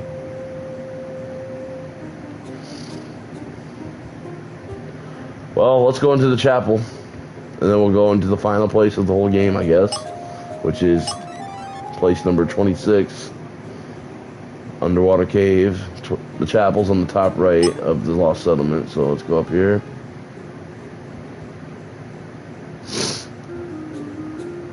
Hey, Hester. There's the chapel. This could have also been where she recorded, maybe. Kind of hard to tell.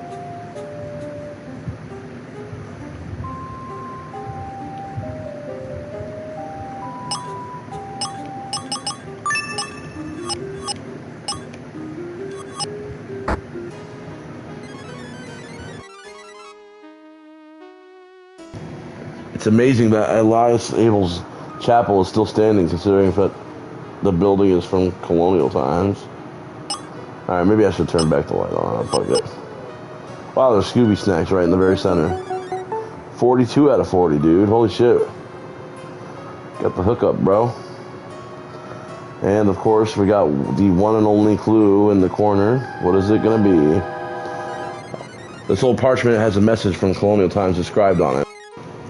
Before the settlement was lost, this holy relic was embossed. To find the long-forgotten prize, look the angel in the eyes. Finally, we get the side quest thing. We got it much earlier in the game, in the first game. I feel like we're at the end of the game in this one, and we're just now getting it. I mean, whatever. I'm fine with it. This poem reads like a riddle leading to a treasure. What could it mean? We obviously got to do it. Wait, how do I reread it? There's no riddle option like there was in the first game. Oh shit, I gotta... Oh no, did I recently save it? I want to reread that. Fuck, I don't remember at all what it said because I was just excited to finally find it.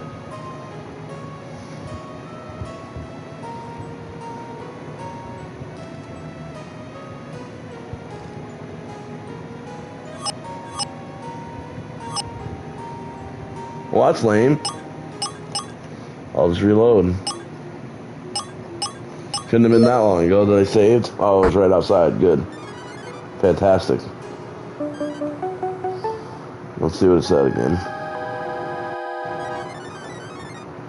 Okay. Before the settlement was lost, this holy relic was embossed. To find the long-forgotten prize, look the angel in the eyes. Look the angel in the eyes. I'm also going to save the last 30 seconds so I can play it back if I need to. Look the angel in the eyes. Okay. I feel like I should go do that now because I think we're going to be ending the game soon. Like, I think we need to go do all side quest stuff right now because... Well, no, the last game gave us the opportunity to go do side quest stuff before finishing up, so I guess we can go here while we're here. Let's just go inside the...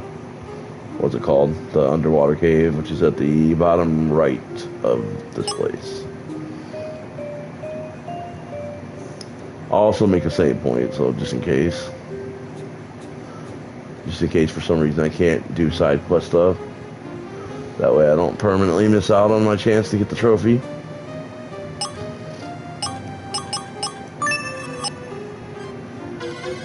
Cleo, this is what we saw from the church tower observation deck. Yes, it is.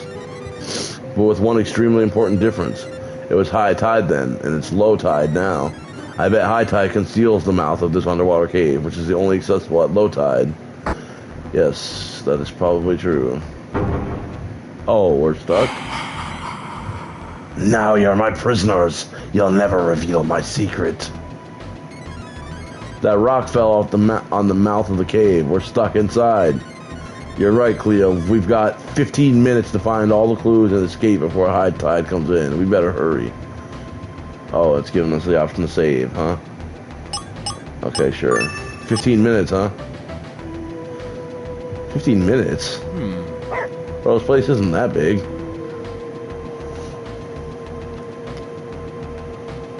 "15 motherfucking minutes gotta go. Y'all already know. It was fucking me, ho. Y'all already know. Let's go. We can go on. Go get the motherfucking clues. Clues. The bales are toxic waste buried in this cave." Wait, what? Barrels of toxic waste buried in the cave. This explains a lot. The infertile soil, the poison. Oh yeah, the local children with cancer. These barrels of toxic waste are the true curse on the lost settlement. Someone has gone through a lot of trouble to keep this horrible secret hidden. Damn, so whoever the fucking person is in this game that's doing this is truly evil. Like, way worse than... Like, that's terrible. Scumbags.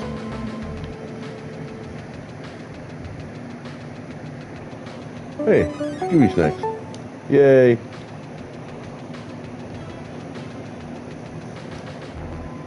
Is this supposed to be a really dark place or something? Yeah. Makes it a lot easier when you have the full light on, but whatever. This place is not that big. We're already almost done exploring it, so what the fuck? Why does it give you 15 goddamn minutes? That's a lot of time. Like, it's not like it's gonna take forever to, like... I don't know, it just seems kind of weird that it gives us so much time. And it even pauses the timer when we talk, so it's like, whatever. It's a fancy fountain pen that an important business person would use. Beckett Chemicals. Todd Beckett. That must be Todd Beckett's chemical firm. Interesting. Todd Beckett was someone... Wait, I think we've seen all we need to see in this cave. Let's go back to the entrance and see if we can figure our way out. What are you talking about? There was a clue right up here.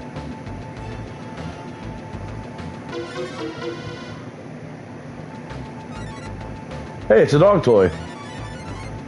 Pearl Brayshaw had a dog. Hester, I bet they were both in this cave. No, Cleo, this toy's not for you. It's a clue. Okay. What? Hold on one second. Let me look at the trophies real quick.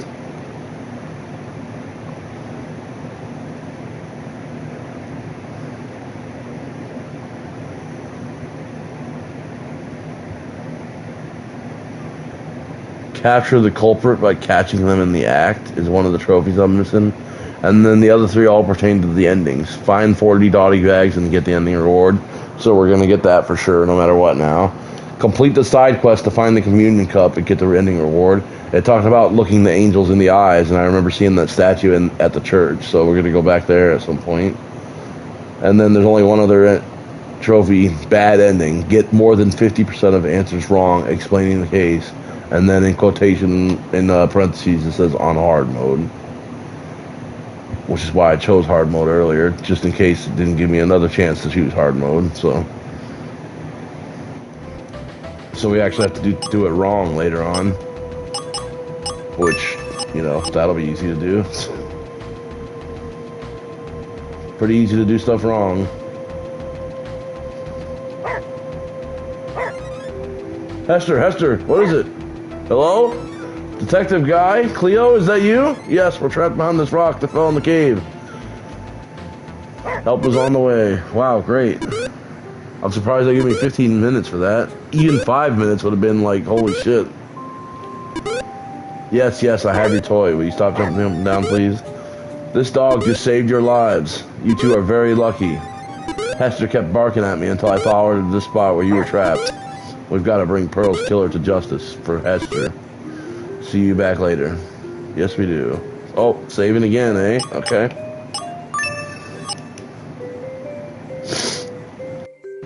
We are definitely at the end of this game, but I want to finish that side quest first. Bro, Cleo and Hester are about to be fucking, dude. I can't remember if they said Cleo was a boy or a girl, but either way, they're trying to fuck. They're in love.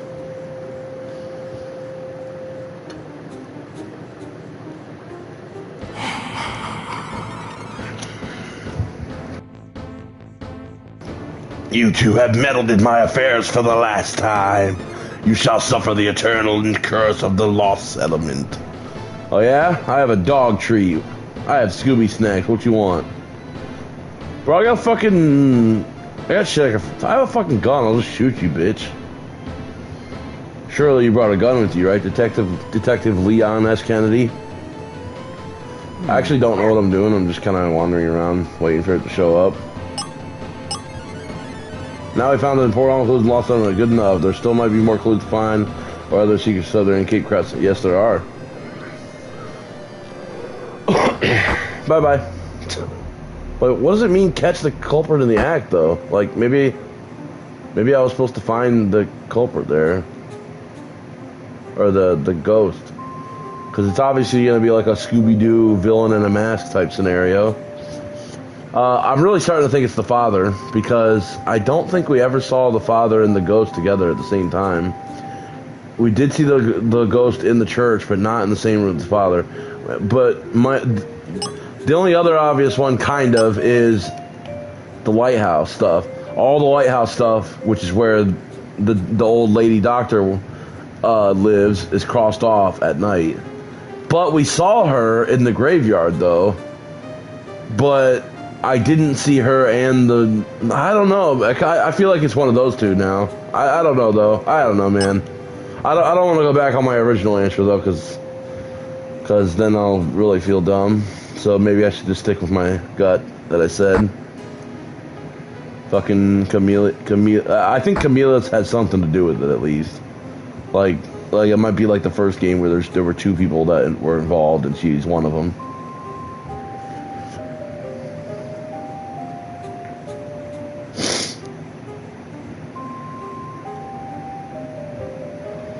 The doctor really has been talking about how she wants to see people be healthy, and she's so sad that people are not healthy. So why would she do this? That doesn't make any sense. So I don't think it's her. But then again, you know, liars exist, especially in these games. So I think I figured out this whole mystery. I know who killed Pearl Brayshaw and how it was done. Oh, do you? Time to go meet Detective Dudley. I don't fucking know how it was done. Solve, add to... What are you... Bro, see, like I said, I knew it. I'm not, like... When I got to this point in the first game, I was pretty damn sure of what the answer was, and I got it right. I got it right on the first try. Nailed it. I am not 100% sure by any means on this game. I don't even know if I'm 50% sure of my guess right now. I'd have to think about it, look through the evidence some more, but I don't know who it is. I honestly don't know. All I know is we got a side quest to do before we go to officially solve the case, and that's what I'm going to do right now. I believe it's at the church. Stare at the eyes of the angel, it said. The statue, I think, is actually below. Yeah, underground, so let's go down. Or was it up? I don't... You're the killer, aren't you, Father? It's gonna be you and Camila. Damn. We'll find out soon, but I gotta do the side quest first.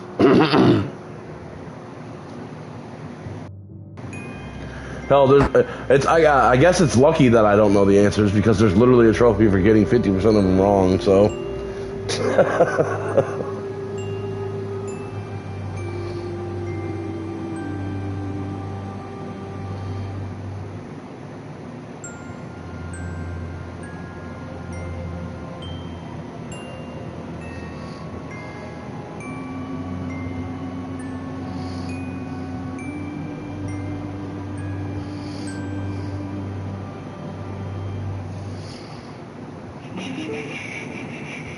One second.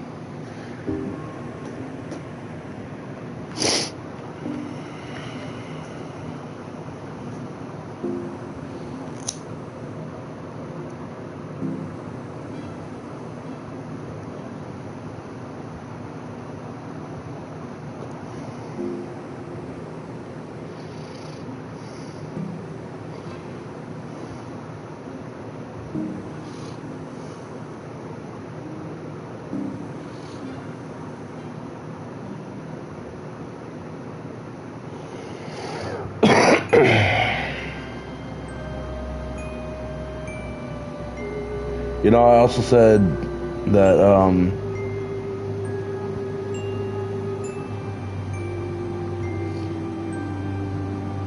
maybe she faked her own death and she's the one going around doing this for her clout, you know, for her streaming.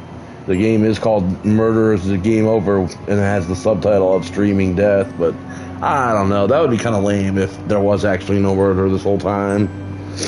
But what she's done is worse than murder. I did point that out, so that would be pretty shit. Like, that would be even worse. That would mean she murdered many with the toxic stuff that she was using, if that's what it is.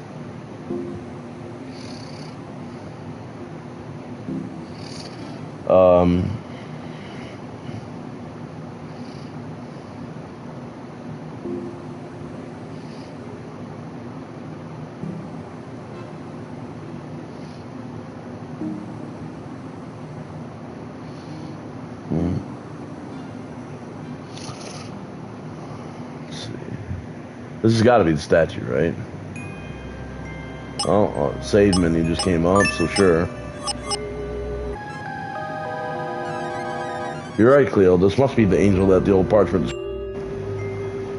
Okay, so what's gonna happen?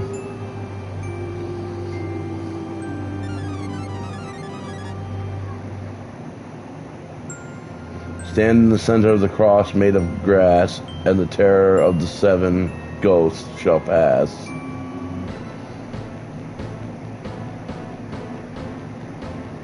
Whoa, what is going on? What? I guess this is why they gave me a save point, because I don't have any fucking clue what's going on right now. At least I got a map. What if I press solve now? What? Okay, I'm just dead. Why do I look bald? Oh, I'm not bald. Stand in the center of the cross made of grass, and the terror of the seven ghosts shall pass. Center of the cross made of grass. Well, that's grass, but it's not a cross.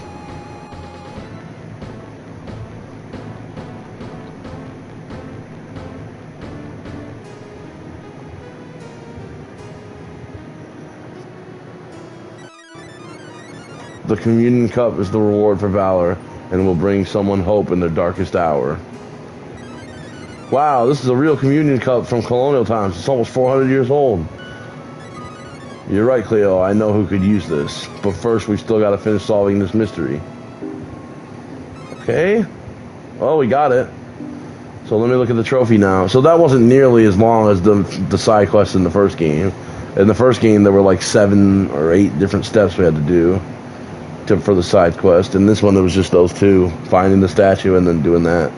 Complete the side quest to find the community cup and get the ending reward. Okay, so now all we have to do is beat the game, I think. Well, no, there's still a trophy that says capture the culprit by catching them in the act. But I'll just make a save point right now, you know, because I don't know how to do that. Catching them in the act. How do I catch them in the act? So file number 10, don't overwrite. Pretty much don't overwrite any of them anymore. I guess should I just go to solve now? Or what? I don't know what I should be doing.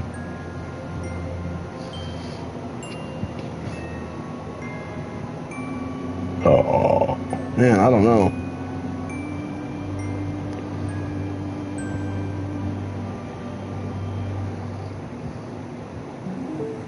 I'm assuming they mean like catching them in the act of like you know, like putting on the suit of Elias Abel or something like that, maybe.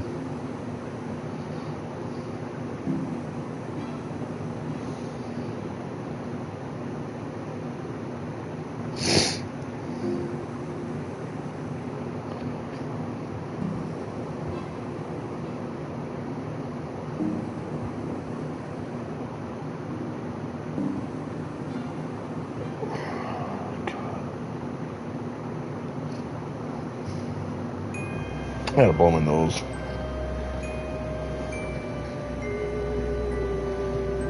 One second, sorry. Just 1 second. God, I'm so sorry. And let me mute it, because I gotta blow again.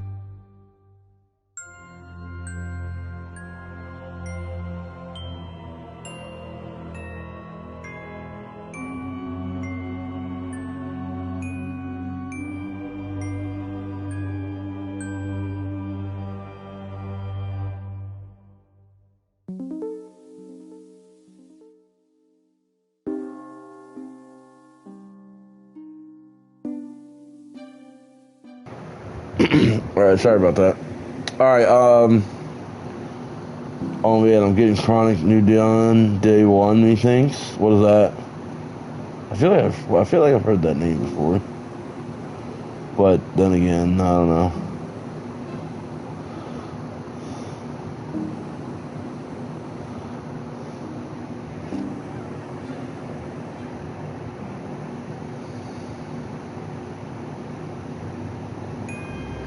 Resident Evil 23.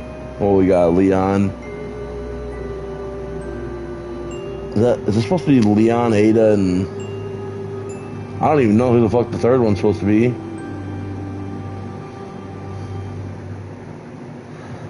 That's a good point, though.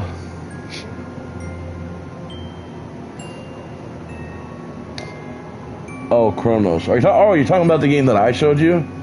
That I, or told you about, and that you thought it was a different game, and you said it didn't look interesting, and then when you found out it was made by the developers that did Silent Hill 2 Remake, you were like, oh, actually it does look interesting. Is that the game you're talking about? The one that, by, Bloober Team or whatever? Yeah, that one? Oh, okay. Yeah. Yeah, I don't know if it's a day 1 buy for me, but I'm definitely gonna play it for sure. It might not be a day 1 buy for me, though, because I don't know. Although there are some, like I've been wanting to tell you, there's big changes happening in my life over these next couple months, And one of those changes involves me having more money, so a little bit more money at least, for sure. So maybe I could do a little splurging, a little bit more than I would normally.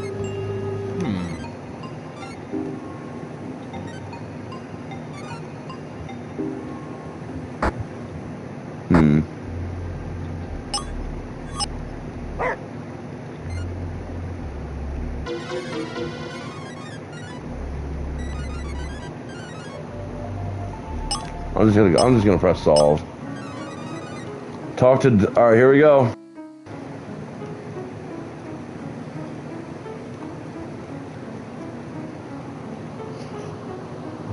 It looks like Dead Space. I think that's what I told you. Yeah, that it looks like a mix of like Dead Space, and I can't remember what else I said, but I'm sure if I watch the trailer again, I can remember.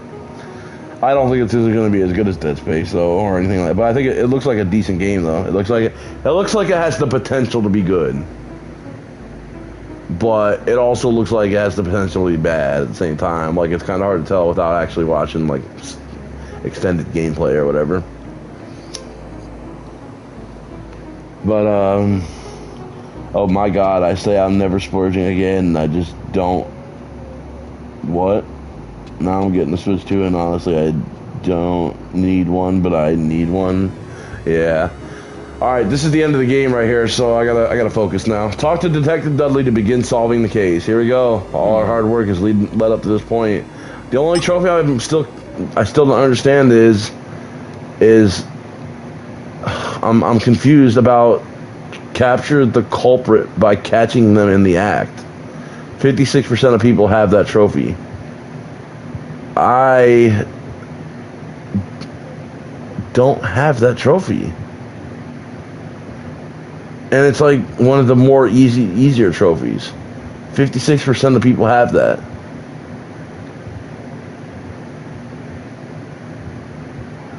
Like I feel I have trophies that are rarer than that already.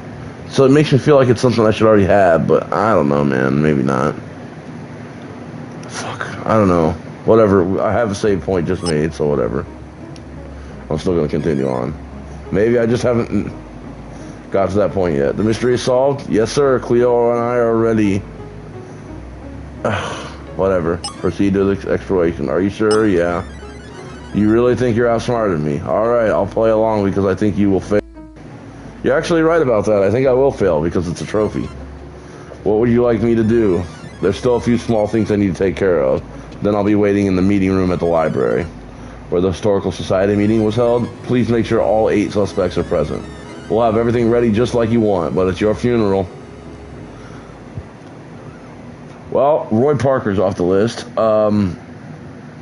I still suspect Camila, kind of. With that last bit of information we got, I kind of suspect Todd now. The Todd guy.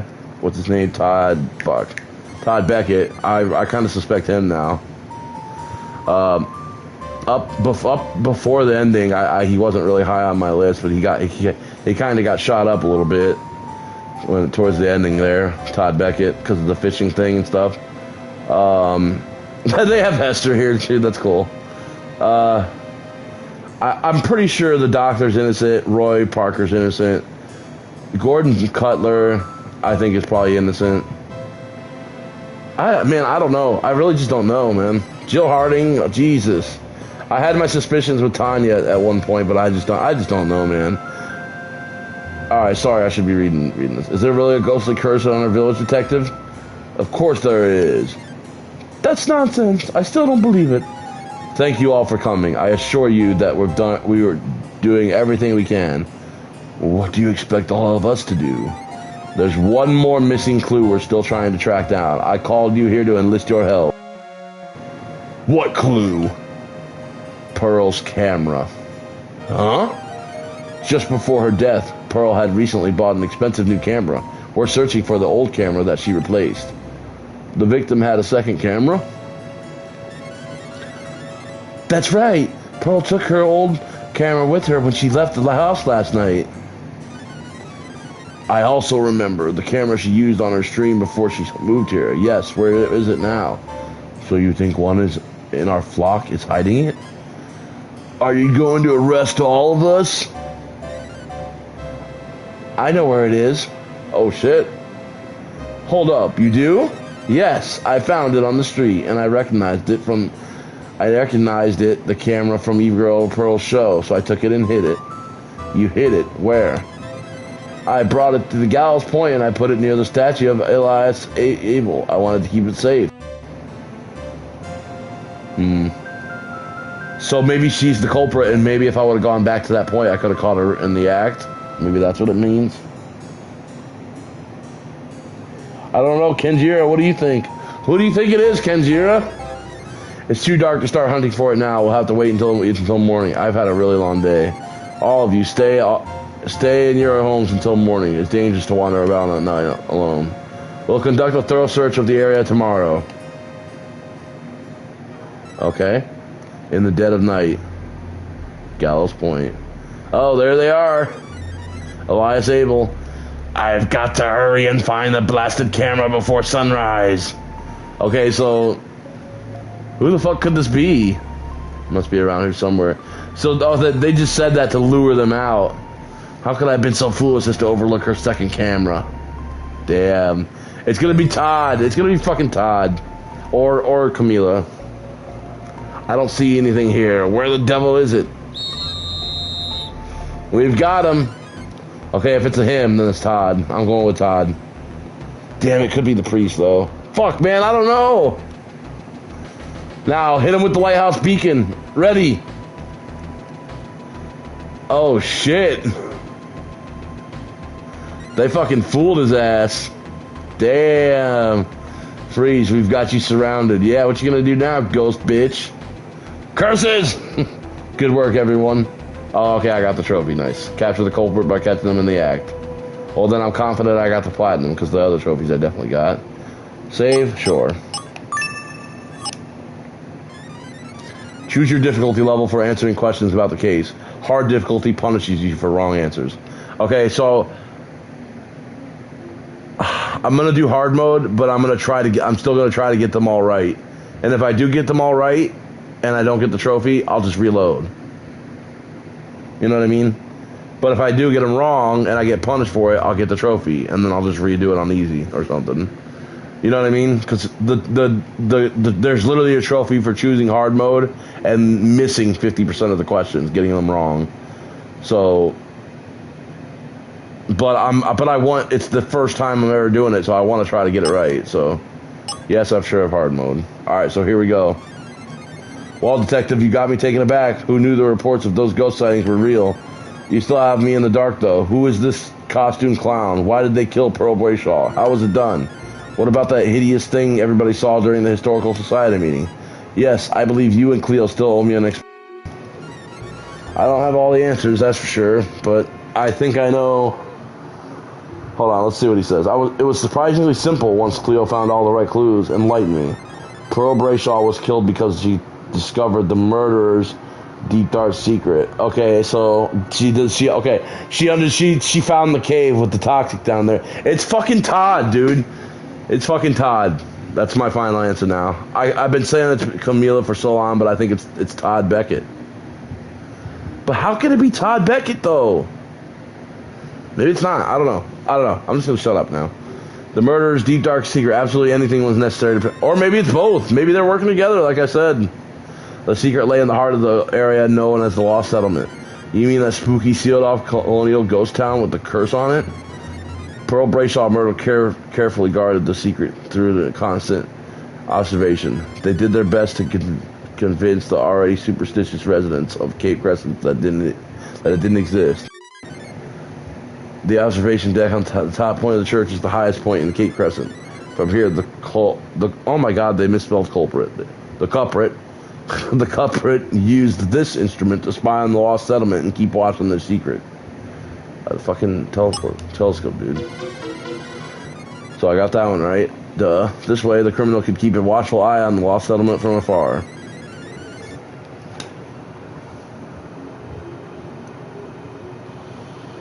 Okay. You found a telescope, all right, but how did you know what they were looking at? Couldn't it have been anything? We found something written down that told us where they were looking at. This is what they used to orient the telescope. The telescope's coordinates. Duh. I'm 2 for 2 on the correct answers. The scientific notes marked the important area to the southeast of the church. While our murderer was spying, they were also careful to make sure nobody else spied on them. As a precaution, they stole this item to prevent anybody else from entering the church tower. Okay, this is where I might get it wrong. I mean, church tower keys sounds like the obvious answer, but... fishing boat. As a precaution, they stole this item to prevent anybody else. It's gotta be the key, right? Okay, so it's 3 for 3. The murderer stole the key to keep a telescope locked up and stop any intruders. But there was nothing to see in the lost settlement. Nothing but forest and ruins, anyways. Dr. Keene, Todd Beckett, and Tanya Nichols took a walk in the lost settlement. None of them reported anything strange. That's because the murderer took them through the lost settlement at a time when they wouldn't see anything strange. Damn. So it's not Todd? Fuck. Are you telling me that they used some kind of ghostly magic to hide something important? It wasn't magic at all. They used a very common tool, the tide.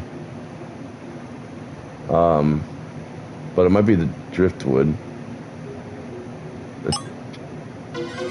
I got it right. Tide. Yeah, the murderer brought witnesses into the lost settlement to confirm that there was nothing suspicious there. The group walked through the park at high tide, and there was nothing to see. So yeah, so only on low tide. But they never brought them around on low tide, only on high tide. So it was submerged by the ocean at high tide, but perfectly visible at low tide. Exactly. That's what we saw when we watched the footage on our webcam. Pearl Brayshaw was in the lost settlement, and she stumbled onto the killer's secret. Yep. Well, what exactly was she looking at? She was looking at the fucking Crescent's grave inscription in the cemetery described a drowning beneath a big stone in the area. When I looked through the telescope using the coordinates, all I saw was the submerged rock. That's because I was looking through the scope at high tide. But at low tide, there's quite a different view. Yep. Pearl Bradshaw discovered a hidden underwater cave that was only accessible when the tide was down. So that's what Pearl stumbled upon. The cave is the secret of the lost settlement. Then who would go through all this trouble to keep the cave a secret? Well, the fucking... It's fucking... Dude, it's gotta be Todd. Let's examine the legend of Elias Abel and the curse of the lost settlement. First, on Gallows Point, we learned that someone was hanged there during the witch trials. As I explored Cape Crescent, I found something that provided a detailed account of the cursed legend. Ooh, I don't know. Historical Society books, I guess, right? Bam! What am I, 4 for 4 now? Let's fucking go. I'm not getting the trophy, though, but we'll just redo it and miss answers on purpose, I guess. But so far, I've gotten them all right.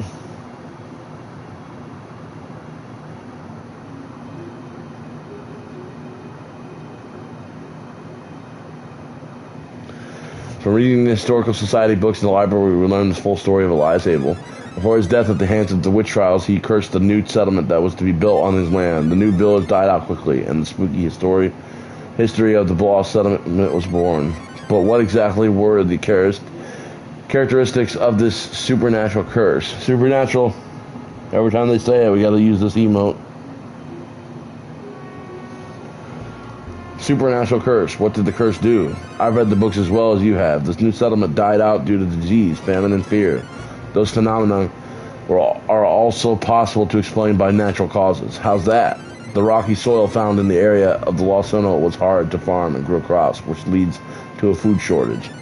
A malnourished population from a lack of food is prone to disease outbreak. During the witch trials, the Puritans were superstitious people, as we've seen from some of their descendants today. Today, the locals also attributed more recent events to Elias Abel's curse. Gordon Cutler lamented the decline of his fishing business, which was caused by a more modern problem.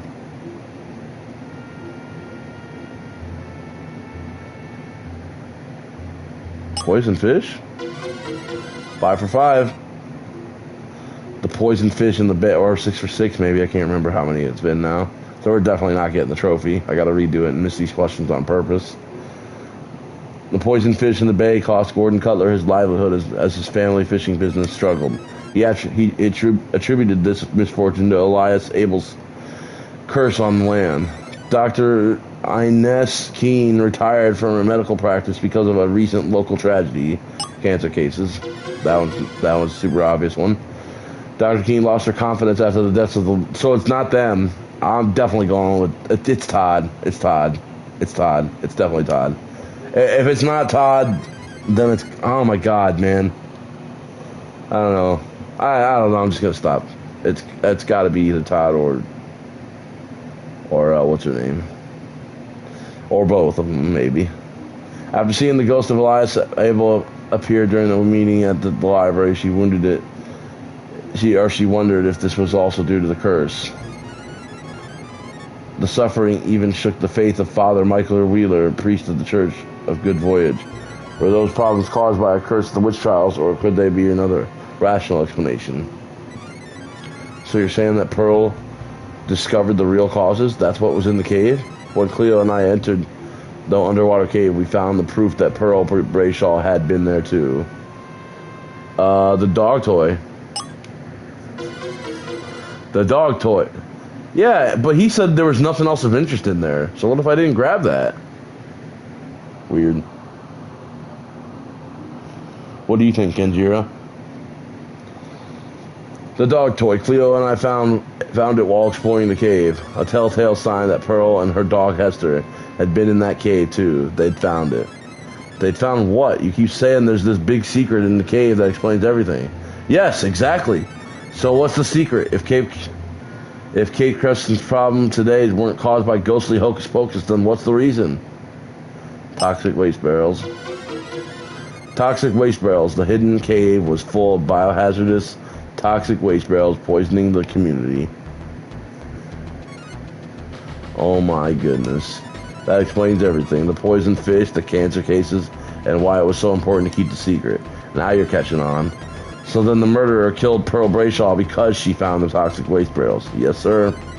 As the murderer looked on from atop the church tower, they saw Pearl entering the hidden cave. She had to be silenced. If you're so smart, who killed Pearl Brayshaw? Oh shit, here we go. Oh my god. Okay, 1, 2, 3, 4, 5, 6, 7, 8, 9. I mean, I think it was Todd. Alright, let's think about this for a second. It's not the ghost. I mean, technically, I guess it kind of is. They're dressed as the ghost, but that's not it. Jill Harding, no, it can't be. Gordon Cutler, no. Camilla Crescent, maybe, but I don't think so. Father Michael Wheeler, nah, I don't think so. Tanya, I did suspect a little bit, but I don't think so. Dr. Inez, no. Roy Parker, no. It's Todd. It's fucking Todd. I promise it's Todd. Oh damn, am I wrong? Fucking called it, dude. Let's go. Todd Beckett, hell yeah. He hid the toxic waste produced by his chemical firm to avoid spending millions of dollars cleaning it up. Bro, I fucking nailed that shit. Dude, that's so crazy because for so long, I did not suspect him at all. Like, he was one of the least I suspected for like 80% of the game. I guess that was the point. You Bush League detectives won't stand a chance against my high-priced lawyers. I don't see my name written anywhere on those toxic waste barrels, do you? The coincidence that I run a chemical company doesn't prove that I had anything to do with that toxic waste dump. That's because I haven't yet mentioned the clue which puts you in the underwater cave. Oh shit. The pen. The executive pen. Cleo and I found your Golden Beckett Chemicals fountain pen. Yeah, that really did give it away. Without that, I probably wouldn't have got it right. I don't know. But honestly, just from process of elimination, I think I still would have got it right. The only other person I suspected was, what's her name? And that was because she kept talking about how she didn't want this place to be like, she didn't want people to have this place be found out and stuff. She kept talking about that, and like, she wanted it to keep it a small and quiet place. But but first of all, just because she wanted that wouldn't mean she would murder. But like the toxic, that just didn't match with her. So that's when I really stopped suspecting her the most, like I had been for like half the game. You hid your friend's taco waste in the lost settlement, and then you killed Pearl Brayshaw because she discovered it. Yeah, the pen really gave it away, I guess. But I don't know. I was still second guessing I don't know. I always second guess myself. I should have just been so confident with my answer that it was Todd. Ever since the pen, like that was really obvious, I guess. Now looking back on it, but I don't know, because I don't know. I always expect another twist to happen. So, but I did still I did say it was Todd once the pen incident came up and the toxic stuff. I don't know. I still thought it could have been somebody else, possibly. It wasn't. It's like, honestly, the most confident I was is when I was looking at all the names right there, right before I chose Todd, and I was looking at all the names, and I was like, no. It's like, it really was more process of elimination than anything. Like, I looked at all the names, and just none of them really made sense but Todd.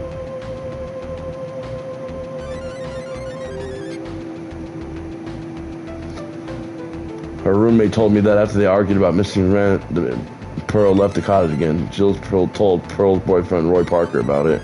Because of the secrecy, Roy mistakenly concluded that it was a romantic rendezvous. But she really saw Todd Beckett, who offered her hush money because of what he knew she'd found. Also, he didn't straight up kill her right away.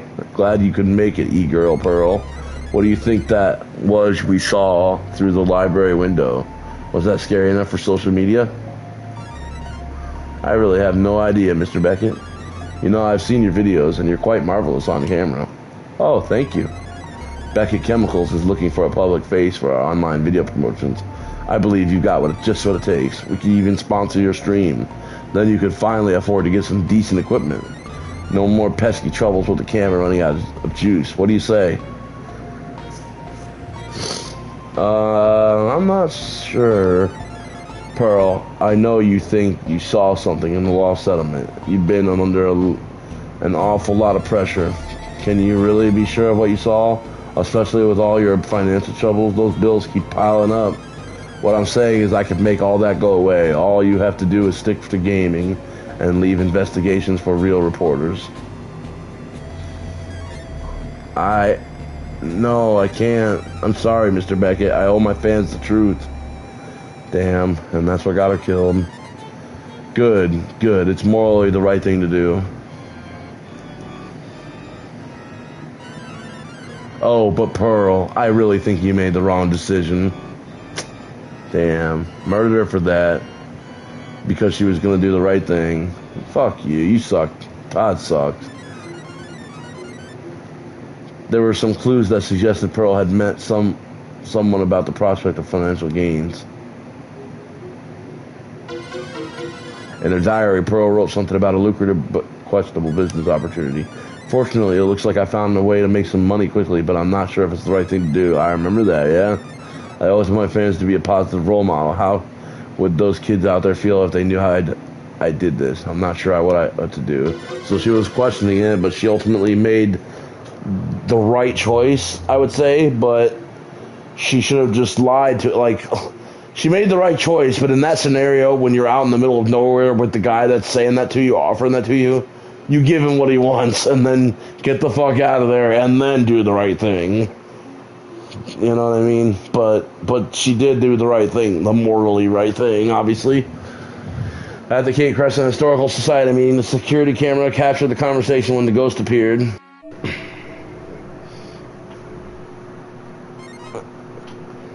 My camera's dead. I said I'd fix it. Oh, man. I'd fix it. Todd wasn't talking literally about Pearl's camera. He was looking to pay her off and urging her to consider his offer. That's what oh, man, that makes sense now. I did think it was weird when he said that. I said I'd fix it like they had a previous conversation about it or something, like specifically about the camera. But no, it's not specifically about the camera. It's about her taking care of her permanently, like with everything. And we had it on camera.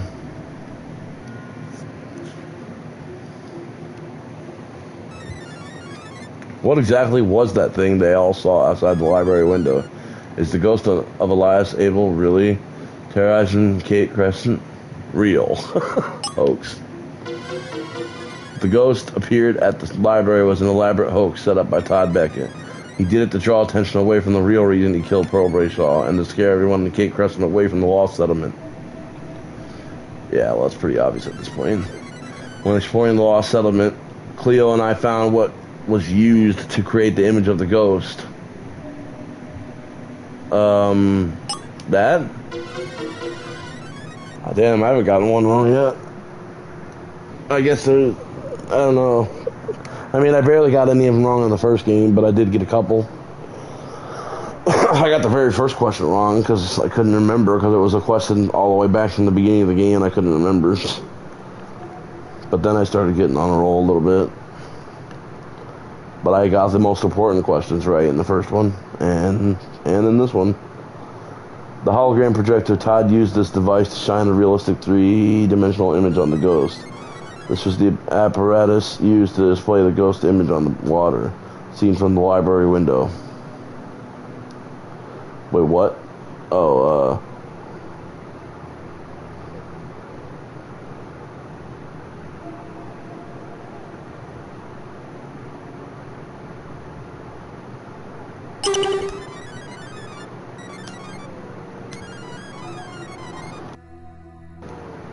oops. I chose the wrong answer. Whatever. The driftwood barge, the floating barge. I was thinking that too, but then I was like, wait. I can't believe I just chose the wrong answer. I'm an idiot. Damn it. I wanted to 100% that shit. Oh well. Honestly, the trophy is to miss half the answers, but you know, I absolutely going to have to reload to do that. Very well, then why did Todd Beckett dress up in the costume like Elias Abel's ghost? Because he knew we were on his trail. He was desperate. Cleo and I had become a threat. If he could do away with us and make it look like the ghost, that might have ended the investigation. Todd was even brazen enough to trap us inside the underwater cave in the lost settlement. Cleo and I made a narrow escape with our lives. Yeah, thanks, Esther. If he doesn't do a Scooby-Doo reference, like I would have gotten away with it too, if it wasn't for your damn mutt. If he doesn't do a Scooby-Doo reference, I'm gonna be fucking pissed. The whole story you've concocted, while incredibly entertaining, ignores one obvious fact, which is that I have an alibi. That's what I was thinking. They said earlier he was that he was literally with the one girl and what his name? Gordon Cutler. He was with both of them. Yeah, Camila Crescent and Gordon Cutler both saw me leave the library and go home. My house is on the other side of the Cape Crescent. If I had walked from my house back to the village center of Gallows Point, they'd have seen me, so I couldn't have killed E-Girl Pearl. He's got a point. That was what...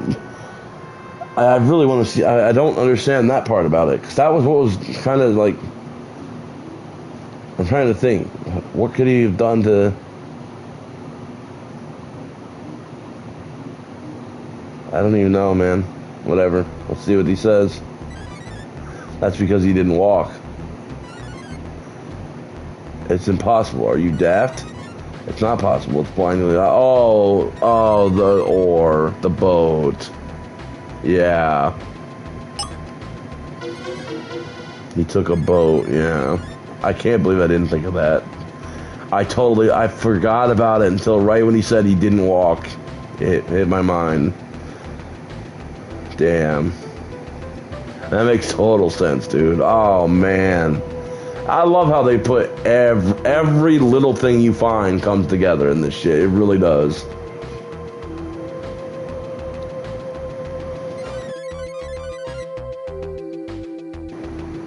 Would have been easy for our murderer to move about unseen using a boat in the bay. Todd Beckett hid his boat oar near some piles of wood in hopes that we wouldn't find it and realize the simple idea.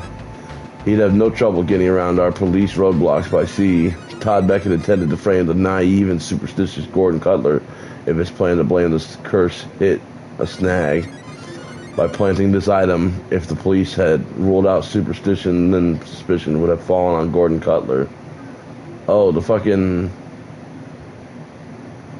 the rope, yeah. The antique rope Todd befriended the struggling Gordon Cutler and allowed him to use his metal detector. This gave him ample opportunity to steal some of Cutler's rope from the fish warehouse. Since Cutler's business was no longer able to catch fish, he also borrowed his friend's boat to move around the bay.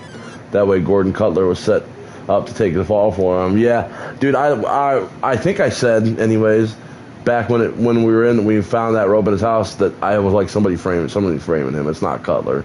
I don't know if I said it or if I just thought it in my head, but obviously, when I put this up on YouTube, you can rewind back to that moment. Also, I want to point out, look at the left tree next to the left police car, and look at the left side of the left tree. Doesn't that kind of look like a dog face? The left side of the left tree, like the nose, and there's two little eyes and a bushy little mustache on the dog face, or man face, kind of, or kind of like a mixture of a dog and man face. I don't know, or I can see a face in the tree there, but I can't point it out because I don't know. I can't. Do I have a cursor? No. I don't have anything. There's no way to point it out. I wish I could. Anyways, maybe if you stare at it long enough, you'll see it too. That's good enough for me. Todd Beckett, I'm placing you under arrest for the crime of Pearl Brayshaw's murder. Yeah, get rot, you son of a bitch. You no-talent hack detective. If you didn't have that clue-sniffing dog, the law wouldn't stand a sniff of a chance against me. That's pretty close to a line of it would have gotten away with it too if it wasn't for the. That's pretty close. That's pretty close. E-girl Pearl may have had a pretty face and a big heart, but she had no mind for business. Yeah, okay. You literally just said reasons why she absolutely didn't deserve to die. Big heart, kind person. I offered her a golden opportunity to fix her problems, and she passed it up. Yeah, because she's a bigger person and a better person than you are.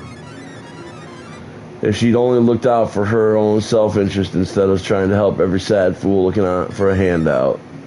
Dude, I don't know why I'm talking to a game like it's listening, but come on, you're being stupid. I guess because I know I'm streaming it on Twitch, and I know I'm going to put it on YouTube, that's why. Anyways, then this all might have been avoided. Yeah. Take him away. Get him out of my sight. Throw him in jail and lock away the key.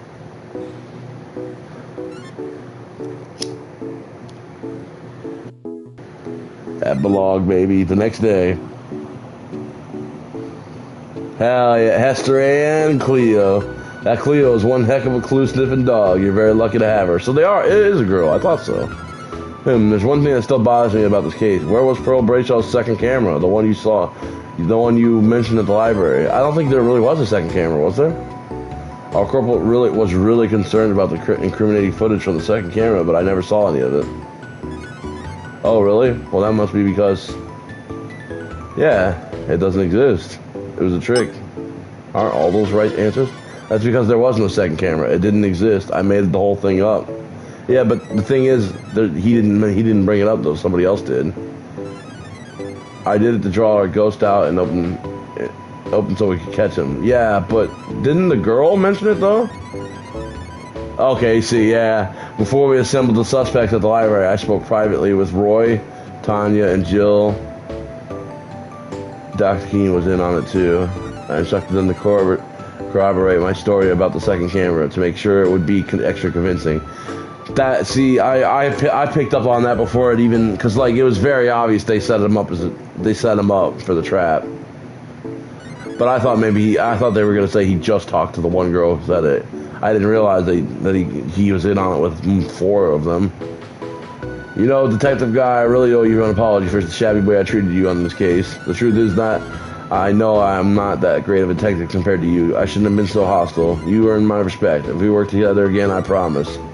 I accept it. It's okay. Let's order our food. Cleo found a total of 43 dog bags while exploring Cape Crescent. Impressive. To show his gratitude, Detective Dudley treated Cleo and Hester to a traditional New England delicacy.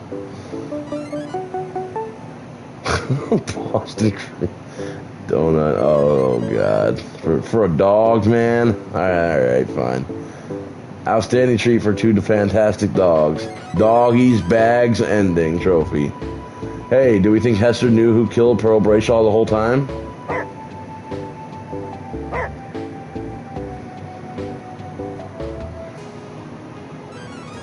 Around a month after the case ended, I received a letter in the mail from Camilla Crescent.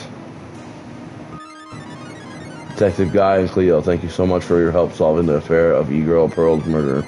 We all appreciate your sleuthing skills and delicate handling with the public. Without you, it would have remained a hopelessly baffling mystery. Even with the aid of a high-priced lawyers, Todd Beckett was convicted and sentenced for Pearl Brayshaw's murder. You got him. Cleo did a miraculous job finding the clues, and you were brilliant in explaining why each clue was important. E-Girl Pearl's fans everywhere are incredibly grateful that you were able to bring her murder to justice. Your masterful detective work will live on in Cape Crescent local legend.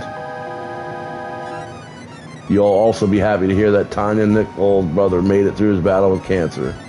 It may have been the doctor's care, the priest's blessing, or his sister's love, but here in Cape Crescent, we're superstitious people. We can't help but wonder if you had a hand in that one too.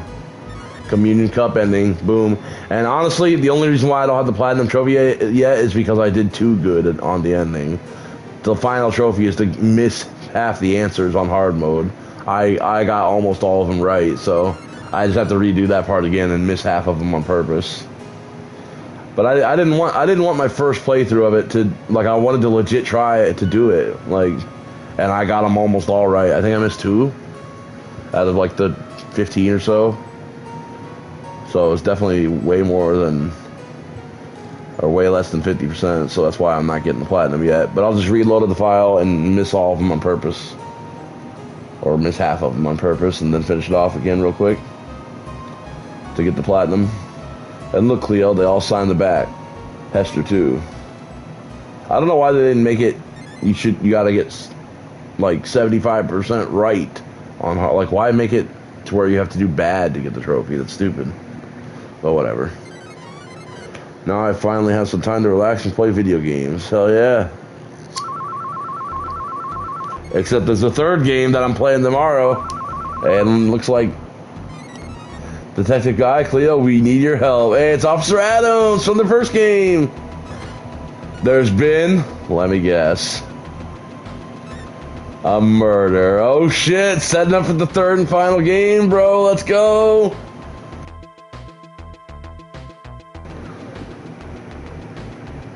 Oh yeah, let's go. Y'all ready? No. Let's motherfucking go. Where have I seen that name before? Ratalaka Games. I feel like I've played another game with that by them before. Let me look them up real quick. Ratalaka Games. List. Oh, Chasing Static. I played that game. It was pretty good. Back in 1995, I played that game. It was alright. Anodyne 2, Return to Dust. I never played Anodyne 2, but I played Anodyne, the first one.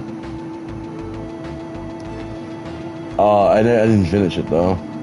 I actually didn't finish it, but I got really far into it, though. So it must be those games. I recognize the symbol, though, the little dog. What else? Is there anything? Well, besides these games now, there's got to be something else I played by then. There's a game called Save Room Organization Puzzle. I never played it, but it sounds interesting just from the title of it.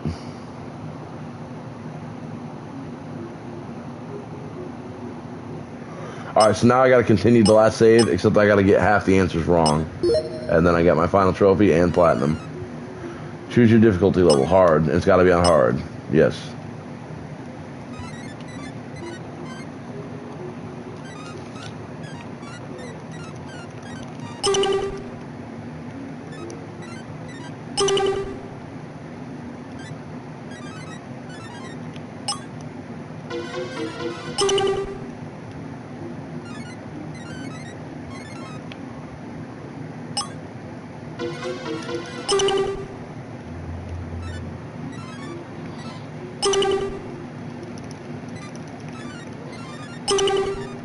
Oops.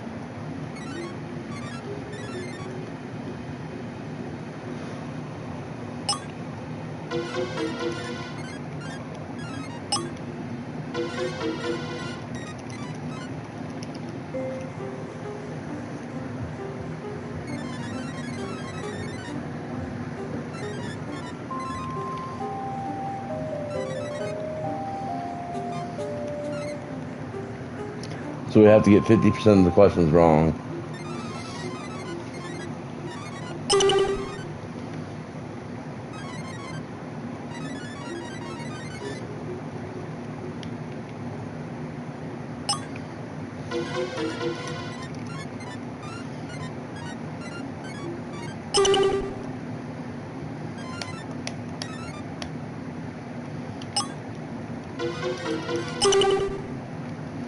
Alright, I think maybe getting one more wrong ought to do it.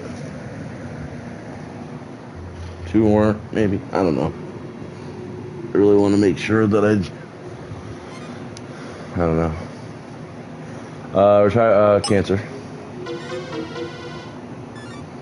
I also don't want to get too many wrong and get game over.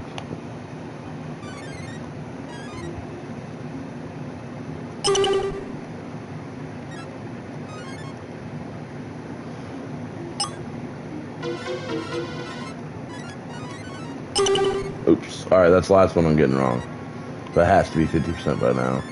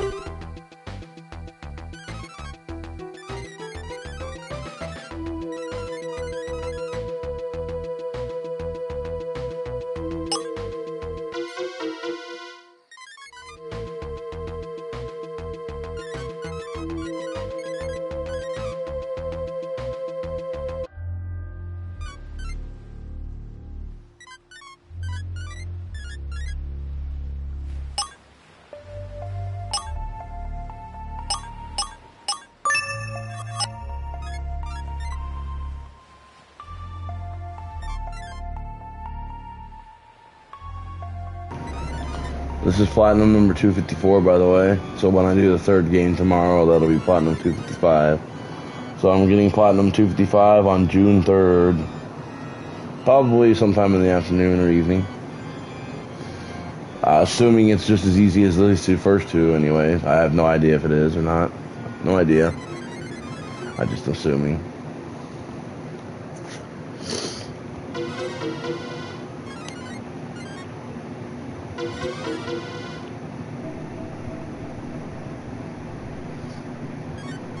Yeah, this game was fun. I think I like the first one more though. I like the areas that you explored better. I didn't care much for the ghost thing. Like it was fine, but like I don't know. I liked the first one more. I think it made more sense and was better set up and all that. But honestly, like it's not a big enough difference to hardly give them a different score. Like if I was to rate both games, they'd both pretty much be the same. Because they are pretty much the same games. I would give the first one a little bit higher of a score, though. Just gonna throw that out.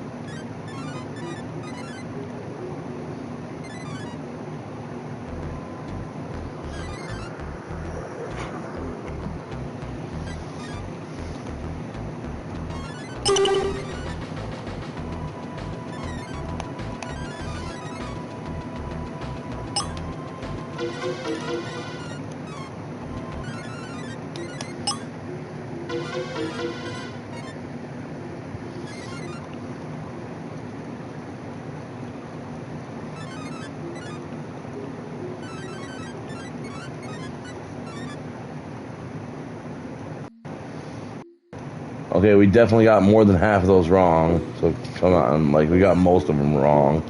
At least answering them wrong first initially. I assume that's what they mean by that, right? It's gotta be.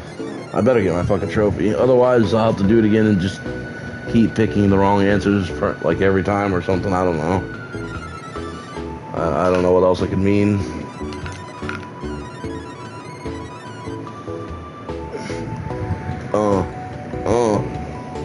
Y'all already know. Listen to the motherfucking beat, though.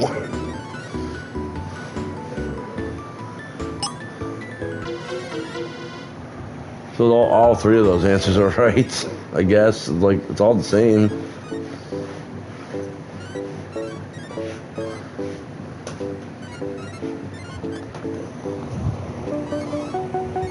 Okay.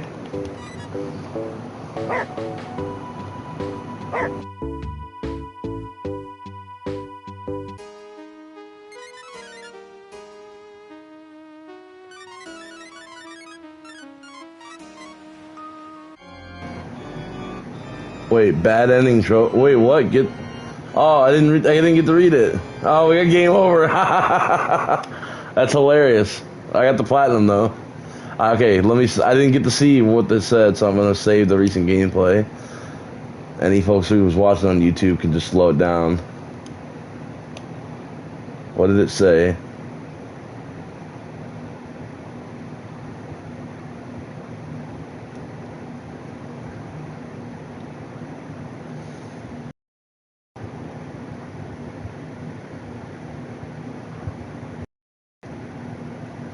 Detective Guy and Cleo, thank you so much for your help solving the affair of E-Girl's murderer. Oh, shit. Unfortunately, due to the amount of clues missing, Todd Beckett was acquitted of the murder charge. Wow. So if you put it on hard mode and miss more than 50% of your questions, that's what happens. You get a game over. But hey, I got my platinum because of that, so I don't give a fuck.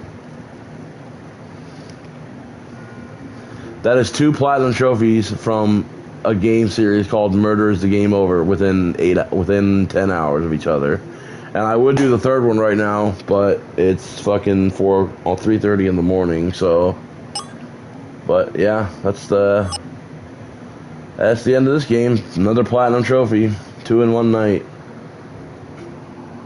Let me update my trophy list to 254. So my next platinum, which is going to be the third game of this series, is going to be my 255th platinum trophy. 255, baby. Didn't expect it to come from this series, because I didn't even know what the series was until a few days ago. But here we are, so 254 platinums.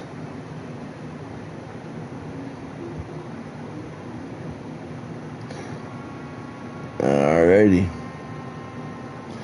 Yo, you just got a killer idea, at least for my half of the Biohazard Brothers channel. I'm about to make a new video when I get off work and do a Let's Draw video. And I'm going to sketch the Nemesis on camera and then make it into a video and then post it on YouTube.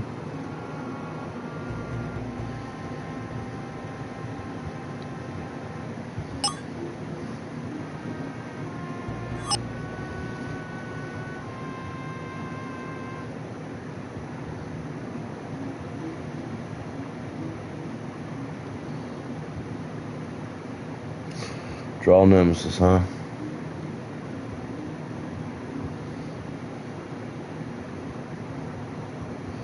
You want stars? I'll give you stars.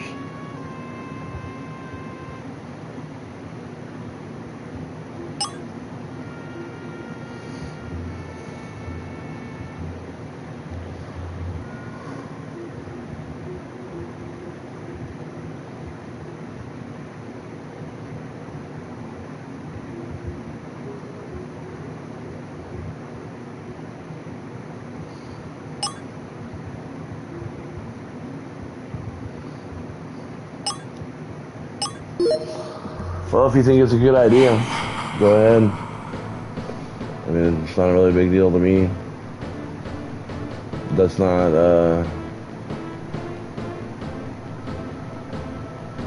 See, look at now that we know it's Todd Beckett. Like, what is he doing? Murdering me? When he like, why don't you fucking take out your detective gun and shoot his bitch ass? You know who it is now. It ain't actually a fucking ghost. Shoot his ass. Alright. Alright, I'm hopping off.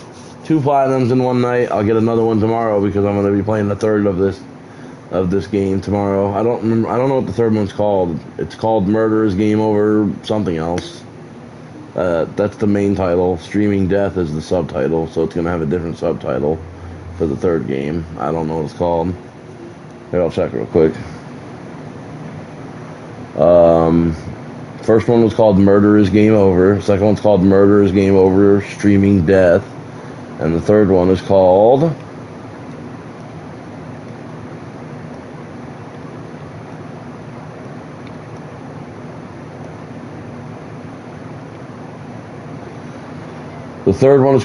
Murder is Game Over Deal Killer. And it's already in my library, ready to be downloaded. And you know what's crazy? Is that there's a PS4 version for all these games also. So if I wanted to, I could get... That's 6 platinums right there. 2 for each game. But that means I have to go through each game a second time, and I don't know if I want to do that. At least not right now. I'll definitely do the third game tomorrow, though. Murder and Accusation in the Remote Heights of the Italian Alps. That's where the third one takes place. The second one took place in, well, we all know because we just watched. The first one took place, I already forgot, Vermont, I think. The first one I think was better. Spooky Castle. I like the Spooky Castle setting and the idea that the guy got murdered by